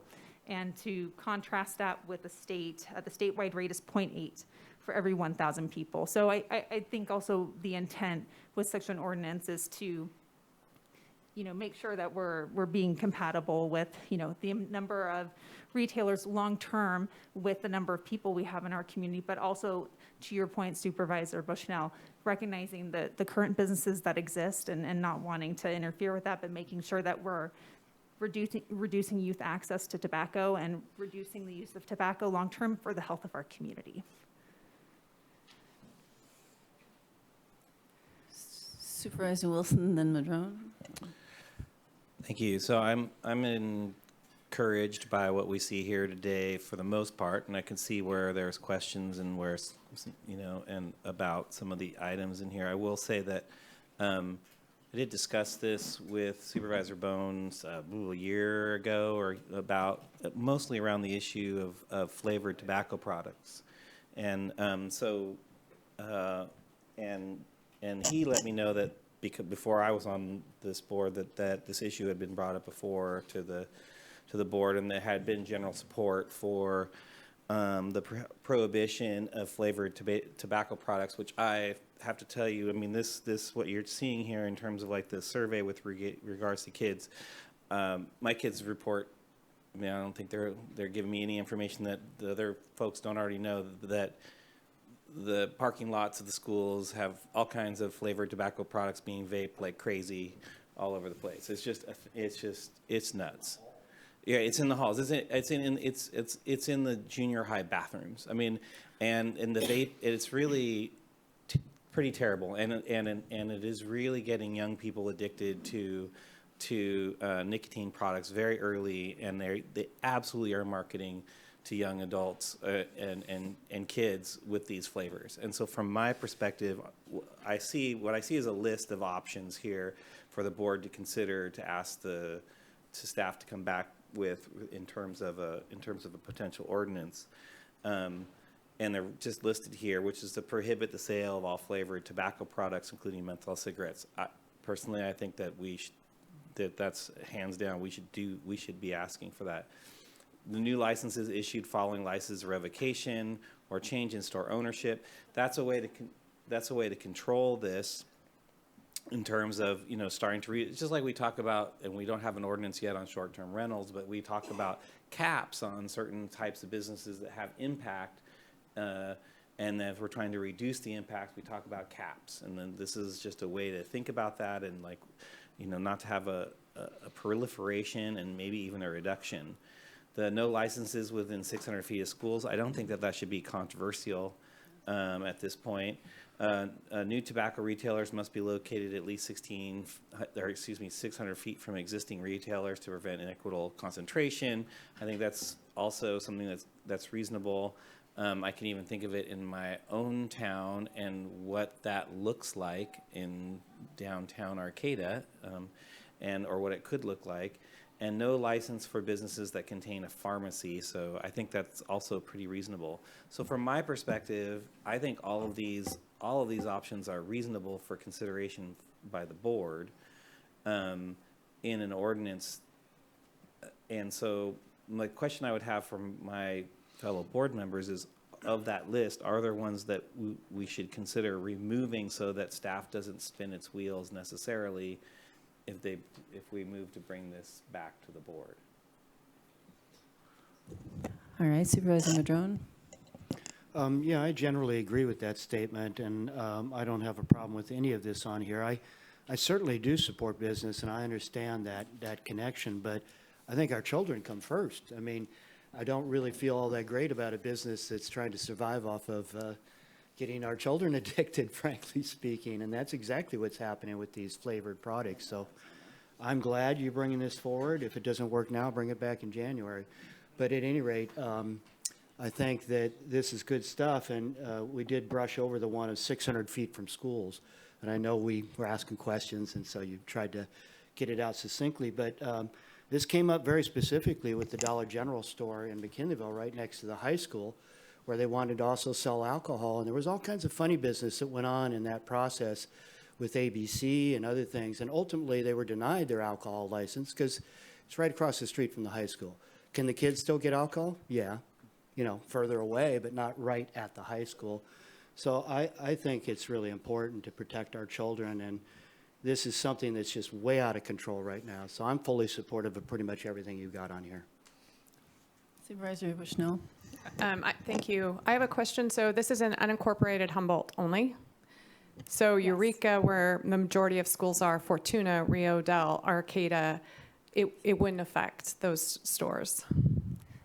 That's correct. Given your jurisdiction as a board, that's the limit of what the ordinance could cover. That means that the stores in Eureka wouldn't be bound by this. anywhere that's incorporated. So that's the majority of the schools in Humboldt County. I suspect it'd be interesting. Do we know if the city of Eureka is actually, I mean, I could see cities could tackle the same, do an ordinance as well, correct? Yes, that's correct. And that's why if you look at the list of 219 jurisdictions across the state, it's going to vary from city to county jurisdiction. Supervisor Bohn? Have we reached out to the cities to see if we can do something all together? Because I'm also realizing that a lot of our revenues derived, and I don't think people that are selling cigarettes, and I'm not, again, I don't smoke cigarettes, I don't think they're chasing our children. I think they're selling to full-grown adults that know exactly what they're doing, even though it's, I don't know, they make us put seatbelts on, but I guess cigarettes get a lot of tax money, so they don't do anything about it. But what I'm saying is if we were a little more concentrated with, I could see them all signing on to this to a certain extent, but I also just counted 4 gas stations with mini marts in them that are by schools that are going to have cigarettes. So I'm just saying, I don't want to take it, and it's like taking lotto and stuff. It's 5% of their business, some of them. I mean, and I think Supervisor Bushnell made a great point. If a guy smokes, he's going to, but he's going to get his other groceries. He's not going to make 2 stops. So he's going to go to the store where he can get his smokes. And then that store is going to lose more business flow. And that's the one thing. I mean, the health is important, and our kids come first. I got, I'm fully aware of that and everything else. But somewhere in here comes responsibility as a parent. Comes responsibility as a parent what you teach your child, or do if they smoke or chew or don't or anything else like that, and what the problems are. I mean, I don't know if we can regulate health. I mean, we're doing it with sugared sodas. We're doing it with a little bit of everything, and I'm not saying it's a bad idea, but it would be more if it was all encompassing rather than let's just do it in the county. I mean. So I guess before I go to Supervisor Wilson, I can't even talk now. That would be something I'd like, when you do come back, can you reach out to the cities? I think that is a point to the stand, I mean, that's where a lot of retailers are. And just, that would be helpful for me because I think that'd be useful. And my other comment would just be, I'm fine with most of these, although the capping, I mean, I can see having a cap on the license number. The retiring them immediately after store ownership changes. I'd like a little more, I want to think more about that. I'd rather there be, if someone's a bad player and if there is an enforcement, that there's a way to retire those licenses. I mean, that's what happens often with liquor licenses, that someone who's a bad player, it goes away, and it goes away completely. So it's just that I'd like to, when you do come back, maybe just a little more fleshing out of other things we could do so that we aren't necessarily punishing good players, so to speak. And no, I don't smoke any of that stuff. You're done, okay. Wilson, then Madrone. I mean, Wilson, Tired, and Bushnell. I just want to, there's nothing in here that stops stores from selling cigarettes right now. If something passed, unless they were selling the way it has in here now, unless there's a change in ownership, or I suppose they are 600 feet from a school, that would be the only kind of one where maybe a license would be revoked or not given. That's the only case in here. Other than that, it's the prohibition of the flavored tobacco products, which I have to say, Mendocino County has approved a prohibition of this. There's been lots of counties and jurisdictions that have prohibitions on flavored tobacco products. There's efforts nationwide to address this, that some are successful and some are not, and that's why it's being done mostly at the local level currently. And in support of that nationwide effort, I think that us moving forward with this would be a good thing. So the cap issue basically takes care of the question about whether or not, except if there's a... anyways, we could talk about the cap issue on this. It seems like that's the one that's the most controversial here today. But besides that, I'm hoping to get some public comment on this and then Sounds give some good. direction. Supervisor Bushnell? Thank you. So in the rural county or rural area of southern Humboldt, there's one store in Miranda. It's within 600 feet of a high school. So that store would be precluded. Once again, I'm not a smoker and I don't like it at all. However, so then you're going to force residents that are about 400, I think, in Miranda, they're going to find the cigarettes, the adults are. So they're going to drive to Garberville to go get the cigarettes. And in Redway, where there's 2 grocery stores, they're both within 600 feet of Redway Elementary School. And Redway Elementary School is a closed campus. Maybe the issue, I don't want my businesses in my district to be hurt by this. There's one store in Miranda. It is within 600 feet of the high school, so that would say that they no longer could sell a tobacco product. Willow Creek, how close is that store, Steve, to the high school? Half mile. Okay, so that would not, my concern is that we're harming businesses that are struggling, that we're gonna put an ordinance forth that in an unincorporated area, that these businesses are gonna struggle. I'm just concerned. If 300 or 200 residents in Miranda go to Redway to buy cigarettes, they're no longer gonna visit Miranda Market to get their supplies because they can't get what they really want there. And I don't wanna do that to anybody. Supervisor Bohn? And I think it says it, and I don't know if I don't know how you survey a store. You surveyed the 54% of the 37 stores surveyed sold tobacco. So did they admit to selling the tobacco to 37 said we sell tobacco to underage youth? Well, welcome, Elaine. Huh? No. Well, it says surveyed, so I don't, there's. Hi. Hi, thanks, Elaine. Hi, thanks.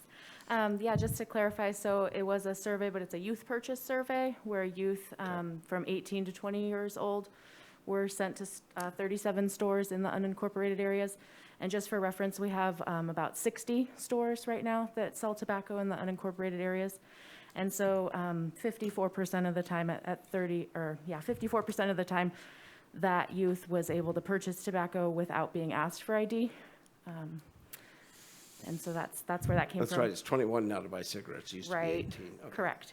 And then the only other thing is, I think you're on the right path, and when I talked to Supervisor Wilson stuff, I mean, we have vaping stores that just sell vape materials and everything else.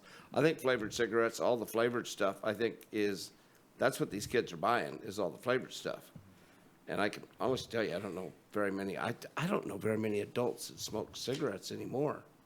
So, I mean, not like they used to. So I'm always amazed when I see somebody going outside to smoke. So as we do that, I think the idea, the vaping, the flavored vaping and things like that, I think you're on the right track. I think my biggest problem is just people smoke because they're adults and they have that choice. They buy those, we don't let them advertise it. We don't, and they still smoke. We've cut back. I mean, I was absolutely amazed. You know, it's $12 a pack now. It used to be used to be 29 cents a pack, 2 for $55 when I worked at my dad's grocery store, and now it's $12 a pack, and 70% of it's taxes. But I mean, but the thing is I think what happens, that store, he says it doesn't get their license renewed. Well, you sell a business on 2.5 times years volume, or and you're going to take quite a bit of their business out of it, so they lose value. It's not like they're going to sell it and walk away. They're going to lose value when they sell it to the person buying it, and it's an offset. So I'm trying to figure out how we do this. I think, in all honesty, I could actually see cigarettes if in all honesty, if somebody would actually do with the amount of people it kills. It kills more than cars, people not wearing seatbelts, but we require seatbelts, but we still let people smoke. So I'm just saying it scares the hell out of me. So I think it's going to come, but I think if you follow the guidelines of the things that are really affecting the children, because you don't see the kids walking around with cartons of cigarettes anymore. You see them with little vape pens with their little flavored cartridges, bubble gum, donut, all these things. So Sophia, did you have an answer? I know Supervisor Bushnell had a question, and I do want to get to public comment too. I know we've had some really patient people out there. Lisa? Yeah, and actually, I wanted to give the opportunity to Elaine to kind of talk a little bit about some of the funding that we have that's meant to support businesses. Yeah, so we do have funding available for technical assistance for small businesses. It wouldn't come from our staff directly, but we did put funding in our budget to help businesses transition away from the sale of products that harm their customers, such as tobacco. And so if this were to be implemented, we are prepared to support local businesses with one-on-one technical assistance, as well as group trainings and a lot of public media messaging around the new requirements, what can and can't be sold. And so we really, want to take an approach that's really educational and really provide support for businesses to transition away from those types of products. Sophia? Yeah. And is there anything else around I want to make sure that we answered your question. Could you repeat it again? Well, I have two other things. So your money for education, how does that help make up for the revenue? Yeah, I wouldn't want to pretend that the technical assistance makes the funding that we put to that is equivalent to revenue that's generated from it. But the intent behind providing that technical assistance is to support a business in transitioning their business model in whatever way, obviously to, because there could be an impact as you've acknowledged. And so we want to obviously take a proactive, educational, supportive approach. But I'm not going to pretend that the investment that we're able to put into technical assistance is a one-for-one match. But we want to be able to provide that support to the business community where we can. So why no license for a business that contains a pharmacy?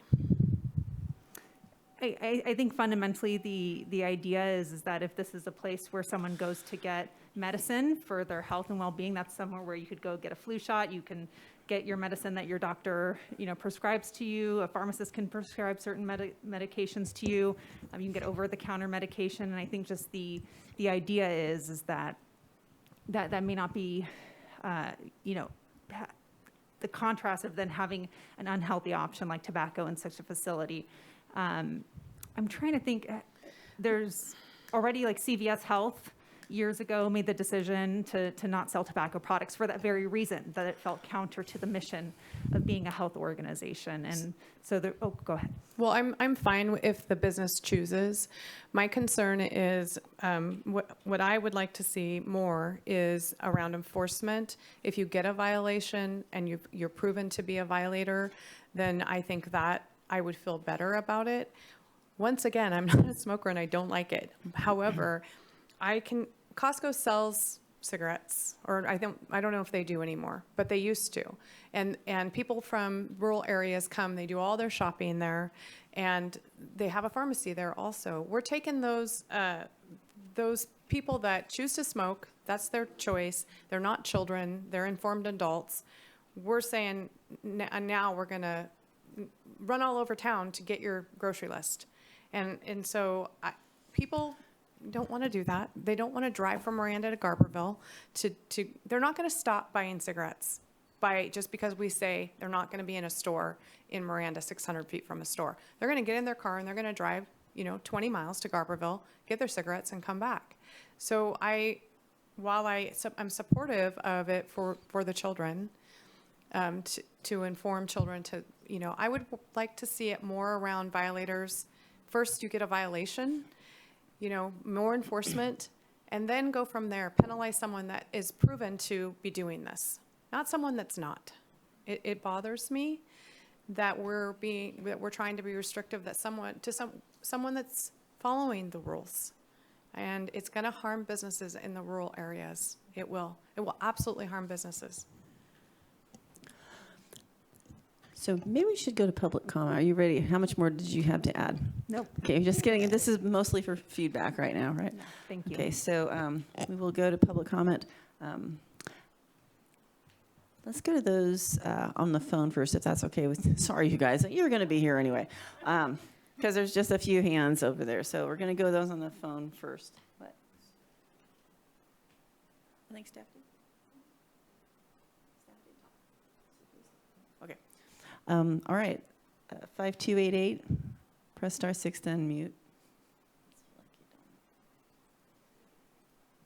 I strongly support you moving forward with this. I've always felt that cigarettes should be regulated much as a liquor license is, with the same kind of thing. Strongly support what Michelle Bushnell says is penalties being involved in here and enforced. The stats you got showed they're not, and I hate to have to tell you, but most likely from what I've seen being in places, the small little stores are the ones that, you know, they know everybody, they know the family, and the kids get whatever they want there, but that's just historically what I've seen. To be honest with you, for the high percentage of these people who are involved in it, I hope somebody from Costco can call in and respond. I have not seen cigarettes there, nor do I think that's their policy, unless they have it somewhere locked key behind the thing where only 21-year-old people with IDs can come get it. Costco is not going to jeopardize their licenses and everything they have to engage in that particular business that I'm aware of. And I hope other businesses follow suit. To me, it's the logic coming from one supervisor was nobody hardly smokes anymore, but all these businesses are going to go broke. That was a combined thing. And to be quite honest with you, I could give a fly an F, you know, if they do go broke for what they've done to our children and they've done to our society. And strongly, certainly, yes, don't, you know, if you want to have them have Marlboro or somebody like that and anybody can stomach that stuff, I guess they deserve to do what happens to them. But I cannot see enabling, facilitating, and I strongly support Sophia and the comments made by also by Mike Wilson regarding this topic. And I think it's time the county be the tip of the spear. You know, you wanted to be the tip of the spear on pot. I'm sure if you do this out there, I'm guessing that people will go to the city of Eureka and say, how come we don't have that same thing? I would hope so. And so lead on this one. And I think it's a perfect time to lead.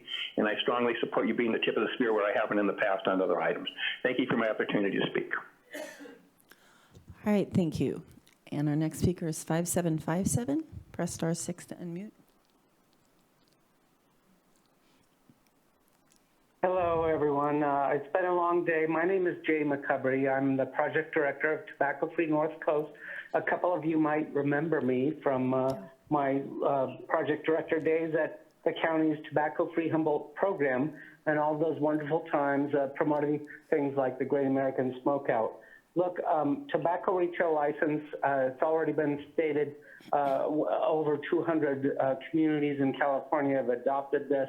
Over 64, or at least 64 of them, have completely eliminated the sale of flavored tobacco. So a lot of the concerns are expressed by the board are legitimate and can be addressed. I won't try to do that now, but please contact me if you have any questions or concerns.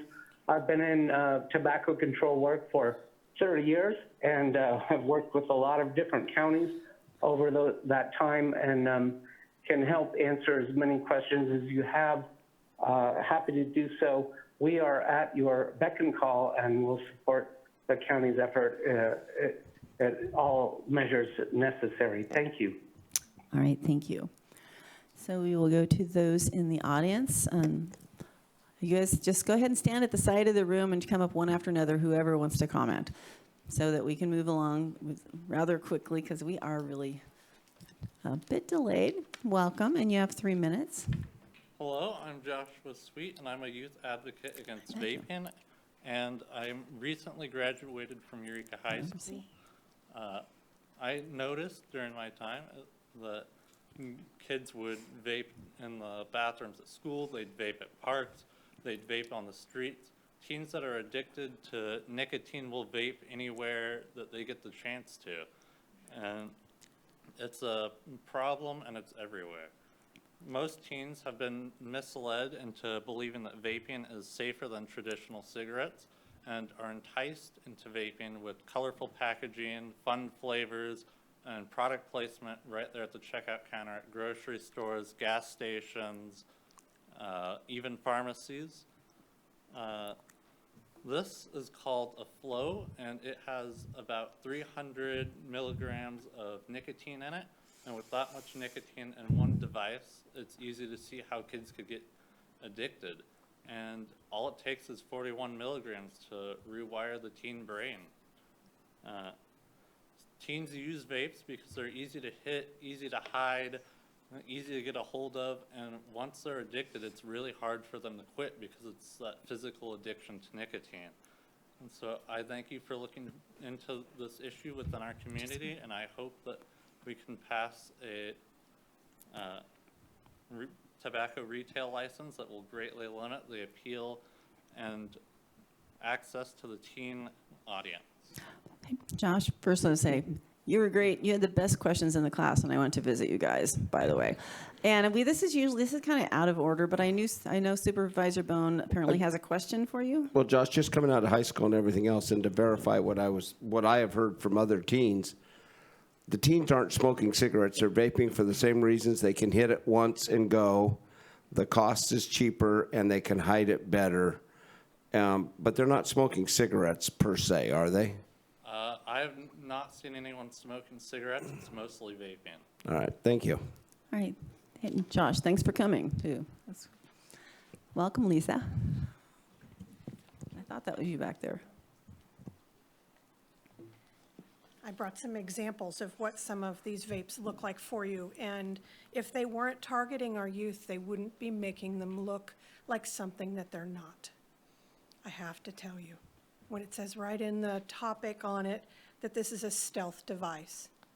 Adults aren't trying to stealth it. Children are. My name is Lisa Olivier, and I'm the chair for Allies for Substance Use Prevention, and I work with the folks from county at DHHS. And I'm also the concerned parent of a teenager. So that's part of what brings me into this. I really support your pursuit of a tobacco retail licensing ordinance. The health and welfare of our youth is really important to me. And I'm the leader in several organizations that work with youth. We're trying to help them have good values, make healthy choices. One of those examples is being a leader in Boy Scouts. And they're wonderful boys, but we have to trust them to make good decisions. And part of that is not having them surrounded by opportunities to make unhealthy ones and having peer pressure that pushes them that way. It's becoming very hard because these items are around, and a lot of kids are doing it because they're being told, like they were when I was a kid, it's cool and everybody's doing it, and oh, look, you can get away with it. That's not the reason to be doing things. And if we make it hard for the flavored things to be available, it would cut out a tremendous number of this opportunity, in my opinion. I'm not here representing anyone else, I'm representing myself. But I'm telling you that as a parent, my son comes home appalled, and he'll tell me all the time about what he's seeing and what, his friends are being able to have access to and things like that. And it just would make your hair curl. It's really frightening what some of these kids have access to from parents and friends and things like that. I'm really concerned about that easy access. And, there aren't adults going and getting these flavors, cotton candy, runts, things like that you're seeing on there. Those are for children. And they're specifically targeting them with bright packaging and things like that. And it's up to our community and our local government to step in and assist with this. And I really thank you for pursuing this. And you can reach out to me anytime. You guys know how to find me. Okay, thanks, Thank Lisa. you. Welcome. Hello, thank you. My name is Amber Weir. I'm project director of NorCal for Health. We are a project of the California Health Collaborative, and we oversee a 4-county region. But one of the things that we are really working on and collaborating with is the tobacco use prevention. And I actually submitted a comment in email. It was in the board agenda, but the flyer didn't look like it was attached in my email, so I thought I would just print it out just in case it didn't make it to your packets. And I'll be quick. So In that email, there was also a video that we produced with youth voice from the 4-county region. And I would really hope that when you're considering all of this, hearing their voice and clicking on that link and taking a look at what their experience and their testimony is.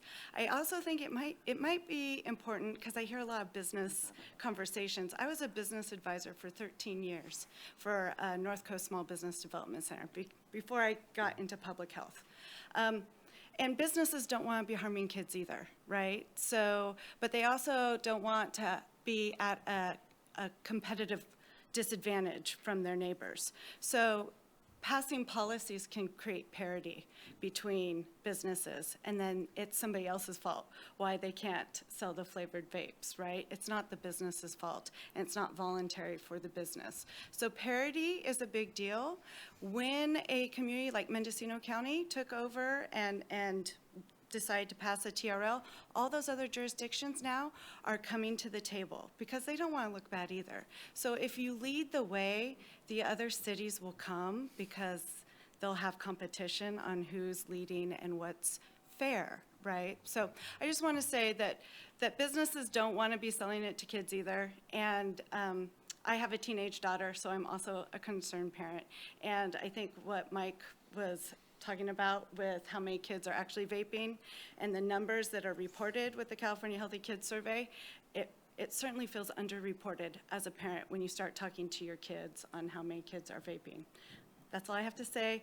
You have my contact and email if you have any questions. And one other thing. So you can take a look at where things are in a store. If you are worried about the social norm of it, they have these things right now on the counters. They have it in front next to candy. They have it at the checkouts when you're checking out to get your pharmacy item. I had a little boy once with me that was like, why are they selling tobacco? And I didn't even notice because I was so used to it. Kids see it, and they learn from seeing and their surroundings more than they learn from you telling them what to do. Thank you. Thank you, Amber. All right, Steve, 3 minutes on the concept of the retail licensing for the ordinance we're discussing. Yes, I am Steve Davis, and thank you so much, Department of Health and Human Services people, for coming here specifically on issues of addictive, illegal behaviors. When we're talking about tobacco, the age appropriateness and where and how you purchase this, as we well know, it's a very addictive habit. People have tried to stop many times when they want to stop. And to help people absolutely do all they can to make sure we are all law-abiding citizens, caring for each age per group, small children, from conception through birth to the appropriate ages, then purchasing cigarettes at the age of Actually, Steve, can you look 16, at the board when you're 18, talking? 21, and alcohol and all of the budgets that, again, I've mentioned my church of choice, Seventh-day Adventist, and we have been well known for helping people to ease off or cold turkey quit tobacco products. Breathe Free, Pink Lungs, and the healthy, wonderful, natural flavors from the wonderful farmers markets and good, healthy, wonderful things that we all should be supporting and helping, especially our Department of Health and Human Services budgets, to include places where adult protective services have the privilege of creating atmospheres of peace and quality living as best we can in Humboldt County and the state of California, from difficult, illegal places to much better interactions and healthy living. So thank you for listening to my comments at this time. All right, thank you. And I don't see anyone else in the audience. We'll go back to the board supervisor, Bushnell. Thank you. So it sounds like more around the vaping items and the e-cigarettes, or so maybe the restriction for like a store within 600 feet of a school, maybe we could look at those items first, and then enforcement for tobacco, like cigarette things, possibly, maybe a path forward. Also, I really want to encourage us to reach out to the cities, that we do it as a county, if we can get the cities on board. I think the comment that, everybody, it needs to be a fair playing, and for the health and safety of our kids across the board would be really great. And I do want to thank you guys for bringing this forward and all the comments. I truly do appreciate it. And I'm sorry that I have comments about business and commerce, but I do. It's really important to my district, and I just want to make sure that it works for the businesses in the rural parts of my district. Supervisor Bohn? I'm going to worry about the businesses in all the districts, and it affects them all.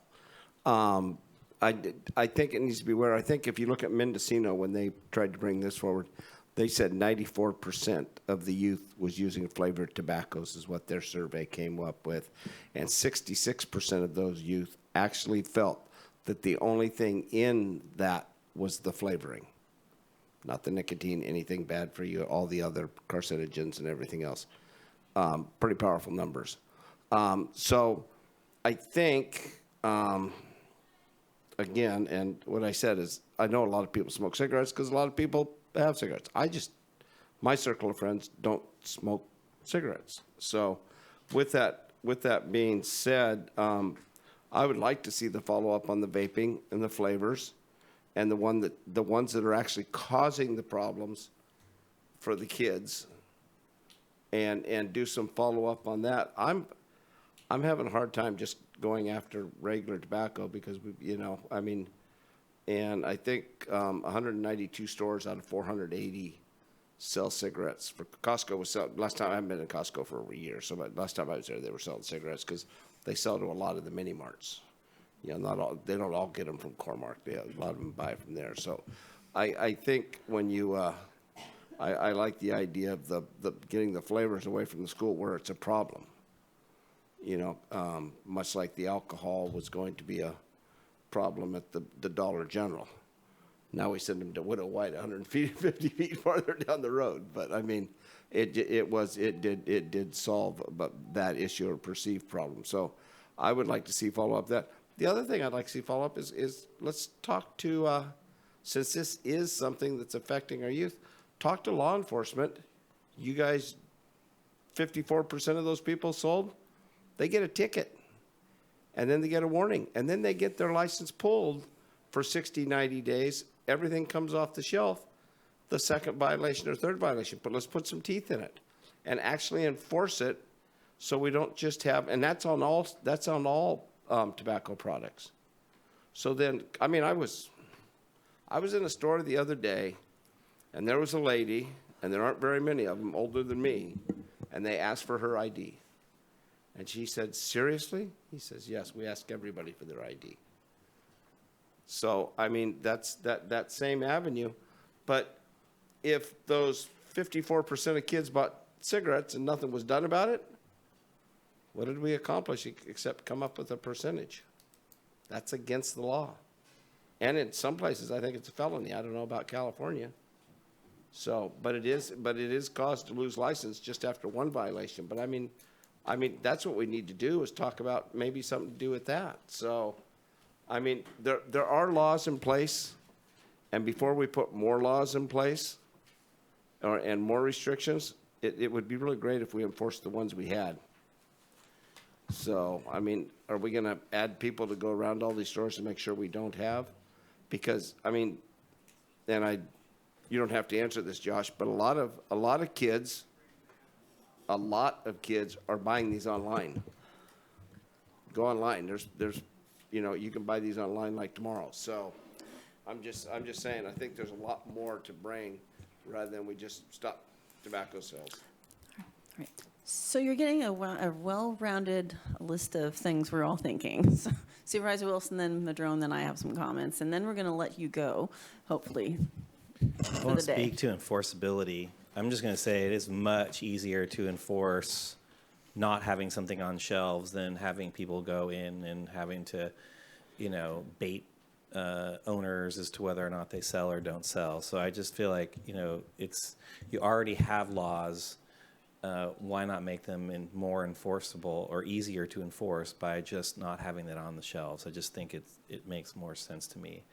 I also want to go back and think about when there was a law in California that removed cigarette smoking from bars and how the rhetoric around that was, oh my God, no one's going to go to bars anymore. The bars are going to close. Everyone's going to be standing outside and it's just, they're not even going to go to bars anymore. And then that was what I was told. And that is just not what happened.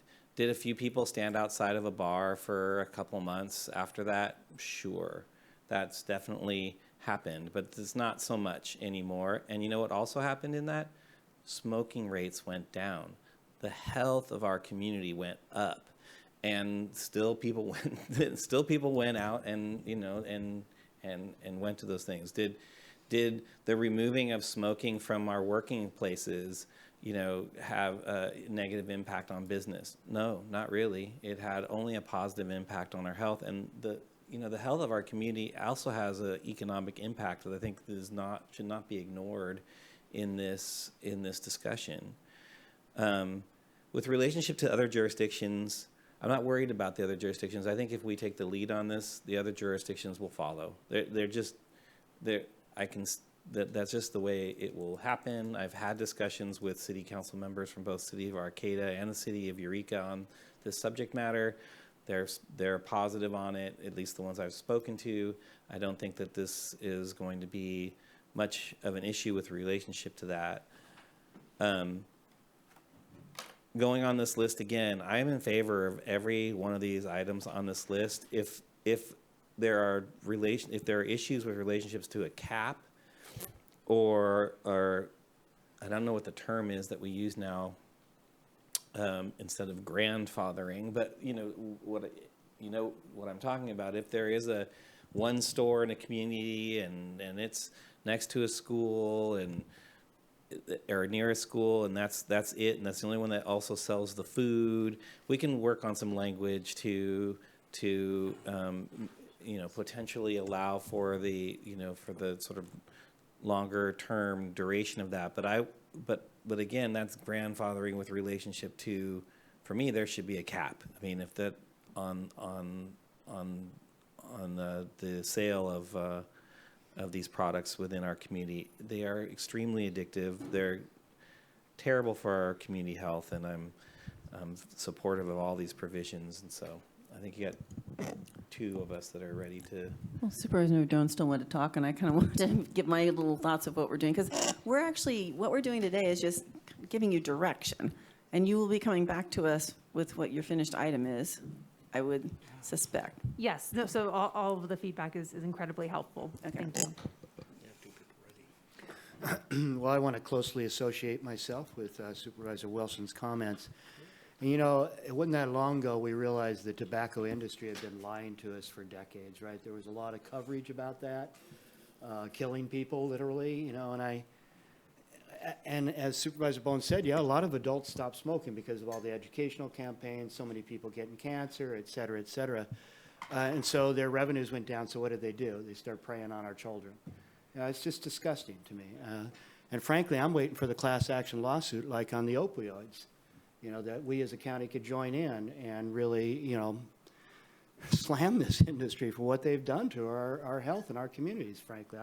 I really don't have any tolerance for it. I just think it's time to do something. I appreciate you bringing it forward. I agree that, it's got to be enforceable, and thinking that through so it actually can happen is definitely a tricky part to all of this. But thank you for bringing it forward. Thank you all for the educational work you're doing in the community, and the rest of the speakers that have obviously been involved for decades as well with education. And look forward to coming back. Thank you.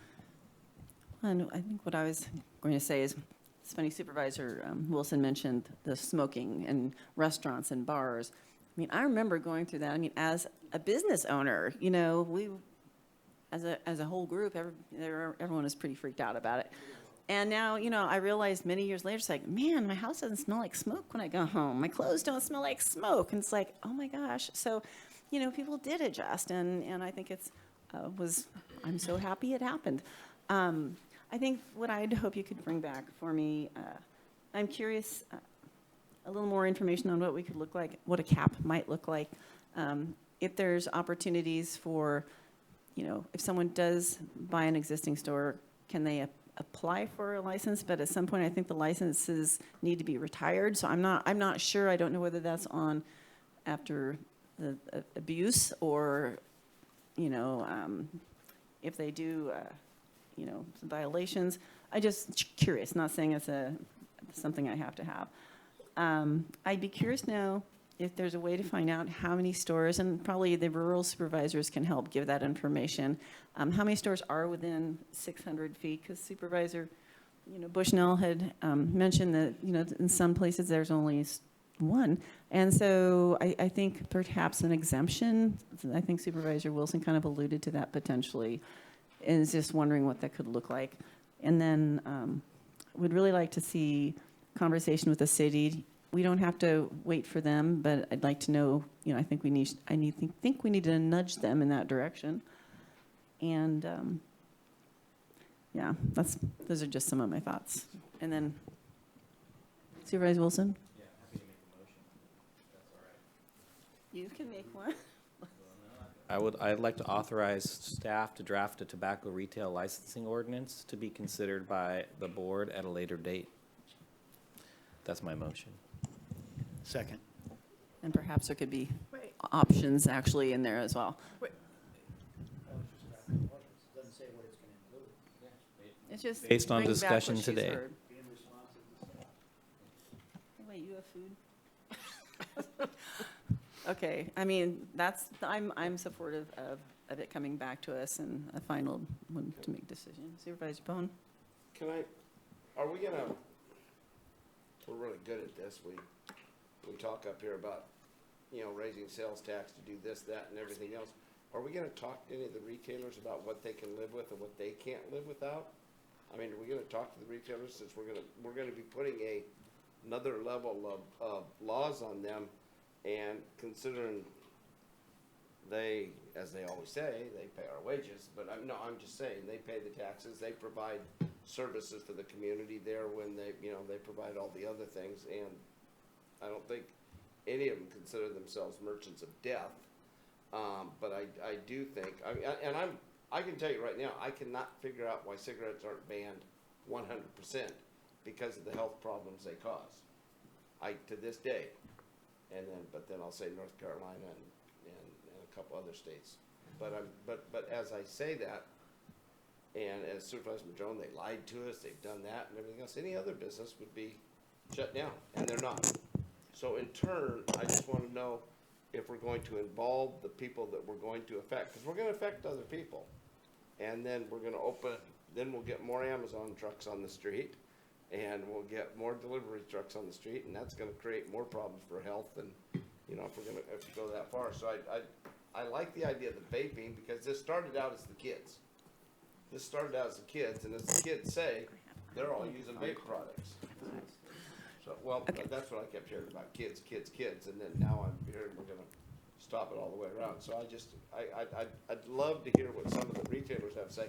They're not gonna like it, but I think we need to hear both sides of the story, because we have to hear, because if you don't talk to them, they're gonna talk to us. and they're gonna talk to us anyway, so I would like to make sure that's in part of that. I have no problem with you coming back with an ordinance. I mean, I've gotta see what it looks like. But just to bring back a ban, and then for every business in 30 years, if everybody sells their business, then we won't have any other licenses. We're gonna do that, let's just ban it altogether. Well, So, like- I mean, I don't know. So I'm just trying to see how we get there. You know. All right, then, well, we actually can let Sophia and her team leave and wrap it up and start thinking about what they heard today. And maybe there is a way to involve someone from the public, but Yeah, thank you very much for the input. We will definitely bring something back considering the different options that you've proposed, and definitely want to make sure that we're including business education as well in the process. okay, we've got Supervisor Wilson, and I have to say, I have to go make a quick phone call before 5 o'clock to cancel somewhere I'm supposed to be and something I'm supposed to do. So I'm just saying, if I'm missing, Supervisor Madrone will take it over. Can I ask a question, though? Are you guys, before you come back, going to reach out to the cities? Oh, yes, thank you. Made a note here. Yes, we will definitely reach out to the cities and update them. And so you can report back on their feelings of getting in line or not, or how they're feeling about that? Absolutely. That would be great. Yeah. And retailers? Say that And again? retailers? Yes, and retailers as well. Supervisor Wilson? Just to clarify, the only ban we're talking about here is on flavored tobacco products. Everything else in here, well, I'm just saying, in what we've been given today is a licensing structure. So I just want to be clear about that. Okay. I think we're ready to vote. Whoa. Where's my little votey thingy? Oh, wait. Are you voting first? It hasn't popped up on me. You so- gotta get rid of that. You have to go back to the other page. And then can we take a 10-minute Want me break, to do please? a roll call? After this. Okay, I'll do a roll call vote. Supervisor Bohn? Yeah. Supervisor Bushnell? Yes. Supervisor Wilson? Yes. Supervisor Bass? Yes. Supervisor Madrone? Yes. Thank you, motion passes 5-0. Yeah. So can we do, is it, let's 10-minute break? Or come back at 5 minutes till. I know we have a thought still. I know. Who thought this was going to be the record? What's left? A lot. We have like 3 more things, plus,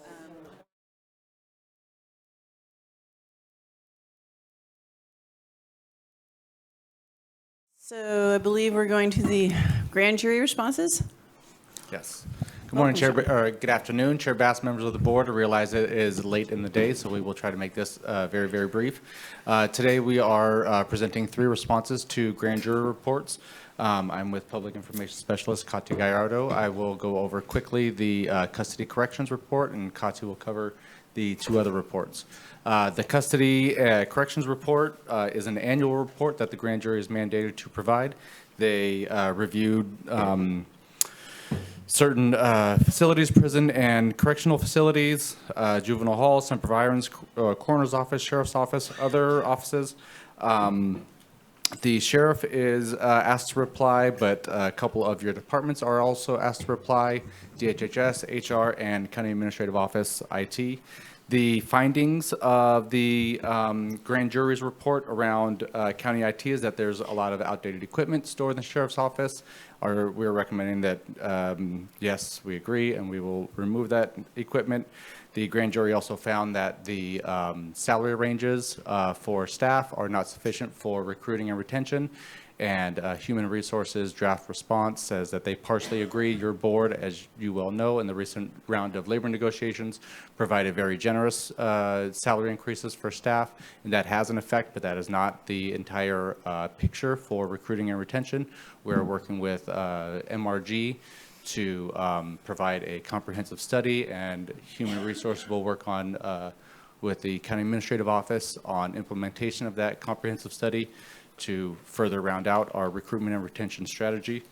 And finally, in regards to Semper Virens and Health and Human Services, there was a few findings. One finding was around the step-down facility, housing facility. It was approved 2 years ago by the board and hasn't been constructed. The draft response agrees with that. There are while a contractor has been selected, finding appropriate space has been difficult. In addition, the mobile response team is a key component to evaluating individuals in mental health crises and assesses admittance to supervisors from local hospitals. DHHS agrees, and they are looking to expand those services. And finally, the generator outside supervisors is not protected, and DHHS will work to construct a barrier around the generator. And with that, I'll hand it off to Ms. Gallardo. Good evening, Chair Bass and members of the board. The second report before your board today is a draft response to the 2021-2022 grand jury report regarding safeguarding the county's older population. This report reflects on the growth of the county's older population and examines existing elder abuse reporting processes and discusses recommendations on how to improve them. The grand jury requested responses from the Director of Health and Human Services and DHHS's Adult Protective Services Program Manager, in addition to the District Attorney and the Sheriff.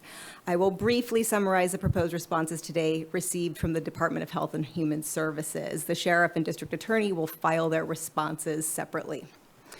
As always, just to remind you, your board has the appointing authority for the Department of Health and Human Services and may receive their responses and approve them or modify them as you deem appropriate. The focus of finding and recommendations include the grand jury's recommendations included seeking funding to expand services and also to raise awareness about elder abuse and the services that Adult Protective Services provide. Based on these recommendations, DHHS will begin to implement a marketing approach to educate older adults and the general public about elder abuse and reporting elder abuse by July 1, 2023. DHHS will also provide all the necessary information to the appropriate partnering agencies who wish to place a reporting link and phone number to Adult Protective Services on their websites. However, this implementation of this action is up to the partnering agencies and jurisdictions. It's not up to DHHS. When abuse is reported, the District Attorney's Measure Z funded elder and vulnerable adult services team, known as EVAST, has significantly improved the prosecution and conviction rates for elder abuse cases. DHHS applies for Measure Z funds each year and has already implemented the recommendation to jointly apply for Measure Z funds in partnership with the DA's office for EVAST funding this year. It has also been recommended that DHHS proactively expand efforts to apply for state funding for older adults experiencing homelessness, which will be partially implemented as DHHS is currently in the process of requesting funding to support care facilities that have space for SSI clients. Adult Protective Services could also collaborate in the future with the HOME program and other DHHS programs in the future to set aside housing specifically for older adults and those with disabilities. The Department of Health and Human Services is also in the process of planning semi-annual updates to the board and will implement reporting out on housing for older adults and those with disabilities. A response from your board has not been requested by the grand jury for this report. And I believe Director Beck is here and prepared to discuss the grand jury report on Zoom. If you do not have any further questions, I can continue on to the next report. All right, continuing on. The third report before your board today is a response to the grand jury report titled Collaborative Community Quest. This report focuses on the 4-year process by which the Department of Health and Human Services, Child Welfare Services Division, and the Humboldt County Sheriff's Office have sought to achieve compliance with the California Child Abuse and Neglect Reporting Act. This report particularly focuses on collaboration with local Native American tribal communities. The grand jury requested responses from the Director of Health and Human Services, the Sheriff, and your board. The Sheriff will file their responses separately, and I will briefly summarize the proposed responses received from the Department of Health and Human Services today. The findings include that Humboldt County children who are eligible for enrollment or are currently enrolled in a Native American tribe represent a significant number of children involved in child welfare services investigations and cases relative to their number in the county's population. Therefore, collaboration between child welfare services and sovereign nations in our region is incredibly important. Understanding this, DHHS Child Welfare Services has established an Indian Child Welfare Act program and has created a continuous quality improvement program which provides oversight of child welfare services. Tribal community representatives engage with child welfare services. However, DHHS's draft response agrees with the grand jury's finding that tribal community members and compliance monitors have expressed dissatisfaction with the process and outcomes of this engagement. Regarding the grand jury recommendations, the focus of the recommendations to DHHS include increasing collaboration pertaining to child welfare services community task force meetings and further developing the task force child protection reporting guide. To foster collaboration, DHHS agrees that the additional community collaboration in meeting facilitation would be beneficial for the community task force and will implement the grand jury's recommendation to create an environment where participating task force agencies share hosting and organizing duties for these meetings. DHHS will implement this recommendation and solicit interest from task force agencies. However, they cannot guarantee that agencies will volunteer for this responsibility. DHHS Child Welfare Services is not planning to develop two separate versions of the Child Protection Reporting Guide, one for mandated reports and another one for non-mandated reporters, as the grand jury has recommended. However, this reporting guide is publicly available, both in print and online, and has already been shared with all community task force members. Additionally, they are currently developing a request for proposals to contract with an outside organization who will be responsible for promoting community awareness and providing informational and training resources on the Child Protection Reporting Guide to the community at large. And a response from your board has been requested by the grand jury, and due to varying required timelines, draft responses for your board will come back in approval in September. Again, your board with the appointing authority for DHHS may receive their responses and approve them or make changes as you deem appropriate. And I would like to thank you all for your time. All right. Do you have any questions? And I know we do have Director Beck on, so if there's any questions for her, any questions that anybody has? Supervisor Wilson? I don't have any Bushnell? questions other than to thank staff for the complete report. And I don't have any substantive changes. All right. Thank you. Supervisor Bushnell? I just want to thank staff as well, and then I would make a motion that we file and, is that what we need to do? Receive and file. A second? Second. And I also want to thank the grand jury. I mean, they've really, the reports have improved over the years, it seems like, and fairly thorough. And yes, thank you, staff. So we will open this to the public comment. We'll go to the phone. And I can't see the hand up, I'm sure that. All right, let me scroll through. Beautiful attendee list. Okay, 5288. I also would like to thank the grand jury, if you can hear me. I did have some major concerns here. This Child Protection Reporting Guide is in the process of being implemented according to the response. And this is one of the things that, in my opinion, should have come out very first. I appreciate it's apparently out there, but I'm not sure everybody knows about it who's supposed to be. And it was stated they did. That's not what I've been indicated to me by some people. Part of the problem here we have is there's supposed to be MOUs developed, is my understanding, with the different tribes, so we all understand what the process is and what their wishes are. And only one of those tribes out of the 8, as far as I can tell from this report, have a completed MOU. Kind of sounded like the DHHS tried to bundle the rest of them together. That's not how tribes work. I don't know if they're not familiar with that, but they need to all be approached separately. I highly recommend, to satisfy some of the things here, the DHHS reach out specifically to the tribes, each tribe, to see if they can give the county an employee or find an employee to work with the county or be a county employee to show their concerns in this process. There seems to be a major lack of communication here. I know sometimes it is difficult to communicate, between sovereign nations and the county, but this is of a great importance. I'd hate to see this going ahead and because of lack of these things coming to fruition, have another 2 or 4 years under the mandate by the state there as far as their people. I know they weren't too happy before. I'm always pleased to hear that, as far as I can tell, the sheriff has done his share, but we're still lagging behind. as far as satisfying what DHHS needs to do in this particular topic. Thank you for my opportunity to speak. It's a long meeting. And it's still going. Thank you. So we'll go to those in the audience. This item, you have the 3 grand jury reports if you wish to make 3 minutes on those specific reports. But you don't have to. Oh, yes. And I'd suggest you can sit closer so we can do this a little more quickly for the rest of the meeting. Grand jury representation, folks. You are the reason I'm here today. It is your report. Can you look at us, please? It's our report. It comes to and our report. Yes. Look to us here. Yes, of course. We're the ones you're addressing. Thank you.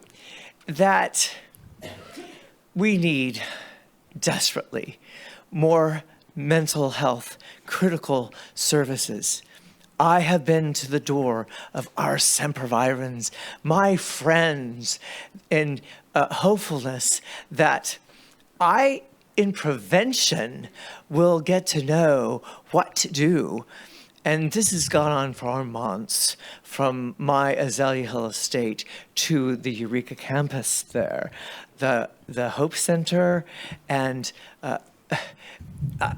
can I say Rob Amerman and Daniel T. and Kim, people I really appreciate there at our Supervisors. However, the step down houses, or from my house to wherever we can, to have step up houses. Okay, Steve, where to get Steve, to Steve, Cedar, the items that we're talking about here, if I'm correct, is the Silver Tsunami, the jail facilities, and the sovereign nation and the Native community report that were just given. So I would Supervisors recommended 2 years ago they needed the enlarged facilities. Thank you, And Steve. today, This is today. I Thank hope you. our Crest View Bridge folks have step-up houses for people to go to. All right. And from my estate to Your microphone is now off, and I suggest you're far afield. And unless you get back to these specific ones, I'd suggest you sit back down.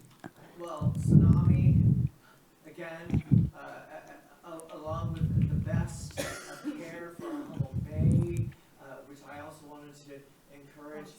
Wrong tsunami. We're talking about aging folks. Okay. What is the other one? It's too late now. Well, let me see. You got 54 seconds. Silver Tsunami is aged community members. Okay, aged community members, always more and more places for them to go to and live safely and well.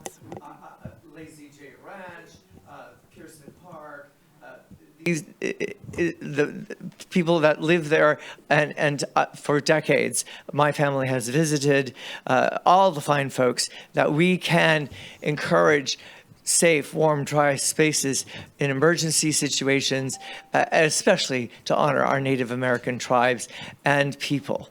And I truly hope that our public safety, peace-loving police will know all of the rules and laws and help us to learn them too. Thank you so much for giving me this privilege. Thank you, Steve. I don't see anyone else in the audience wishing to comment. We do have a motion and a second. We did, and I'm hoping that it comes up on here. And maybe, maybe we should watch out for those witty titles and how confusing they might be to some people. So.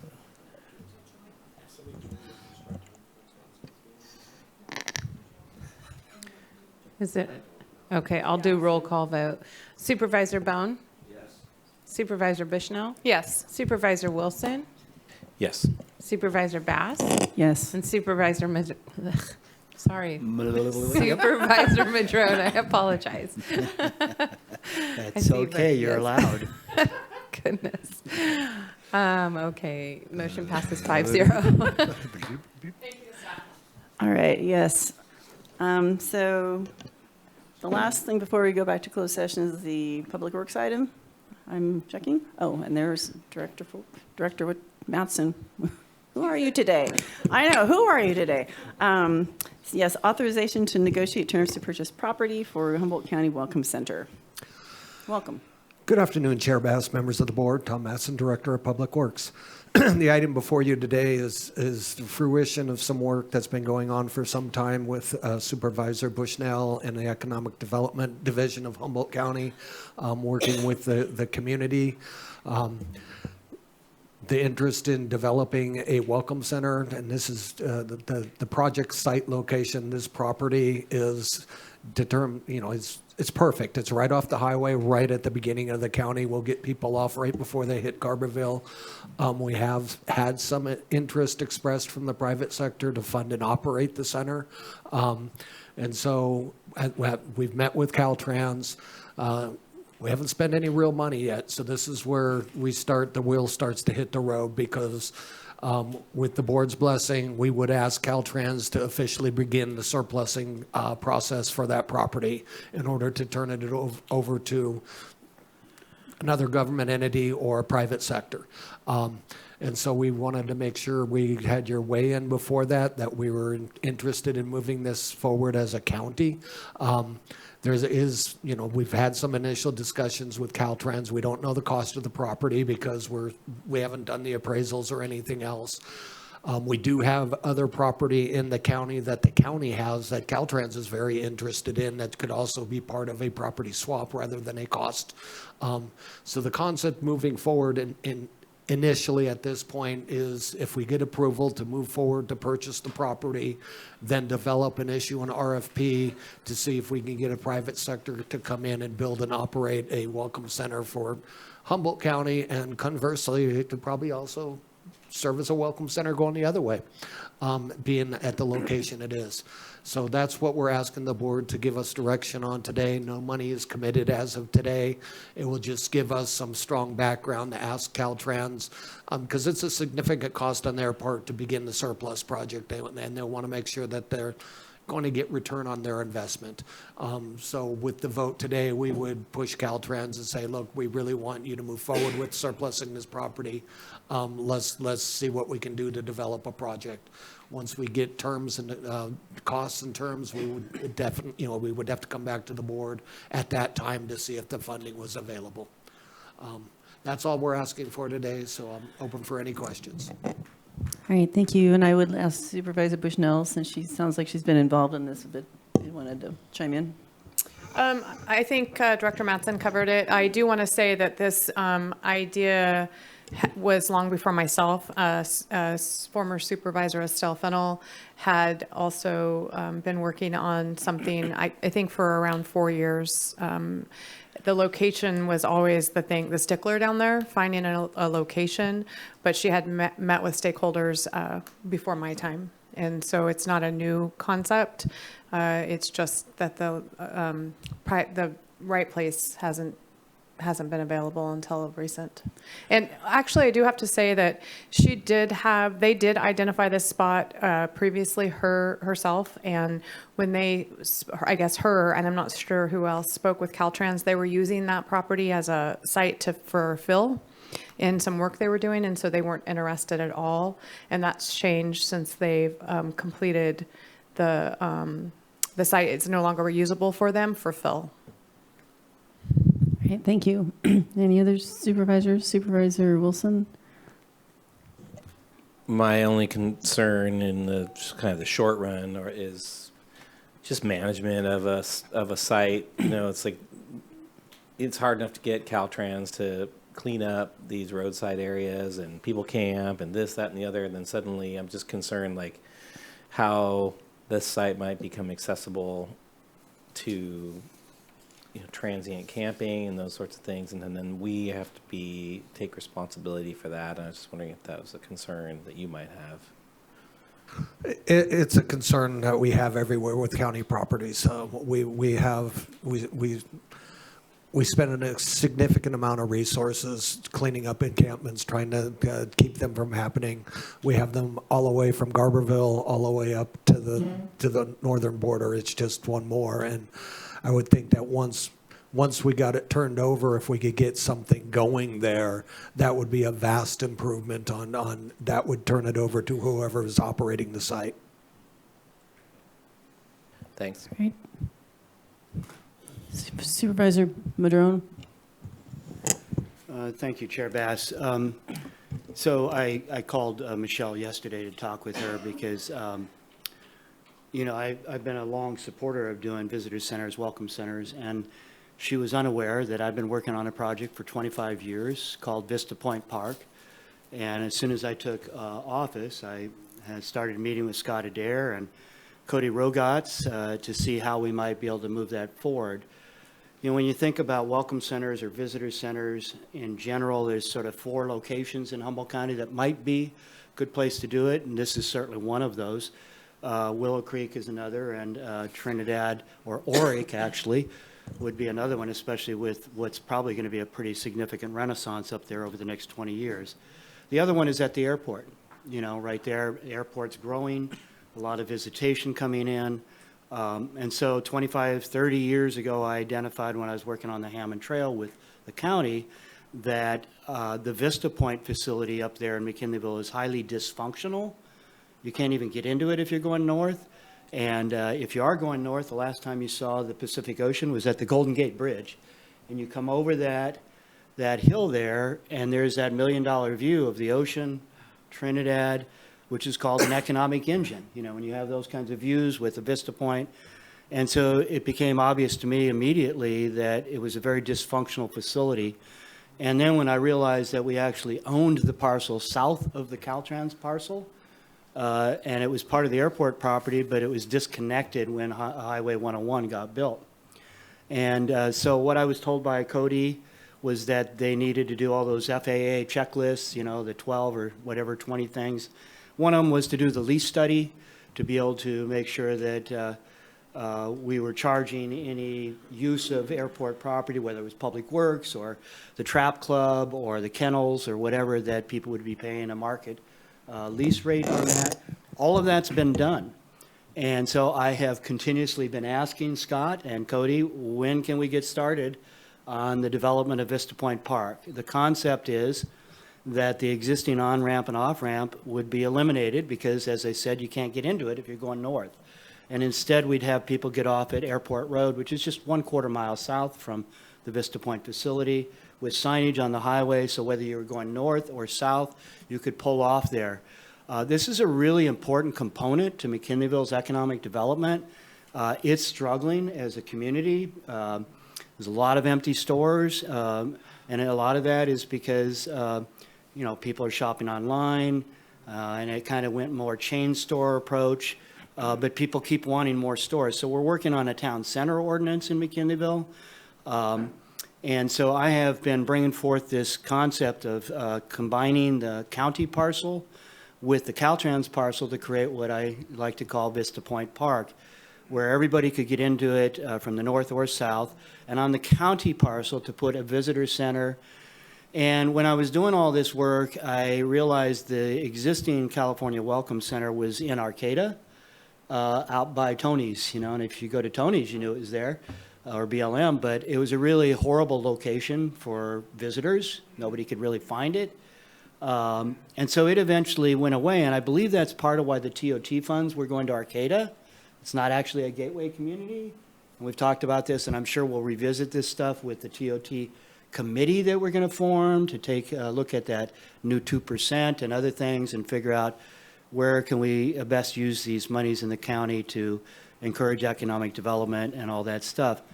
So I ran this concept by Steve Mosier, the owner of the Airport Business Park, and he told me that if the Vista Point Park was built, which will automatically start pulling visitors off the highway, because I don't know about you, but when I'm on a trip, I pull off in Vista Points, you know, because that's why you're on vacation. And Steve said that once that's completed, his airport business park would fill out within 5 years. At one point in 2008, there was going to be 2 more motels built in the airport business park. One of them was a Marriott by John Porter, and another one by another developer. And when the recession happened in 2008, they abandoned that plan and instead negotiated with some of the members of this board and others to have a sole lease option on this county parcel that's west of the freeway, has no airport use whatsoever. They negotiated with him to give him a sole source lease option to possibly build a Marriott over on the county parcel. which would have given us monthly lease monies, but not a whole lot else. And frankly, across the street on the business park area, it's all permitted for such a thing. And I knew that the Coastal Commission would never approve a Marriott on that county parcel because that parcel is owned coastal dependent. And a Marriott is simply not coastal dependent. Steve Mosier was extremely frustrated by the board's actions in doing that because he spent a lot of money on EIRs and everything else to try and build this business park. So at any rate, in McKinleyville, we're working on a lot of stuff with the town center, and we'll be bringing an ordinance to the Planning Commission hopefully within the next half year. And working with Ann Pearson there, she's had a dream for a long time to create this wonderful town center in McKinleyville that has all kinds of really wonderful aspects to it. And that, along with the Vista Point Park and the build out of the airport business park, would in fact change the economics of McKinleyville dramatically. Because right now it's trying to survive off of a bedroom community's income. And what this would do would be bringing in new income off the highway. And again, when people are on vacation, the data says that people tend to shop in small boutique craft art stores, cafes, much like Arcata has built over the years. I mean, at Christmas time, it's just not a thing right now where people go, let's go shopping in McKinleyville. It's just not a thing, right? Whereas in Arcata, it is absolutely a thing, and there's hardly an empty storefront in Arcata.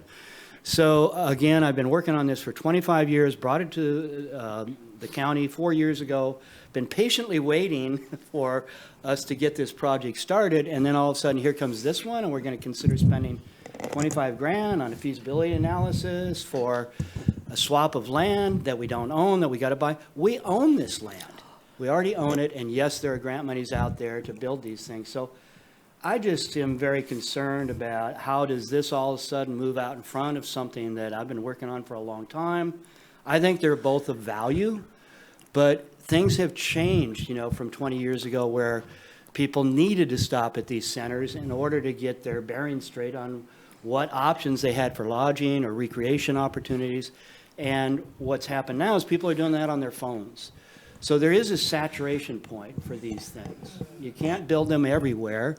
The Coastal Conservancy, in fact, told me when I brought this up 25 years ago that they weren't going to fund another visitor center with their funds in Humboldt because they built the one in Arcata at the Arcata Marsh Complex, the Interpretive Center, and they built one with Friends of the Dunes out in Manila. Neither of those really serve the highway visitors, per se, as a welcome center like this one would.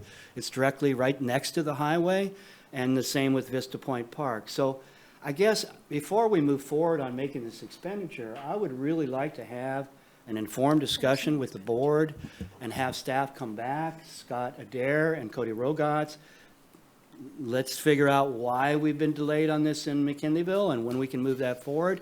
And think about the bigger issue of these kinds of visitor serving facilities in the county.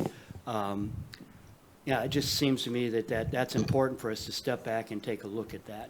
So thank you for letting me share all of that. I know it's late, but I've tried to make it succinct to the point. Thank you. All right, thank you. I would say it sounds like this one had been in the works since Supervisor Fennell was here as well, to some extent, right? Just wanted to clarify that. Yes. Yeah. Well, yes. And while I can appreciate Supervisor Madrone's comments, and I do think that the Vista Point Park, that's what you call it, is valid. I don't know that waiting on this is going to change that. I would, I think Director Adair's on. He is. And if he, Scott, are you able to come on Zoom? Yeah, I'm here. Can you hear me or see me? Yep. Wonderful. So I guess that I would like to ask, there are some differences in these two projects. And so I, first of all, maybe would like clarification for Supervisor Madrone on,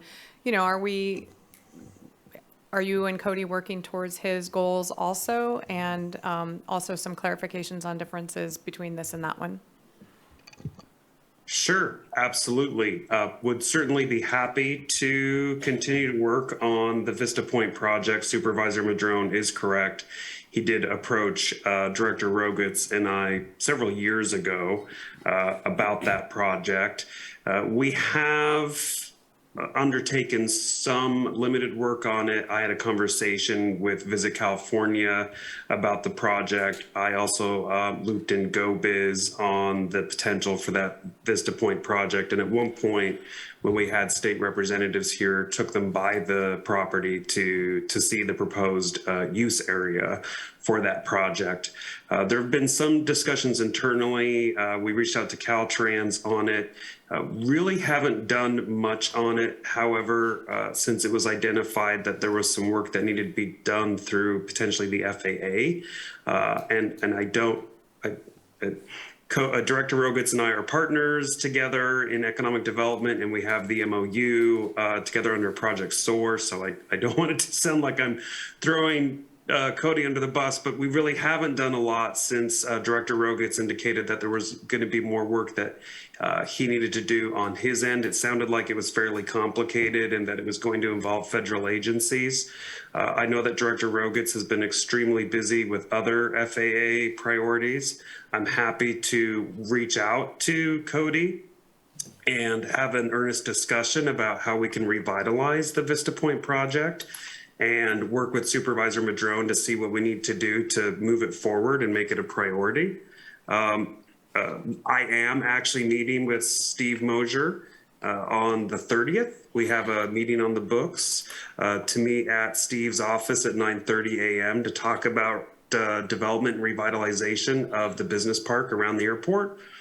That's something Cody and I have discussed at length, as he identifies it as being, it would be an economic boon to have that developed and good for the airport facility. I've also taken state representatives through that property to talk about what type of state involvement there can be to help develop it. So perhaps part of this is just keeping Supervisor Madrone better apprised of the work that we actually are doing. And Supervisor Madrone, happy to also loop you in if you want to be part of those meetings or discussions. Happy to do that as well. The Southern Humboldt project did come to us pre-COVID, and it first came onto our radar by Estelle, Supervisor Fennell. So it's one of those projects that was put on hold or hiatus because of the pandemic. And when we went back to pick up projects that we knew had fallen through the cracks, that was one of them. As I understand it, and after getting so far in discussions, we realized that this was a public works item that really needed to go through the land and lease specialists, and that's why Director Madsen's been involved. As I understand it, the item today is just simply to allow for discussion with Caltrans to see what those potential land opportunities could be and what the terms would be. I believe that those terms would then have to come back to the board for approval. Director Madsen would know better than I. I also, as I understand it, if the land were made available for this use, there'd be a competitive RFP process.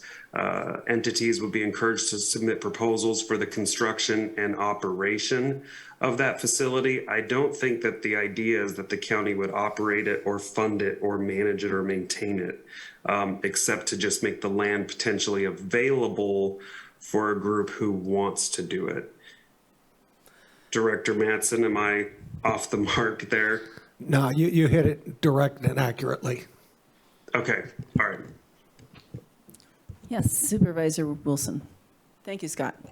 Thanks. And I think from my perspective, I mean, it's a relatively small investment to see where things go on this. And I would say the fundamental difference between this and the proposal that Supervisor Madrone's speaking of is that this appears, at least in this moment, having motivated citizens and citizen group driving it and wanting to making requests, and so there's some driver to that, and I think that that's part of the that's a lot of times what we're responding to is the energy that citizens are putting towards one thing or another. And so this seems like a response to that. Yeah, you're correct. I believe this is a reaction to requests that have made, starting with Supervisor Fennell from the community. Supervisor, I was going to say Bushnell, but she's nodding at Supervisor Madrone. Yeah, there are some differences, and I recognize that today we're not making a decision on spending any money yet. We're just trying to decide whether or not to proceed with letting Caltrans know that we would be interested in what they think about it all and what it might ultimately cost us to do the feasibility analysis. And then you'd come back with a supplemental budget request to allow for that to move forward. So I recognize that there would be another step here. And just to be clear, Vista Point Park, it's not just a combining of the county parcel and Caltrans, but it's to put a visitor center on the county parcel. And there are monies available through the California State Transportation Commission called EAM, or Environmental Enhancement Mitigation Program, that has a specific grant category for Vista Point facilities, those kinds of things, highway facilities that serve visitors. So that's been the vision for a long time. I just want to see things move forward. And Cody, I know you are on now, and I appreciate you jumping in for us here. And I know that this has been complicated. I applaud you for all the work you've done to get things checked off that large FAA list, and the lease stuff is done. But can you explain to us what else needs to happen before we can actually start moving forward on seeing what the feasibility is of making this project happen at Vista Point? It's almost like we're morphing into, I mean, I know it's related. I just want to make sure we're not going too far into that conversation. Understood. Just the way it ties in is I believe there's a saturation point for these things. And I think it behooves us to take a step back and think about that, look at the current data, and think about are we going to really have 3 or 4 visitor centers like this in the county? Are we going to just have one? It's not that I don't want to see the project happen. I just think that we need to look at the big picture. And if we're going to start spending money, 25 grand, I mean, we got a hiring freeze, we got all this stuff going on, and we're going to go ahead and jump in and do this. And so I think it's relative, but if you want to speak first, I do. Supervisor Bushnell, I that's think fine. that the projects Cody. are, thank you, Steve. I think the projects are very different in the fact that the Vista Center that you're talking about the county erecting that site and building that. Not necessarily. No, I'm saying that it would happen on that site, but just like the one in Southern Humboldt, it could very well be that there would be partners who would step up, like the McKinleyville Chamber of Commerce. The Welcome Center in Arcata was run by the Arcata Chamber of Commerce. By a but it was built by grants. Was it a building that was built specifically or something okay. So I would say that I understand your frustrations, however, that I do think there's room for one on your end and one on my end. And I think that we are going to miss an opportunity if we don't do this today. And I do think the hiring freeze it's kind of, to say we're going to do this, $25,000 and we have the hiring freeze, people are going to say, what are we doing? However, I think that if your item comes back next week, and also there's a $25,000 amount there, that this board would be supportive. And I think that we should recognize that both of them, I don't think it's a saturation issue. I think that we need to get on the horse with yours and get it before us. And I think our county can benefit from a visitor center on each end. I don't want to stagnate this one because I don't know what's happened with yours, and I apologize. I didn't know that you had one, as we spoke last night. Yep. But I don't think this one should suffer because of that. I agree with you. So, and I think that you and Cody and Scott should have a meeting. That's what I think should happen. So I agree with that. I mean, you say it's an opportunity estimate. This has been going on for 4 years. How does 1 month delay in allowing staff to come back to us and share with us their viewpoint about the larger picture of Humboldt County visitor centers? We're going to be revisiting the TOT tax. We have some new revenues there. Currently, Garberville area is getting the lion's share of the HLA portion of the TOT. They're getting what? The lion's share of those funds currently. They're funded through several pieces. So I just think it would be nice to just take the month and allow staff to come back to us. Well, I want to end. Hold on, let's let people talk and then go back. With some larger picture feedback on some of the issues that I brought up today. I would say that probably wouldn't be a problem, except for Caltrans has been waiting for 3 months for us to give them an answer. Well, they're not going to walk away in a month. Well, isn't it Supervisor? I could offer some information if it's helpful. We understand the nature of land and lease negotiations are that they are often private or proprietary until terms are struck, and that is why some of these discussions often go into closed session. There's actually opportunity with Caltrans to get that fee waived. And there's opportunity for Caltrans to do more and put more on the table, which would not actually entail a purchase of the property, but it would be of benefit to the county so that there potentially could be no county cost. However, Caltrans has expressed that timing is critical for them to make those considerations during the negotiation process. Those details were not put into this agenda item because they would likely be things discussed more in depth in closed session with your board. But Caltrans has asked us to move quickly just based on things that are happening on their end, that they would need to see some sort of movement from the board so that they could make those commitments. I think all of this would still have to come back to your board. Whatever it is that Caltrans would propose would have to come back through Director Mattson as part of a lease discussion or a negotiation. And I certainly, as I indicated earlier, and I see that Cody's jumped on the call, certainly would be happy to do my part to meet with you, Supervisor Madrone, and Cody to talk about the Vista Point project, as well as the upcoming conversation that our office is having with Steve Mosier. And so we can focus on both priorities in both districts at the same time. All right. Thank you, Scott. And Supervisor Wilson wants to talk, and I just want to say for my 20%, I'm supportive of this item today. I think when Caltrans, it's kind of like when that property came open, I'm just more comfortable. That's only my personal, and I'm only, like I said, 20%, but that's where I'm on this. Supervisor Wilson. I hear where Supervisor Madrone is coming from with relationship to sort of a global perspective, but I don't think that's gonna. I really actually feel. I mean, I have to tell you, I'm not a welcome center proponent in general, just for whatever it's worth. It's not my jam, and in general, I'm not. I just don't. It's. But nonetheless, I do feel it is of the interest of the county to look at that piece of property, if not for a welcome center, for whatever it is, that the county may need in the future because of its location and the opportunity in this moment, the Southern Humboldt one. So, well, that's the subject that I'm sticking to at the moment. So, and I also feel like actually that, again, I'm going back to the momentum that's generated by the group and the citizens that are motivated to get this going, which I kind of feel like actually the project that Supervisor Madrone is speaking of, what could actually draft behind.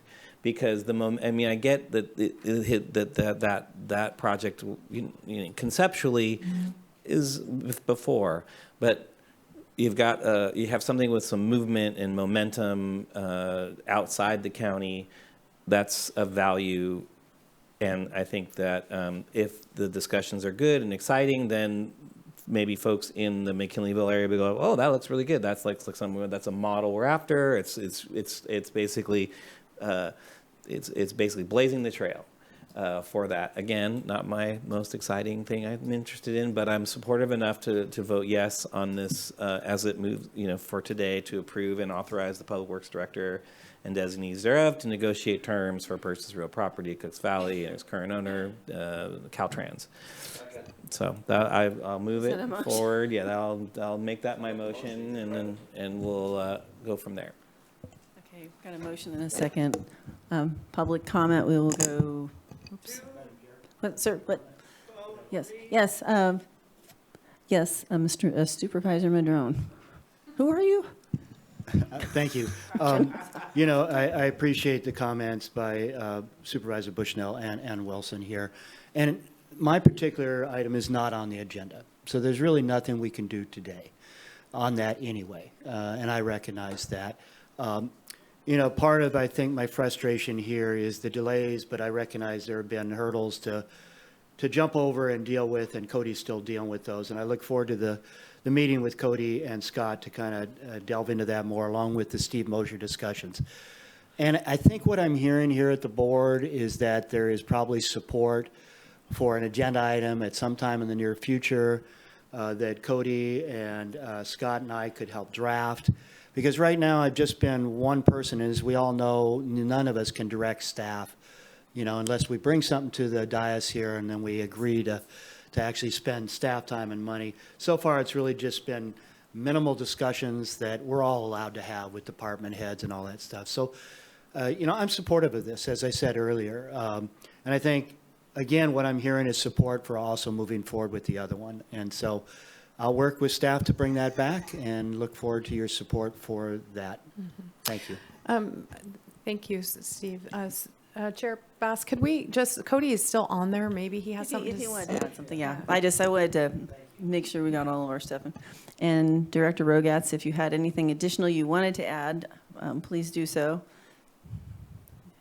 Yeah, thank you, Chair Bass and Board. Can you hear me? Yes, Cody. All right. Sorry for the delay in hopping on. I caught part of the discussion, just got back to the office after taking the FAA official around to our different airports. But yeah, we're working on finalizing some survey issues and just deed issues with that parcel over there that have been longstanding and were one of our corrective actions we needed to take on the previously mentioned FAA compliance matters. So that's our last item to close that entire project out. We were able to get FAA clearance, obviously, to move forward with filling out grant applications, and as the items earlier that were passed indicated, we've been successful in that endeavor. So I will continue to work and appreciate Supervisor Madrone bringing this up. Continue to work with him and Scott to bring that to resolution and find a path forward if that's the desire to bring it back to all of you for consideration and discussion. All right. Thank you.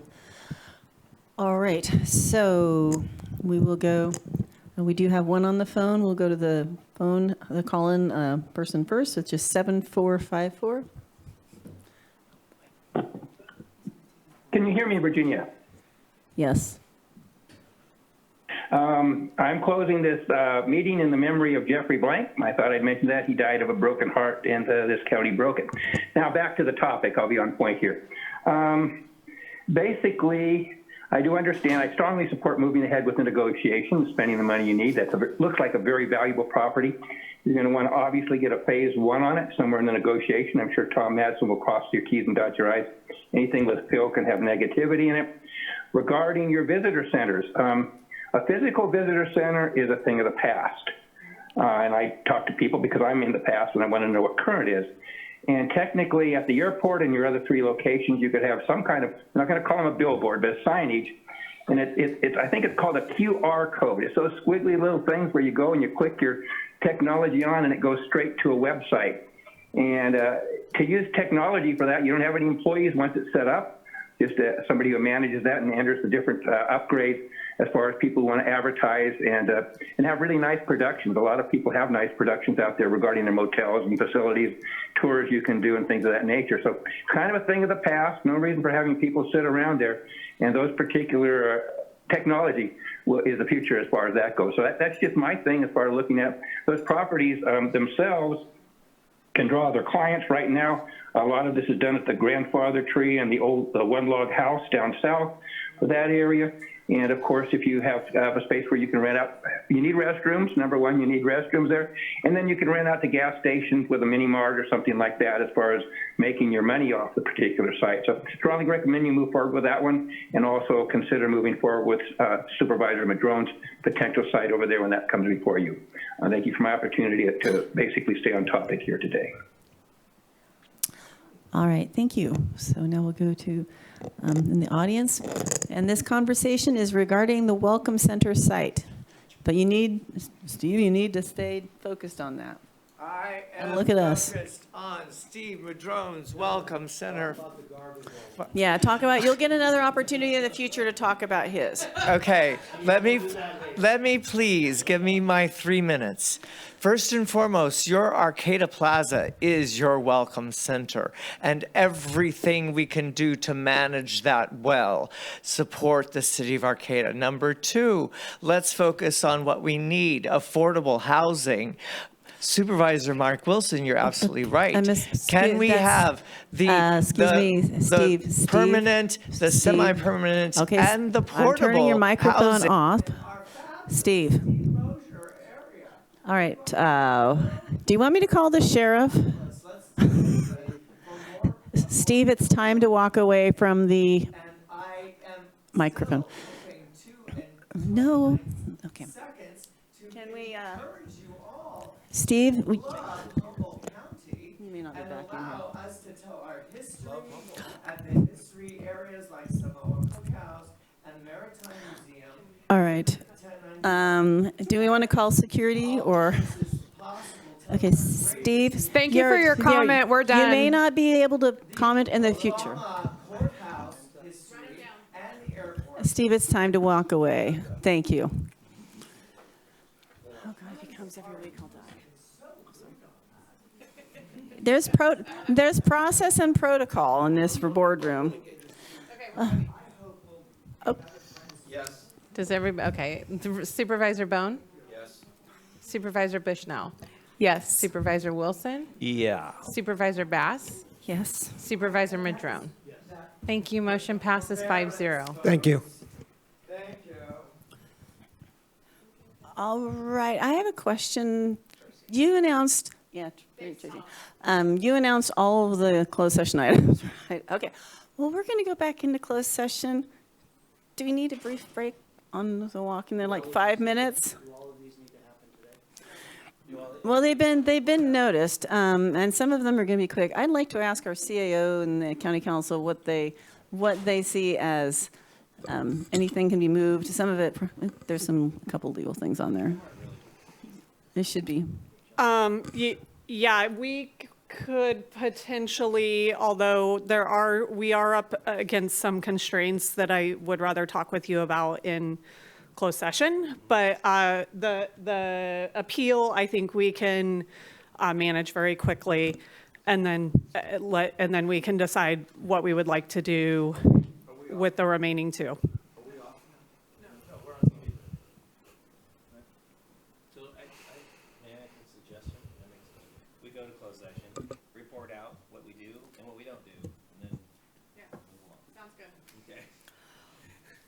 Okay.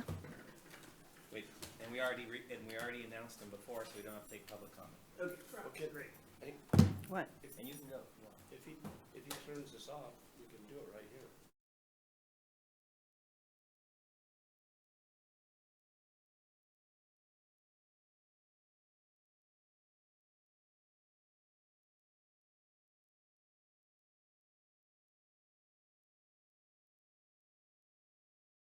I think we're already.